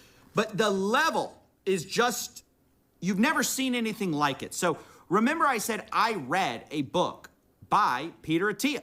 It was called Outlive, and he's supposed to be this doctor who knows a lot about longevity. So he writes it, and I picked it up. because at the rate we're getting rid of these crimes, I need to live forever in order to try to stop some of these scams. But as I pick up this book, and one of the things in the book is Peter Attia kind of reflecting internally about how he's kind of been a bit, and I'm paraphrasing here, but a bit of a psycho in his life, and he needed to focus on family stuff. And so he kind of, it's almost a confessional of some embarrassing things in his life. And honestly, it comes off as very vulnerable, very self-reflective. You know, he's this doctor telling other people what to do, but he's not a very good patient. That's kind of how it comes off. And one of the stories is awful. I won't go too much into it, but basically his son has this horrible medical emergency. It's described in this book like this. A few months ago, Tuesday, July 11th, 2017, that date is important. At 5:45 to be exact, I received a call from Jill, my wife. She was in an ambulance with our infant son. Now, again, I'm not gonna get into the details here because, it's tragic and I'm not trying to bring that into it. What is relevant is that Peter Attia talks about how he stayed in New York and didn't show up because he was, quote, busy with his important work. Even today, just thinking about what happened, I feel nauseous about my behavior. I can't believe I did that to Oh my God, family. was he on the fucking island? Oh my God, does the timeline match him visiting the island? Oh my God, I didn't know this part. Oh fuck. Now, at the time I read that and I was like, well, it's at least as good that you self-reflected on that. It's horrible, but, yeah, you were a bit of a psycho. But what's crazy, now we find out some of the important work. It's a little unclear, but some of the important work may have been Jeffrey Epstein, which is just, it's so dark to imagine. Remember, he says July 11th, 2017 is when this all happened. And then he says he did not come home to San Diego until Friday the following week, 10 days later. So July 11th, 2017, 2 days after this happens, he's talking to Jeffrey Epstein. And they seem to be coordinating about something. Sure, what time? Jeffrey Epstein, 9:30. Peter Attia responds, sure, I can come earlier. Also, if you have a hard stop at 10, let me know. You're hanging out with Jeffrey? I don't even know what to say. This is out of pocket. There's no explanation for this. I didn't see this in the response from Peter. Maybe he thinks he addresses it because he already admitted that was like scummy, but that is just.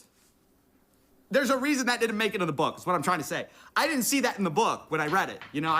I was actually, one of the things I needed to do, my important work was seeing or talking to Jeffrey Epstein. Isn't that weird? That's the simping that I'm talking about, is these people love this guy. Or that's how it seems to me. What are all these rich and powerful people doing, protecting him, missing emergencies for Jeffrey, fawning over Jeffrey, asking for Jeffrey's harem, saying their biggest problem is the life they lead is so outrageous they can't tell us so. What is going on here? And is it true they all didn't know, right? Because, I'm reading these documents and it's hard to say who exactly knew what, when, but I don't believe, remember, they're all denying it. I don't believe nobody. I want to point something out here, but Attia is a Barry Weiss acolyte. And Barry Weiss, when this data dump came out and people were like, wait a minute, isn't he one of the new podcasters that you hired for CBS? Barry Weiss was defending keeping him on and straight up said, oh, it's just cancel culture nonsense to not go along with the hiring process for this wonderful individual that must remain at CBS News.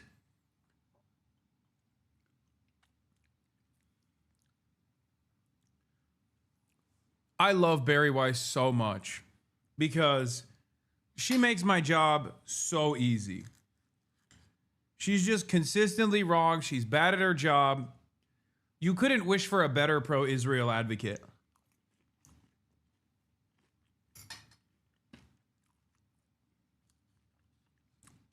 I don't want Israel to have competent propagandists. I want Israel to have Barry Weiss.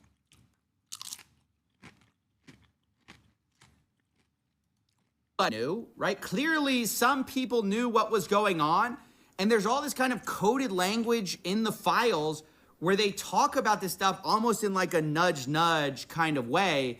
Here's some Woody Allen stuff. He was in the files. He says his business office, if you can make out the check to me, it looks very Woody bad. Allen. No. No, not Woody. Wow, that's surprising. Because then it looks like a gift to me. He says that to Epstein. He says, I don't want to be one of your women, or should I say, girls. And what's that? Oh, how do we... Come on. Come on, guys. Woody says, I would be much more... Bro, there's literally an email between Jeffrey Epstein and Woody Allen where they're both like, yeah, we're pedophiles. Isn't that crazy?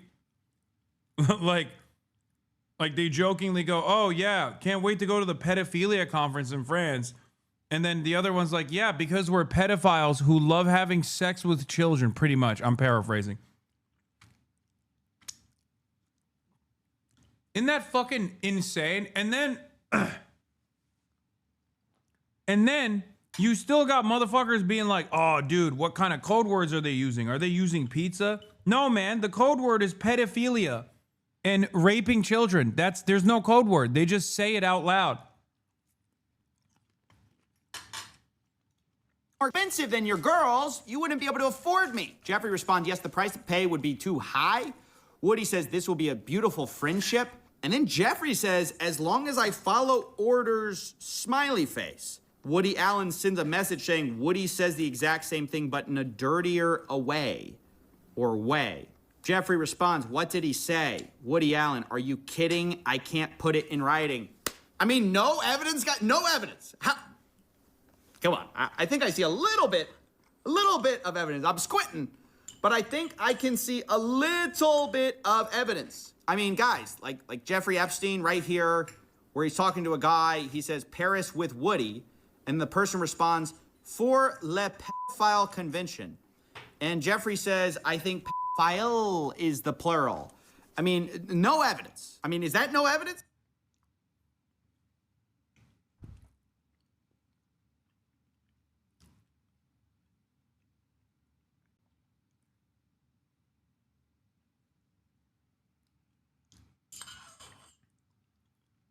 Motherfuckers will be in their emails being like, there's nothing like children. There's nothing I enjoy as much as nubile flesh. I love consuming it.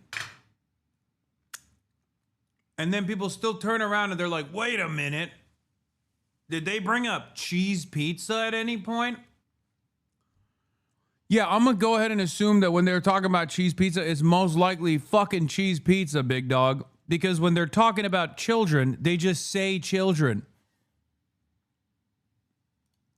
It's nothing. We don't even want to question these people. There's no investigations going on. So, yeah, it's honestly really sad to see how, look, I'm not saying Barry Weiss's wife is in there, too. too. Are having crazy consequences. But a few people are resigning, thank goodness.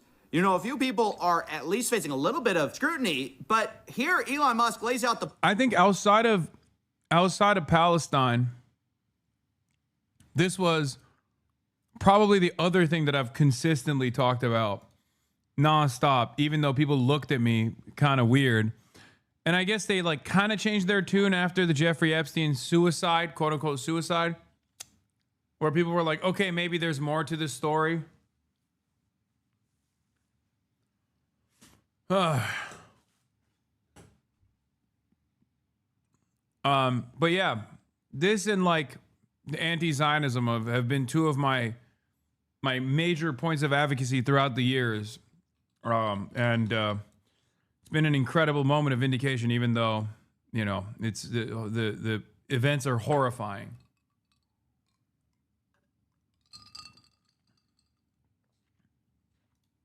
Book, apparently for our guys, you know, we had... OG HasanAbi has no. I once did an 8-hour Jeffrey Epstein analysis, and it was so long that YouTube completely blacklisted my channel, and I had to delete it. I uploaded 8 whole hours of going through the Epstein stuff that we knew of back in like 2018, 2019. And YouTube straight up, yeah, the Ep stream, YouTube straight up took it down. With Matt Chrisman, with Brace Belden of TrueAnon. Yeah. Isn't that crazy?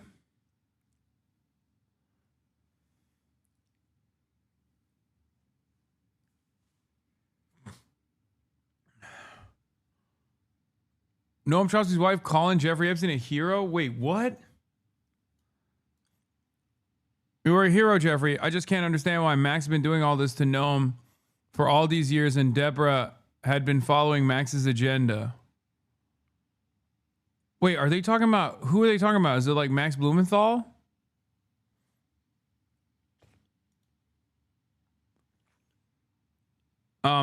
Wait, 5 hours of Jeffrey Epstein coverage you never asked for. Oh, this is it.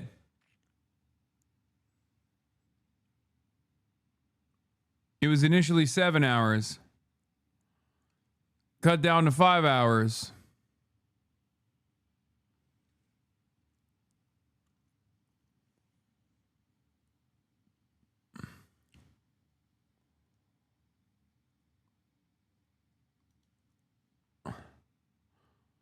Then there was also this. So we're all in agreement that we think someone's going to kill Epstein before he gives up names, right? Any prison that doesn't put Epstein under 24/7 surveillance and solitary confinement right now is also responsible for him getting assassinated. I wrote that on my birthday, July 25th, 2019.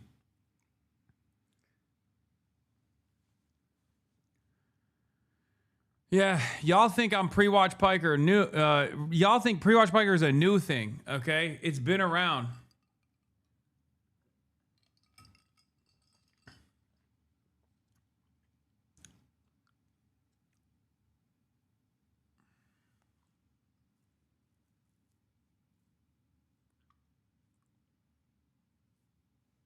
It's been around for so long, motherfuckers think I did it.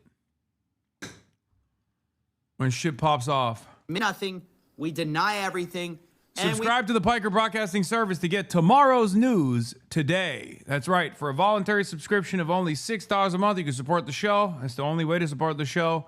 You can also subscribe to the Piker Broadcasting Service, now available on YouTube with a membership. That's right. We haven't figured out what the membership rewards are going to look like for YouTube, but you can subscribe to the Piker Broadcasting Service both on YouTube and also on Twitch. Tomorrow's news today.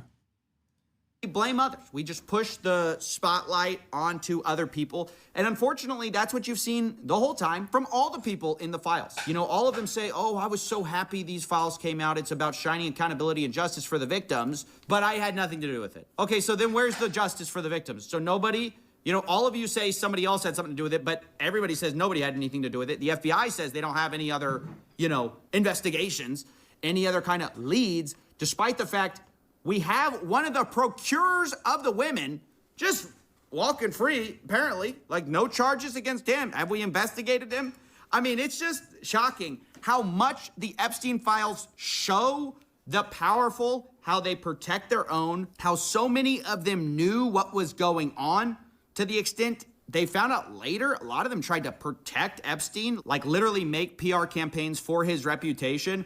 And this is a dark look at the state of the world, honestly, because Epstein happened a while ago, but the reason everyone cares is because there's other Epsteins around, right? There's other people evading accountability all the time. There's other people that this band of billionaires and power brokers and PR people, even lawmakers, they circle the wagons and protect their own to the point you can never get accountability for anything. So anyway, that's it. It's a hard look at the Epstein files, but it's one we needed to do. But I want to make the disclaimer once again that, look, I've tried to read people's individual denials where I could, but you should just assume everyone that we are talking about firmly denies any kind of criminal wrongdoing. They deny anything untowards about any kind of minors. And given the fact that our government doesn't seem to want to investigate anyone, I would just assume everybody here is completely clear. And so I want to get all those caveats in here because we are talking about some very powerful people with enormous means. And I don't want to be seen as I'm saying stuff. I'm reading the files. I'm giving my personal opinion. But ultimately, this is an indictment of our FBI and the people in power. And that's what I think the Epstein files have really shown us. This has been a long road. Can you believe it all started over here? And we have come all this way with all these files coming out. And it seems like the question is on the table. Are there going to be consequences? Is there any chance that any of these individuals... Why does he have to make this kind of disclaimer? Are you kidding me? Millions of people watch his videos. He already explained it. Do you see the 4chan post that was posted before Epstein's death that was publicly revealed, confirmed to be posted by a guard in his unit? Yes, I have. I remember it at the time. I remember all the conspiracies at the time. I think this is a crazy one. Individuals who partied with Epstein and engaged in, relations with minors will be prosecuted. Any chance? I'll never say no, and we will always investigate any evidence of misconduct. But as you know, it is not a crime to party with Mr. Epstein. And so as horrible as it's not a crime to email with Mr. Epstein. And some of these men may have done horrible things. And if we have evidence that allows us to prosecute them, you better believe we will. But it's also the kind of thing that the American people need to understand, that it isn't a crime to party with Mr. Epstein. It isn't a crime to have Didn't look like that's all that was going on some of those photos. I mean, if the photos could speak, some of them look pretty bad. That's right. And unfortunately, photos can't speak. I have to acknowledge the elephant in the room at this moment. Your ex-husband. Oh my God, Melinda went on NPR. Oh my God, Melinda, my queen.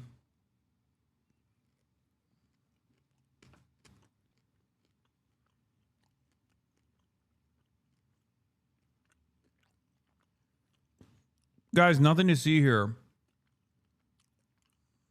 Deputy Attorney General, former defense attorney for Donald Trump, Todd Blanche, said, nothing to see here.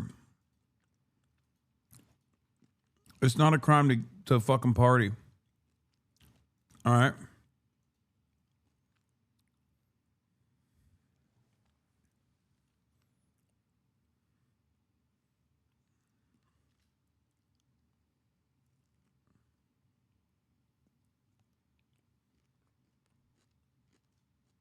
Bill is named in the newest tranche of Epstein files.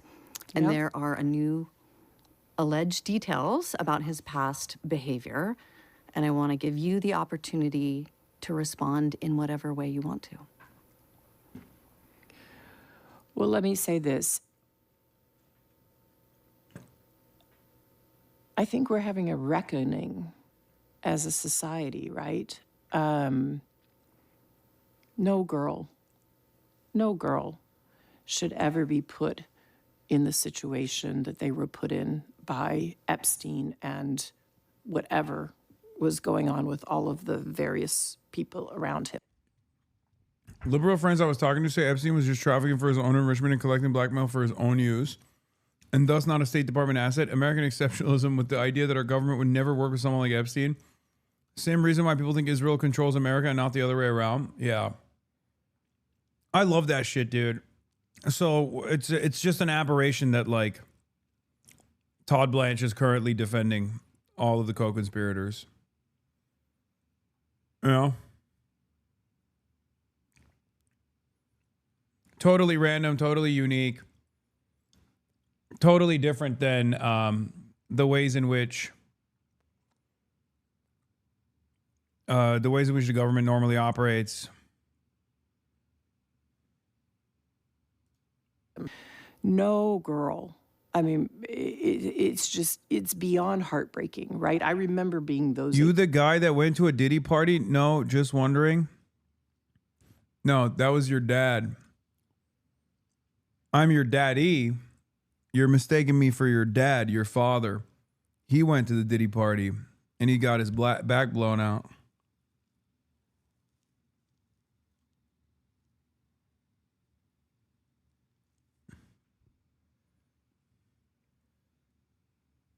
Remember when the people that were doing the Hasan went to a Diddy party bullshit were also claiming that I was on Epstein's Lolita Express?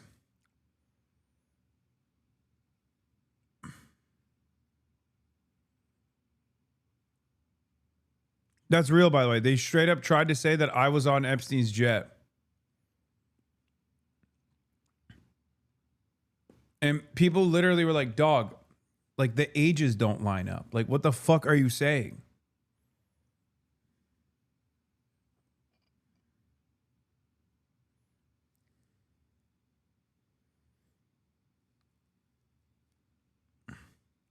This is why I asked, because I don't know.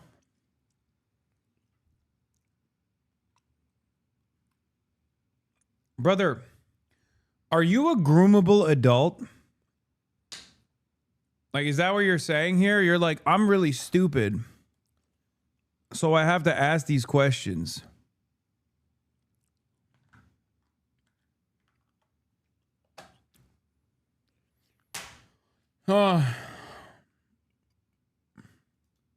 Those girls were. I remember my daughters being those ages, right? So for me, it's personally hard whenever those details come up, right? Because brings back memories of some very, very painful times in my marriage. But I have moved on from that. I purposely Remember the white party you pushed attended? it away, and I moved on. Yeah. I'm in a really unexpected, beautiful place. Tech don't genuinely believe your private jet pic might actually have been related to Jeffrey Epstein. Yeah, remember when we found out that Rape Tone was doing all this stuff specifically to disparage me so that he could continue farming an audience? Yeah. Rape Tone. He did this in a court of law. Like, he openly admitted in a court of law that he did a right-wing pivot and started farming content against me. Including but not limited to slander such as this.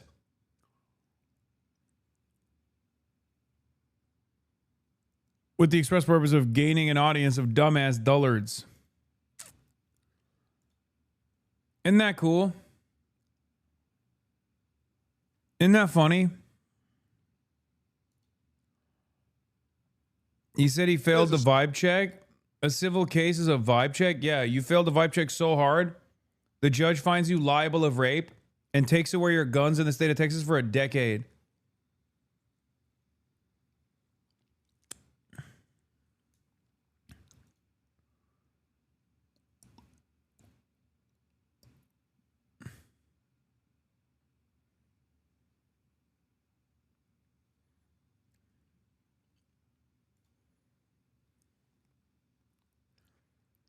Rape Tone doesn't realize, like, he's going to get another fucking restraining order if he keeps this shit up. You know what I mean?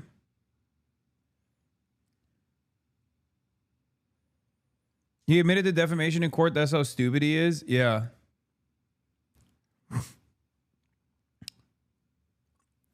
I do love shit like that.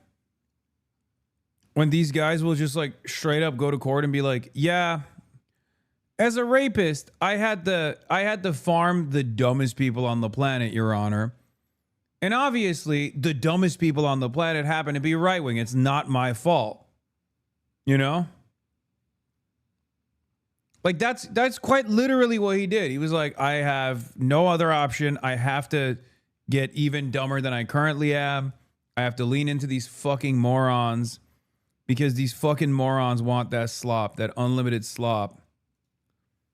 Also, Your Honor, I have a tiny dick.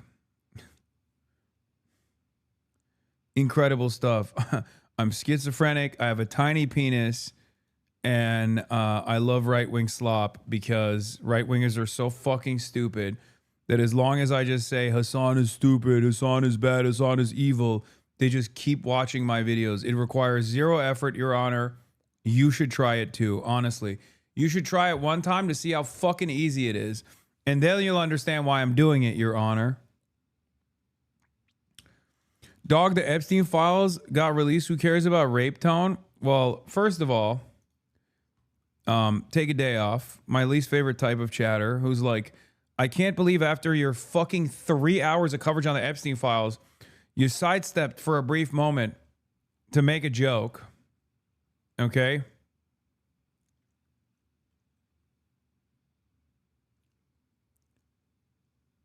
Like, I had a genocide survivor that I interviewed for an hour and a half here not that long ago.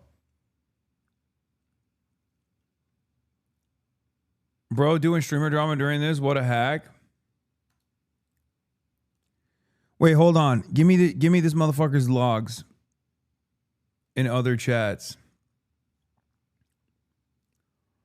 Again, a straight up fucking 5-minute sidestep. I've talked more about dumbass naysayers in the chat now.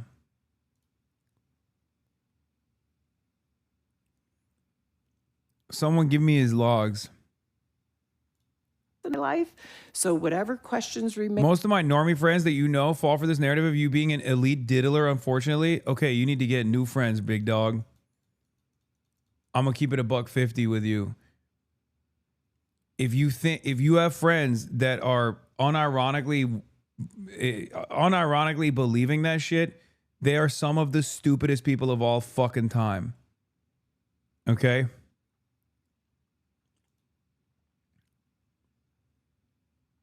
You know, they might not be salvageable. There of what I can't even begin to know all of it. Those questions are for those people and for even my ex-husband. They need to answer to those things, not me. Well, and I am so happy to be away from all the muck that was there. I have to put more words to the muck for context for our listeners.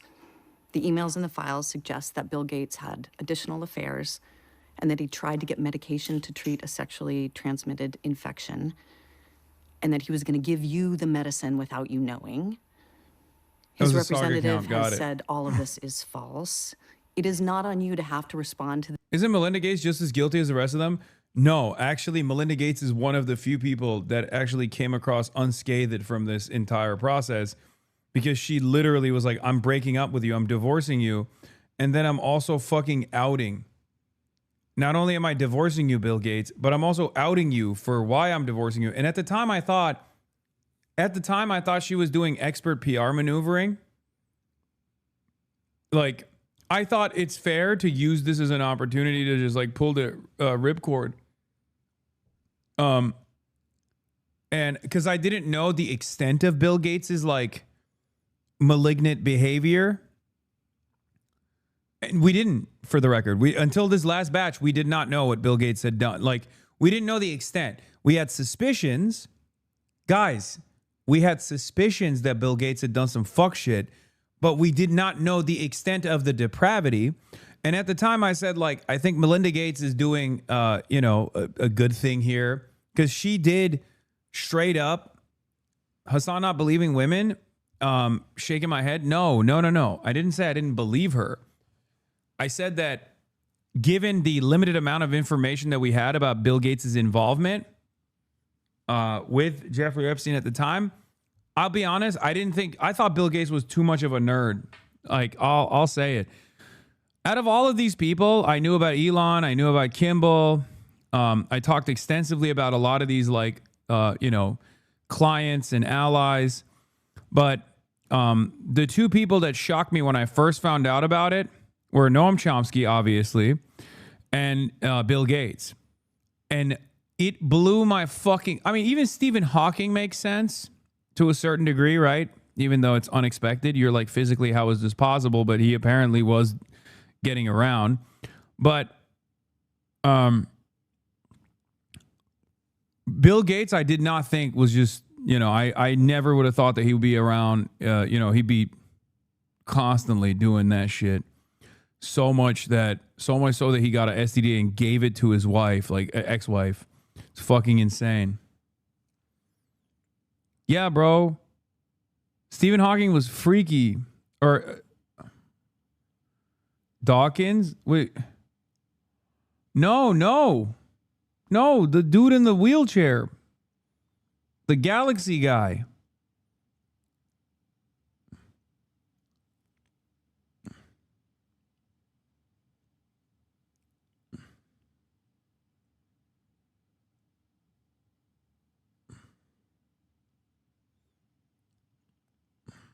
Details of that alleged behavior, but I wonder what your dominant emotion is when you read these news articles. Sorry, black hole guy, whatever. With these details. Sad. Just unbelievable sadness. Unbelievable sadness, right? Oh, yeah, Richard Dawkins was also photographed next to Jeffrey Epstein. I don't know what level of involvement he had, though. Yeah, bro, they had a submarine custom outfitted for Stephen Hawking on the island, bro. Real craziness. Brother, look at this. That's on Little St. James, dude.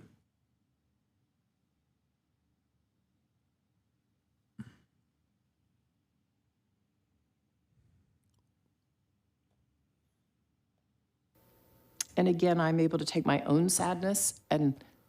Bro, they made the fucking island ADA compliant so that he could do predation. Do you fucking understand? Do you know, like what the fuck goes on in someone's mind where they're like, I'm in this condition, like I still got to do some fuck shit. I got to figure out. Can you make the island ADA compliant for my pedophilic needs? Pedophilic needs is crazy. I'm sorry. That's a wild sequence of events that took place.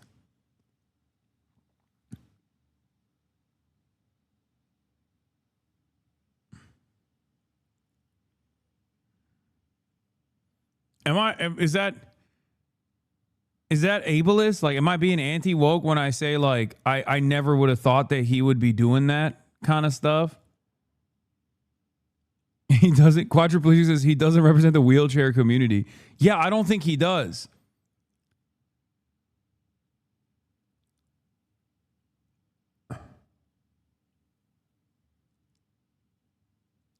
Yeah, it's crazy because then we investigated a little bit further and found out he had allegations with his caregivers beforehand.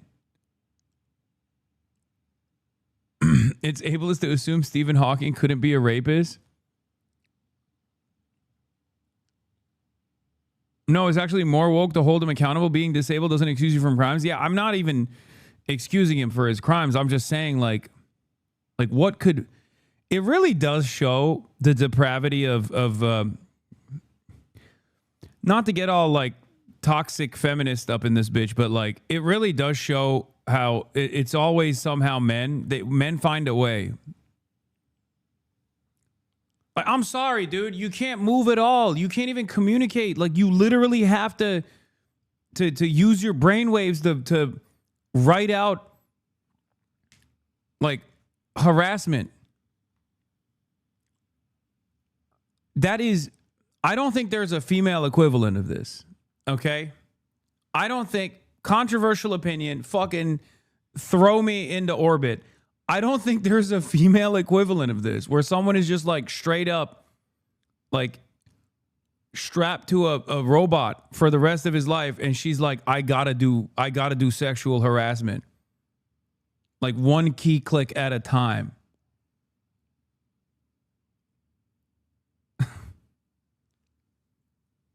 I think this is exclusively man behavior.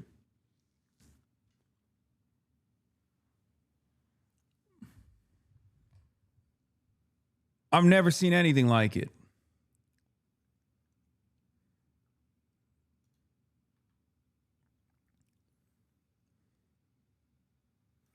This has 1 million likes. Your joke is fine compared to this.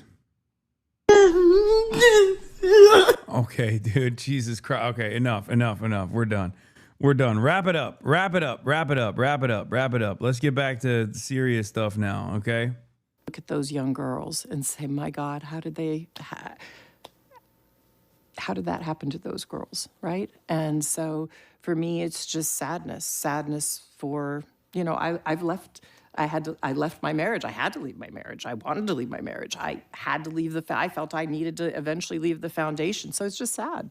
That's the truth, right? And it's kind of like, at least for me, I've been able to move on in life. And I hope there's some justice for those now women, right? We see them standing up in front of microphones in D.C. What they went through is just unimaginable, I think.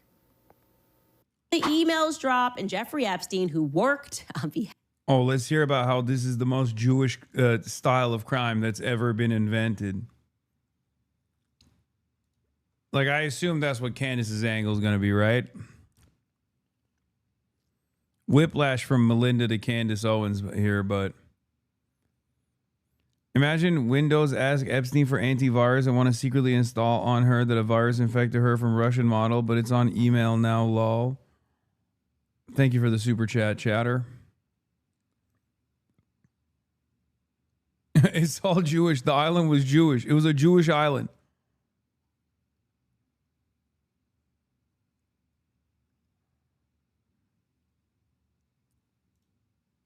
Of the Rothschilds, according to him, according to him, he wrote that in an email, the Rothschilds who credit themselves with having created which nation state? Oh, right, Israel. Israel, the same nation state that is having a bunch of women say that they were ritualistically abused in a forest by rabbis. That's happening in the Knesset right now, that nation state, saying that they were 3, 4. One of the things that makes it extra difficult when parsing through Candace Owens' commentary is that, as we've always joked about and talked about quite a bit, that like there is a lot of stuff that goes on in Israel that is like, that has the makings of a perfect anti-Semitic conspiracy theory. So like what she's bringing up here is not, I mean, that's a real article from Haaretz. Now, the problem is there's pedophiles in every religion, okay? It's not exclusive to Judaism. Candace Owens, however, will take this thing, right, and tie it back to, you know, Israel's non-extradition policy and ease of access for, you know, other people who have engaged in pedophilia. And then we'll create this narrative that, you know, all Jews are like this.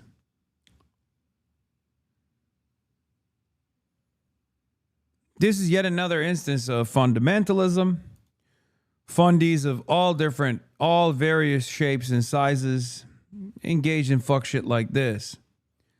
Now, of course, it's additionally ironic that Candace Owens is saying this because she's Catholic. And it's not like the Catholic Church isn't known for pedophilia as well. Years old when this happened. He's saying, those are my bosses, the Rothschilds. And here is a brief, but by no means an extensive coverage video that was put together by, I assume this guy must be Goy, right? Goy? Is he Goy? TikToker, contrarian, put this together. Take a listen. Israel is mentioned twice as much as Donald Trump in the new documents. Here he is discussing with Roger Schank, a Jewish American academic and hedge fund worker, saying Jews create vast fortunes by manipulating markets and creating financial speculation and exploiting labor.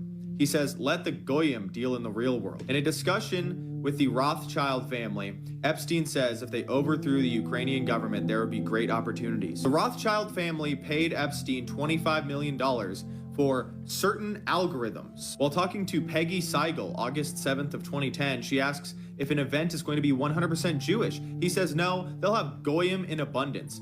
But don't worry, they're just brilliant wasps from JP Morgan. Did he just fucking key search Goyim? And Goy, is that what happened here? Where it's like,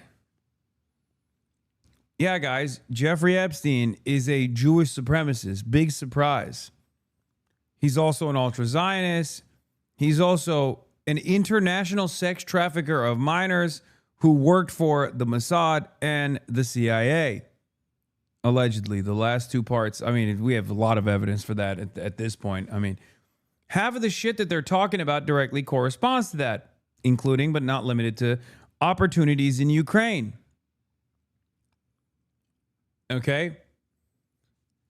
Whether it be talking about ISIS and Daesh, whether it be talking about the attempts of Israel and UAE alongside Saudi Arabia when they wanted to fucking invade Qatar. Like all of the conversations that he's having as an asset of both the American state and the Israeli state. He's not having those conversations as a Jew. Okay? Lock the fuck in. This is what's so frustrating about this analysis. And I'm not doing this to I don't know, engage in Jewish exceptionalism or anything like that. It's just outright unproductive. Okay? Because any moment that you spend on Jeffrey Epstein being Jewish, by the way, he's Jewish. Have you noticed he's Jewish? He's a Jewish supremacist. It's like, yeah, I have noticed that. I know. And so was Itamar Ben-Gvir, for example. But I don't give a fuck about that beyond the fact that that ideology is running amok in the nation state of Israel. And that ideology is the underpinning of why Israel engages in ethnic cleansing campaigns against the Palestinian population.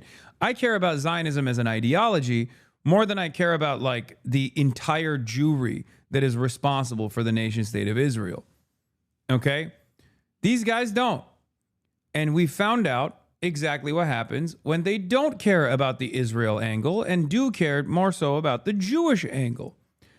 You end up actually saying things like, well, Jeffrey Epstein is kind of cool, except for the fact that he was doing all the cool things like international sex trafficking of minors, but Jewishly doing it. Okay? That's not the problem, dumbass. It wouldn't be appropriate if Jeffrey Epstein was, I don't know, Jeffrey McGurk, Jonathan McGurk, whole ass Christian doing it. It would still be fucked up.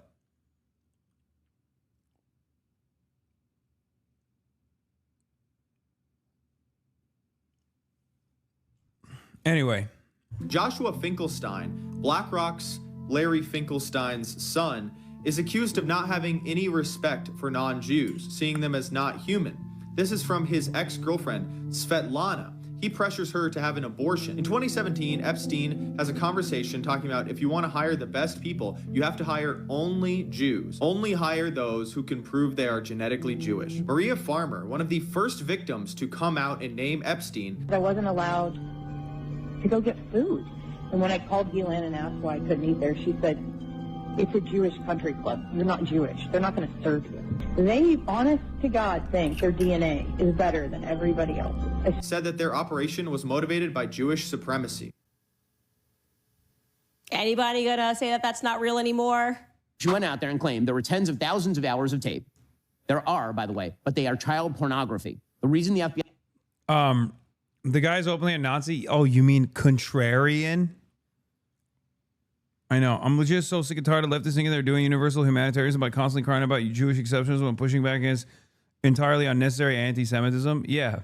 Also, that's kind of funny that you say that because that implies the existence of necessary anti-Semitism, Megaphonics. I know that isn't your intention when you say that, but this is what I was asking you yesterday. Like, how do you even, in our anti-Zionist agitprop with normal people, effectively respond without losing them to a long explanation about anti-Semitism versus Zionism? Like, normal people see this and become both anti-Zionist and anti-Semitic. Like, I don't know how to combat that effectively. I mean, you combat that by, once again, just being like, the notion that every Jew is responsible for all of this is just idiotic. It's so difficult to combat this narrative, partially because you can't point to white people in the same way, because when you got a white pedophile, or even like in Candace's case, when you got the Catholic Church that's like filled to the fucking brim with pedophilia, credible allegations of pedophilia, no one immediately assumes every fucking Catholic person is a pedophile. Okay. Whereas because Jews, there's not that many of them, and they have a history of historic marginalization. Yeah. When you do actually talk about Jewish fundamentalists, Jewish supremacists, or a Jewish person that's engaging in pedophilia, people immediately go, oh, this is how they all are. You know what I mean? And like, although, as I've talked about before, institutional anti-Semitism is not a thing yet. It was a thing in the past. It hasn't been a thing for, a good 4 to 5 decades now. And there is no like systemic discrimination against Jews, once again, yet. It used to exist. It doesn't anymore. And therefore, anti-Semitism as a bigotry, it should be combated as every bigotry should be combated against, but is nowhere near as impactful because it's not tied to the same like systematic forms of violence.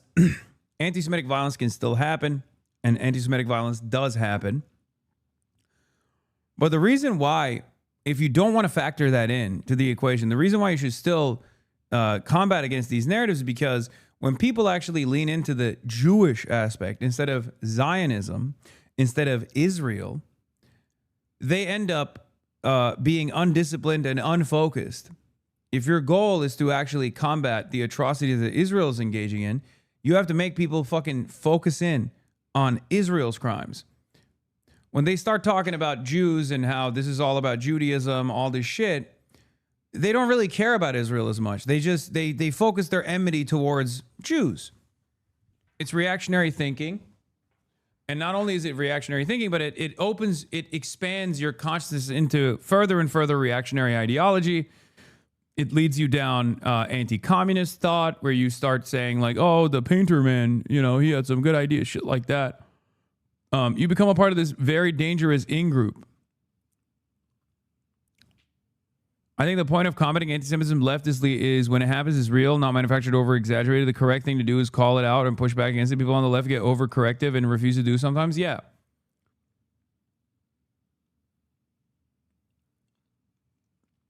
But I'm saying that even if you didn't care about like the impact of anti-Semitism, let's say you're not Jewish, right?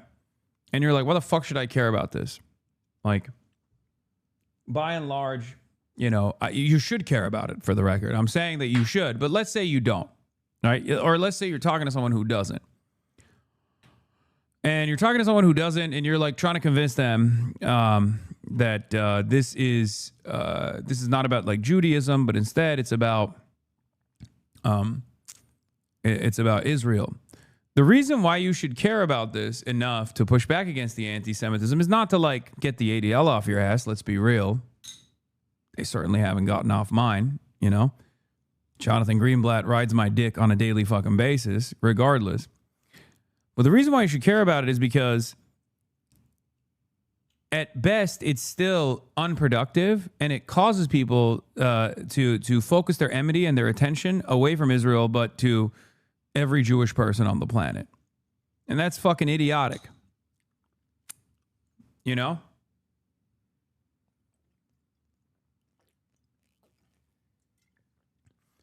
Especially when Jeffrey Epstein, right here, is demonstrating supremacist ideology.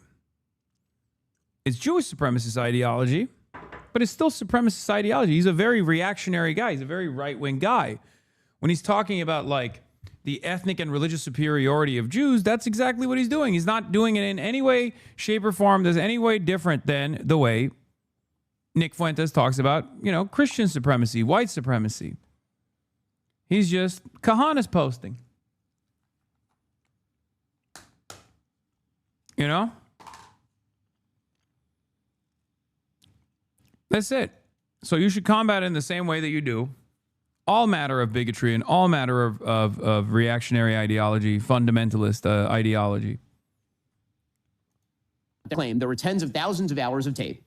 There are, by the way, but they are child pornography. The reason the FBI is not releasing them is because those tapes do not include underage people with third. Are zins legal in Qatar? I found out that you can't legally sell zins. You can buy them at the airport. You can bring them in and you can consume them. But apparently they don't allow you to sell these. Allow you to sell these puppies inside of Qatar. Parties on Epstein Island. That is not what the tapes are. I also have sources in the federal government who are covering this stuff and have seen the documents. Okay, those tapes are just child porn. That's all. That's what they are. That's why the FBI is not releasing them.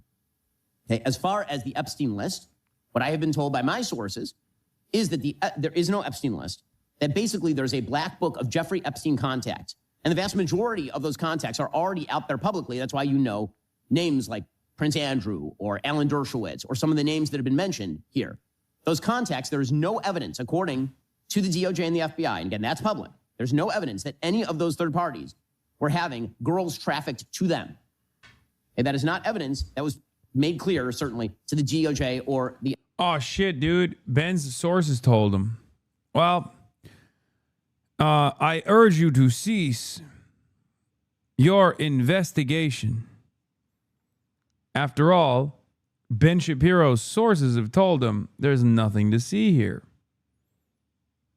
That's awesome. FBI. Here is Tucker then asserting that it was actually Mossad. Again, without evidence, not a shock. Of course, this is where Tucker was going. This has become the hot speculation on the internet, is without evidence. You say that Mossad was running Jeffrey Epstein. When I say without evidence, I mean without evidence. Naftali Bennett.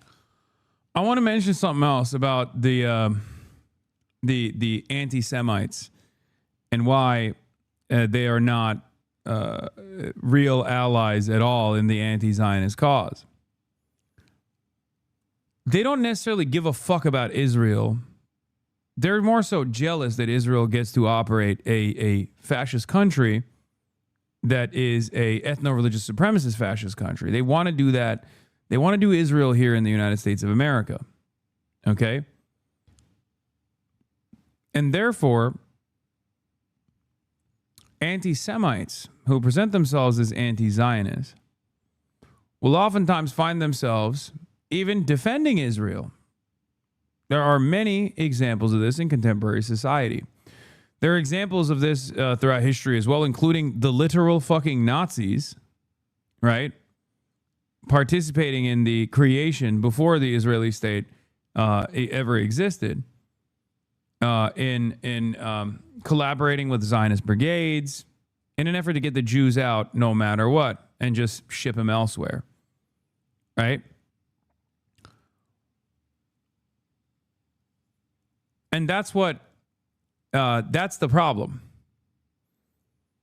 Like, if your goal here is to be an anti-Zionist, if your goal here is to fight for the freedom of and the emancipation of the Palestinians, anti-Semites are not invested in that at all. They just want the Jews. Some of them want the Jews out, right? But they could just as easily turn around and say, you know what? As long as they stay over there, I'm happy with that. As long as they help me, as long as they align with my goals of creating a white ethno state here in America, then I'm happy. I'm happy to collaborate with Israel.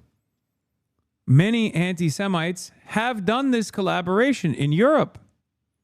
There's a reason why a lot of the far-right neo-Nazi formations that are growing in prominence and power in Europe have openly found themselves at the anti-Semitism seminar that is thrown in Israel once a year. It happened this year as well, a couple months ago, or almost a month ago. One must ask the question, why?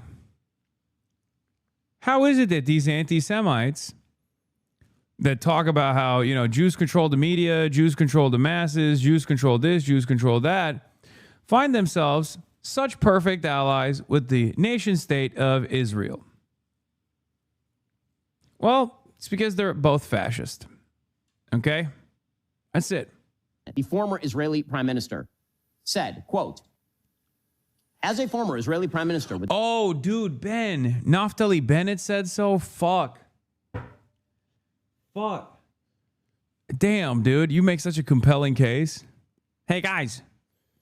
My sources in the Mossad told me that Jeffrey Epstein certainly wasn't a part of it. And that's not an exaggeration. He's literally pulling up Naftali Bennett's tweet being like, as a former Israeli prime minister with the Mossad having reported directly to me, I will say to you with 100% certainty, the accusation that Jeffrey Epstein somehow worked for Israel or the Mossad running a blackmail ring is categorically and totally false. Case closed, I guess. Fuck, why didn't I think of that? Obviously, who could doubt the infallible investigating institution of Israel?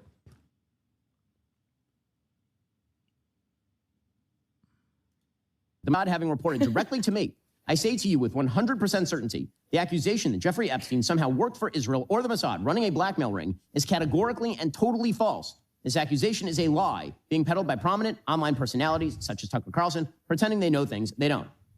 And in fact, I followed up with the former Prime Minister, Naftali Bennett, and what he told me is that Mossad has not been active in the United States or against the United States since the Jonathan Pollard scandal of 1987, when a U.S. Army contractor who's actually working for the Navy revealed classified information to the Israeli government. He was prosecuted by the United States government and ended up in prison. I'm going to be honest, if I'm Ben Shapiro, I'm never bringing up Jonathan Pollard.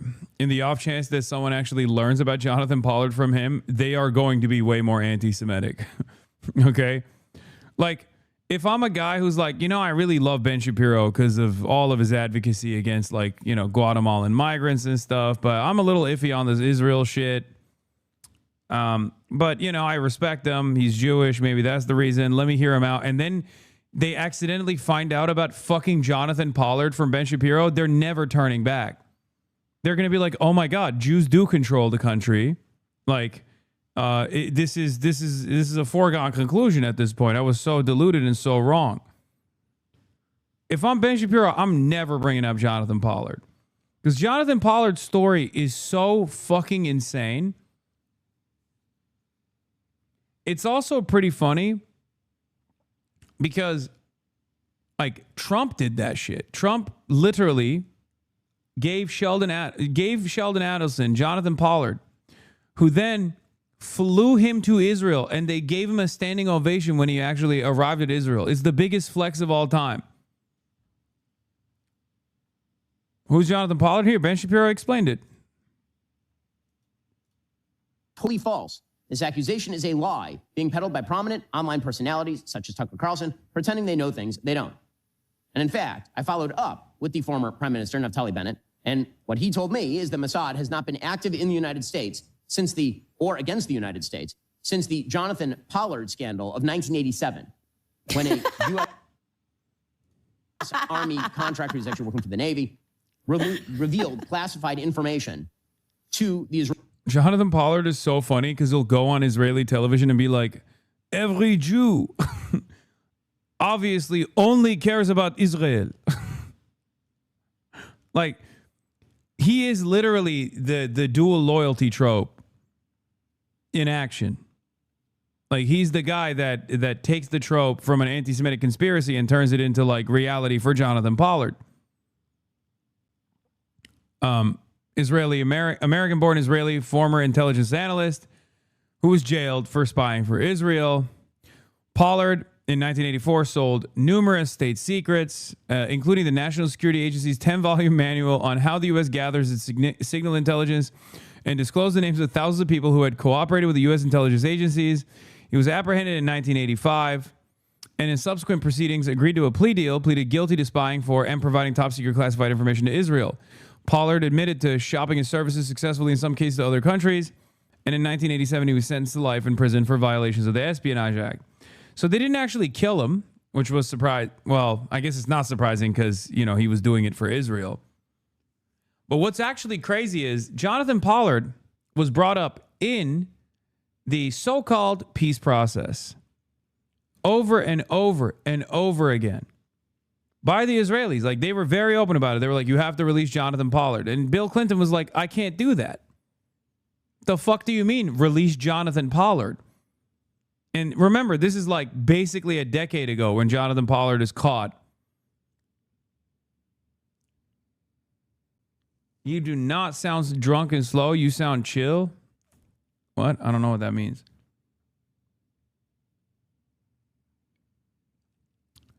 Jonathan Pollard got the Israeli government to acknowledge at least some of the wrongdoing. Okay. And issued a formal apology to the United States in 1987, but they did not admit to paying him until 1998. Okay.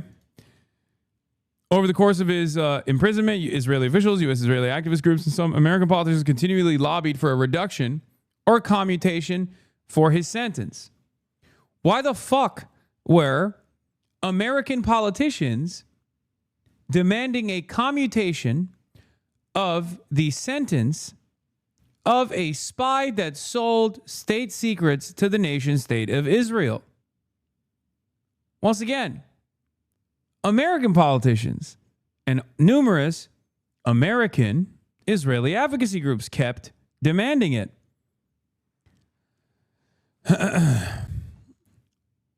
They even said, in defense of his actions, Pollard actually said the American intelligence establishment had collectively endangered Israel's security by withholding crucial information.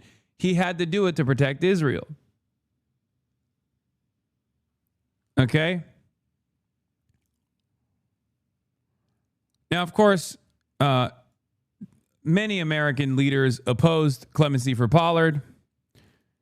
Retired U.S. officials, Donald Rumsfeld, Dick Cheney, former CIA director George Tenet, several former U.S. secretaries of defense, a bipartisan group of U.S. congressional leaders, members of the U.S. intelligence community. They maintained that the damage to the U.S. national security due to Pollard's espionage was much more severe, wide-ranging, and enduring than acknowledged publicly. There's that side of the story as well. It wasn't just Israel. He tried to sell it to Pakistan too. He's both a Jewish and Sunni supremacist. Now, Jonathan Pollard, I think, lucked out by not selling it to Pakistan and selling it to Israel instead. Perhaps because he had better connections, or perhaps because that's the reason why he gets to now breathe the free man's air in spite of doing unlimited damage to the American espionage capabilities, the American Defense Department. But the story doesn't end there, okay? Because, like, there's so much pressure coming from Israel, right? For years and years. They never give up on it. They even bring it up in the fucking so-called peace process to Bill Clinton and onwards from that point on. They're like, no, you have to release Jonathan Pollard. That's one of our reasons, which, by the way, once again, another testament to how little they give a fuck about the Palestinians, that they were leveraging America. They were like, hey, we'll allow Palestinians to live if you give us our spy. Lucky for Jonathan Pollard, of course.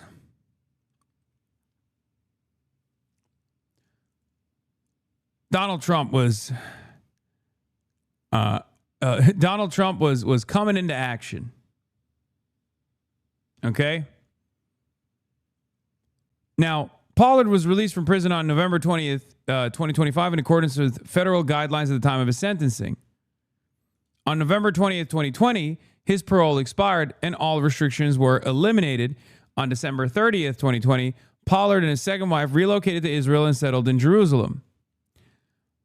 It's really interesting how they don't actually talk about the relocation efforts that took place, because it was Donald Trump that allowed Jonathan Pollard to leave the country and fly to the nation state of Israel.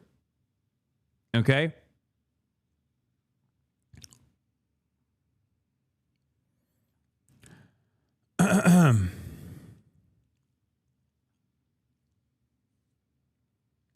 Donald Trump's primary benefactor, Sheldon Adelson, also known as Jabba the Hutt, rest in peace, sent a private jet, his own personal private jet, to fly Jonathan Pollard to the nation state of Israel after his release. And he was given a standing ovation by the state of Israel. Here's Cenk talking about the Epstein files. Look at these admissions that the U.S. government officials were secretly working for Sheldon Adelson, who only cares about the Israeli interests, and flew traitor Jonathan Pollard back to Israel on his private jet. And they joked about how Israel controls the U.S. government.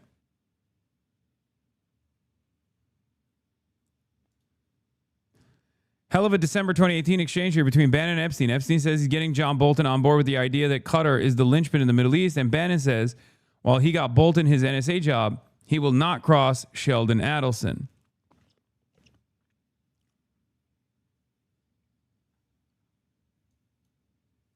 Key is MBZ. Get actionable deal, which they did, by the way. MBZ is Dubai, is a UAE.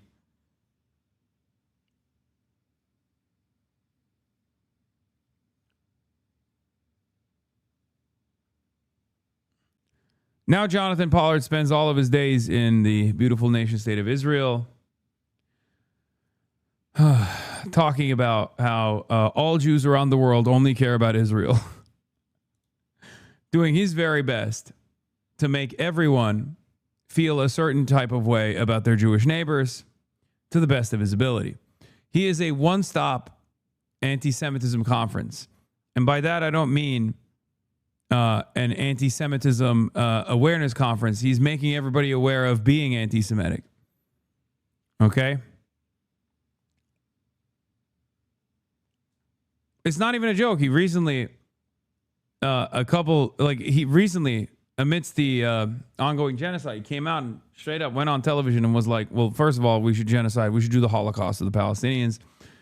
And then also said, every Jew cares about Israel. Like, do not trust any Jews in your neighborhoods because they care first and foremost about the beautiful nation state of Israel. Oh, Floyd Mayweather also met with Jonathan Pollard. That was pretty funny when he went there. Yeah, here's Jonathan Pollard doing the... Joining us now from the Knesset is Jonathan Pollard. Shalom. Shalom, Yoni. So you participated in a session in the Knesset which called for Israel to resettle the Gaza Strip with Jews. And you know, Jonathan, some feel that today the consensus in Israel is not with you on this issue. No, I actually feel that the consensus would support a return to Gaza as completely as we can.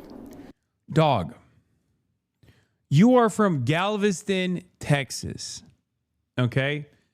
You do not say Gaza. You are from Galveston, Texas. What the fuck are you... Like, what are you taught? Gaza? Really? You are literally... I'm going to repeat it one more time. You are from Galveston, Texas. The fuck do you mean? Oh, yeah, we got to return them to Gaza. You performative bitch. I think a lot of the polls have been mistaken, and they've been poorly worded. Yeah. I'm from Galveston, Texas. Yeah, so odd hearing Pollard say the Hebrew translation of Gaza's name in an American accent, something virtually no other Israeli does, speaking in English. Anyone familiar with Pollard's delusions of grandeur before he was arrested will catch how much of a construct this persona is. An American and a Canadian speaking in English about their God-given right to depopulate a region of the Middle East and move the real owners of the land like them.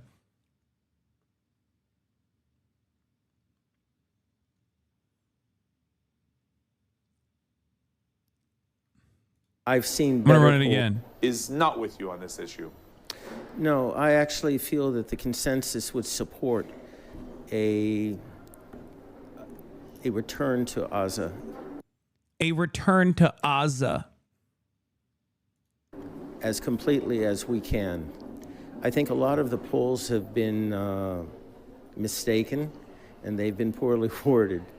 I've seen better polls, and they all indicate that a complete return to Gaza that's been cleared of its current Islamo-fascist population would probably be an acceptable solution as far as most Israelis are concerned.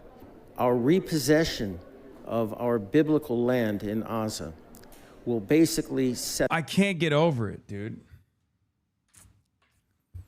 You do not say Gaza, big dog. The fuck do you mean Gaza? You're from Galveston, Texas. I have a better Israeli accent than he does. At least LARP better. Galveston, Texas. I am from there, but this is what happened. I come to Israel, and now I sound like this. The fuck do you mean? Yes, we're going to depopulate Gaza. Gaza. We will depopulate Gaza. Stage for our future. Why? Because it will show our enemies that if you fight us, we will not only defeat you decisively, but we will take back our land as well, permanently, to make sure that they're safe and secure going forward. And the only way that's going to take place is if we have a Jewish Gaza, 100%. Oh, he said it wrong. Come on. To take place is if we have a Jewish Gaza, 100%. He fucked up the LARP. He's like, oop. I'm sorry. I meant Gaza. 100% Jewish Gaza. Oh, no. Anyway, fucking asshole, dude.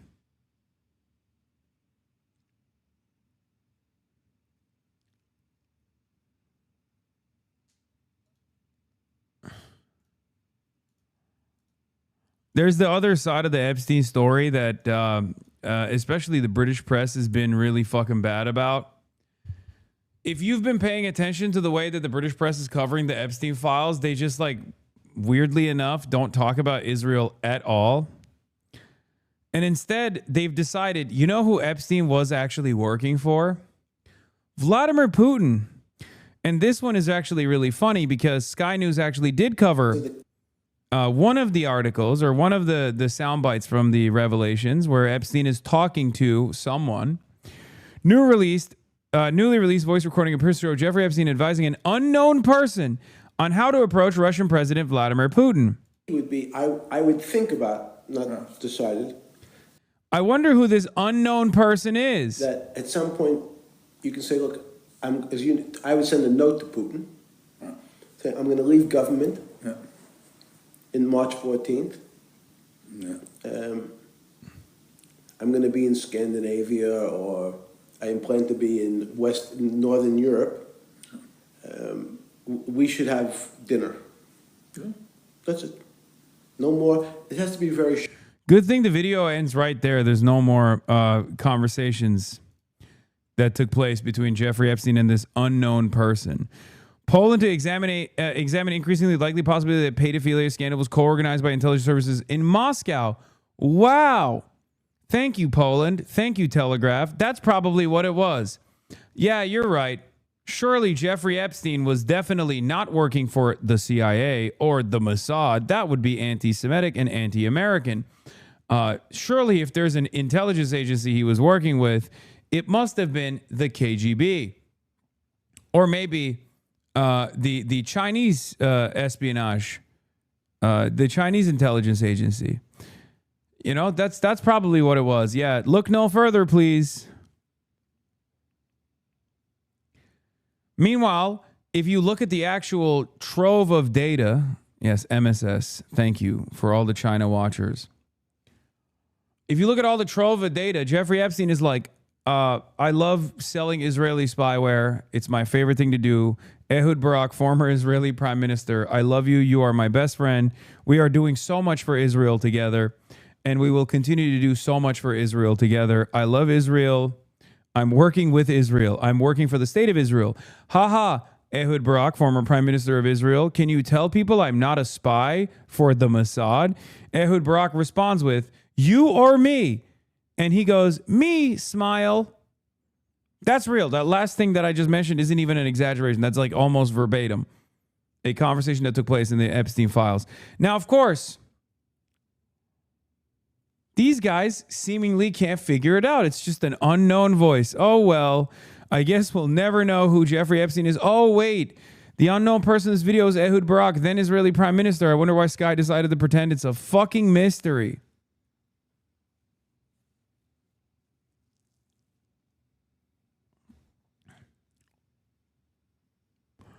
Oh, yeah, I remember this photo, too. Gina Haspel, ex-director of the CIA, was caught in the photos with Epstein and CIA Langley offices and materials room. The room where you have all your rare stolen materials like leathers. She had her photos taken down illegally 30 minutes after they dropped. A scrubber picked them up. Yeah. Epstein, with a smiling emoji, asked former Israeli Prime Minister Ehud Barak to clarify he does not work for Mossad in a meeting with a senior Qatari investment official.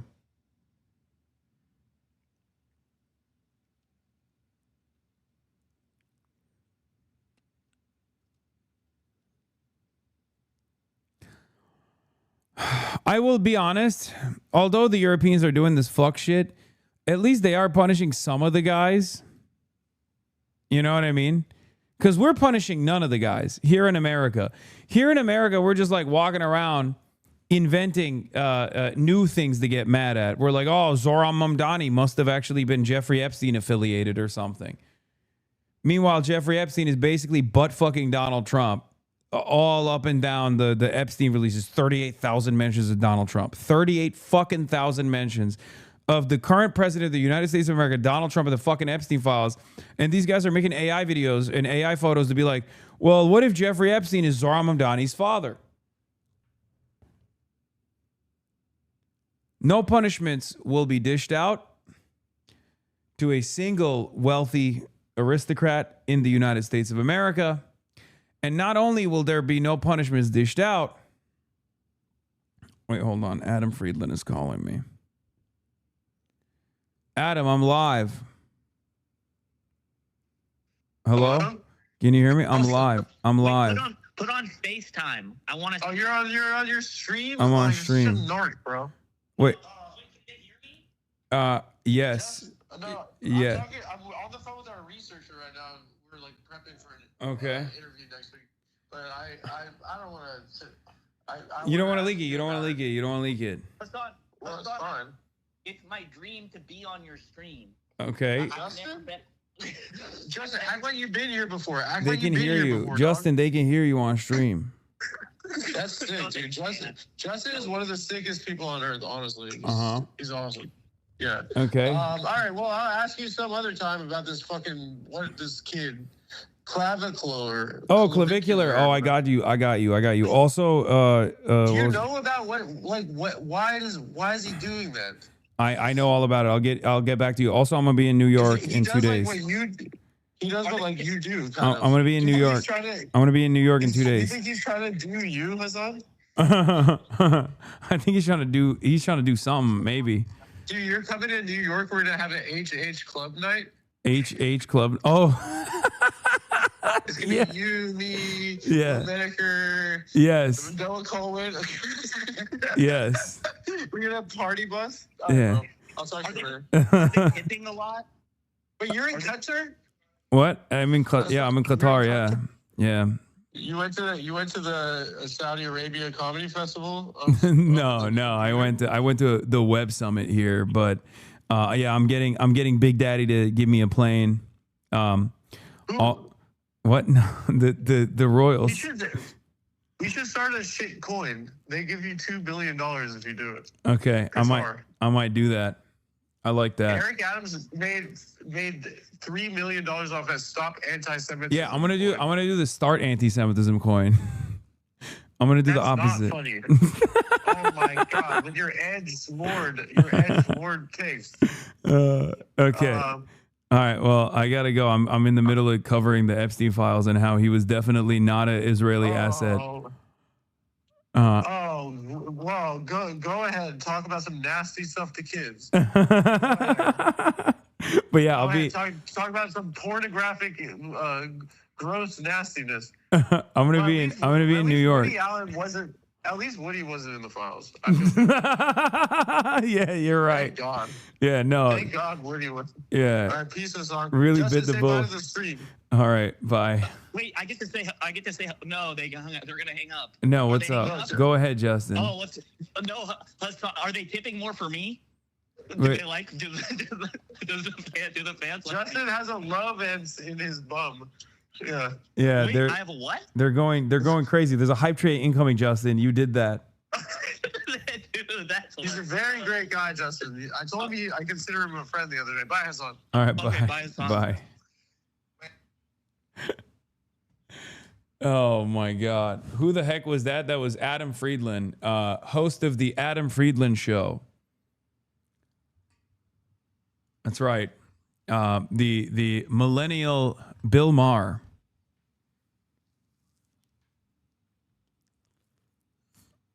He has a love sense in his butt. In his what? In his butt. Norm was in the files too? Yeah, but in the most goated way that you can be in the files, where they try to fucking reach out to Norm Finkelstein. And he basically said, if Jeffrey Epstein did to your 15-year-old daughter what he did to other 15-year-old daughters, I would hope that you would strangle him or throttle him and Alan Dershowitz. He basically said Epstein and Dershowitz are both pedophiles that deserve to be killed.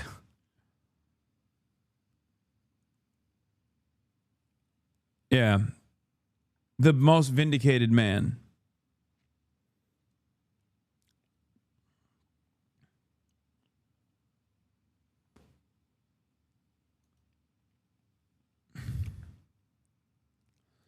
Short list of people who the files released to date have shown in a positive light: Norman Finkelstein, Nassim Nicholas Taleb, and Tina Brown. People have rightfully added she, Melinda Gates, and Corbyn to the list. Yeah. I mean, you could even say Fidel Castro, even though he did hang out with Jeffrey Epstein one time. He was clearly a hurdle to whatever desires Jeffrey Epstein had in the beautiful nation state of Cuba.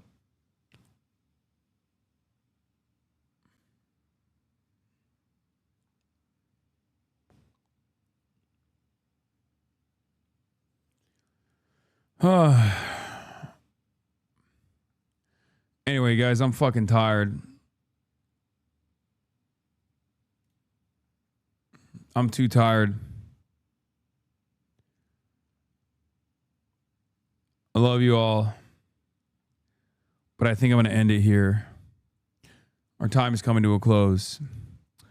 I'm going to try to be live early tomorrow on my last day from the glorious nation of Qatar, the pearl of the Gulf, Doha.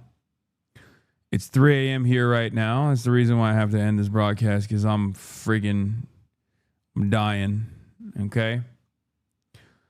Inshallah, Iran will not be bombed, and then therefore Iran will not retaliate against Qatar, where there is an American base here, as you guys know, Al Udeid, the air base. U.S. Central Command is stationed out of Qatar. That's miles away from where I'm standing, but I haven't decided on how early yet. But you can check out the YouTube announcement that I will put out there to get a better understanding of when I will be going live. I can't believe it's 4 p.m. I can't believe I'm going till 4 fucking p.m. I'm doing 6-hour streams, dude. Even in Qatar, even in the middle of the goddamn night. Don't ever tell me I'm not the hardest working motherfucker in the league, okay? Anyway, love you guys. And I will see you tomorrow, hopefully, before I travel. It'll be a short stream, and it'll be an early one, too. But bye-bye.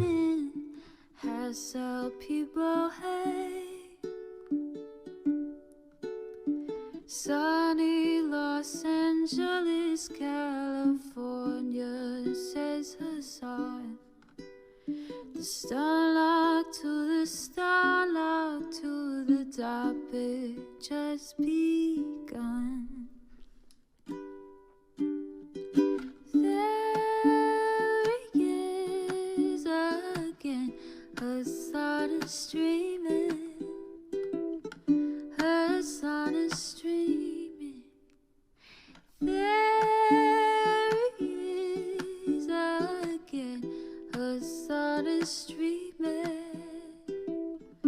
Hasan is streaming. Reviewing the P.O. box. Uncle Uger's face. Sudden discord at your prop. Great names take embrace. Tiny Bernie Sanders, LGBTQ Air Force. The whole left at your fingertips, Ane at your door. H3 crowded debate, the Young Turks online show. 3 full fucking years of this, plenty more to go. 90-day fiance, talks of champagne bourgeoisie. A Trump rally live reaction, a mass riot at DC.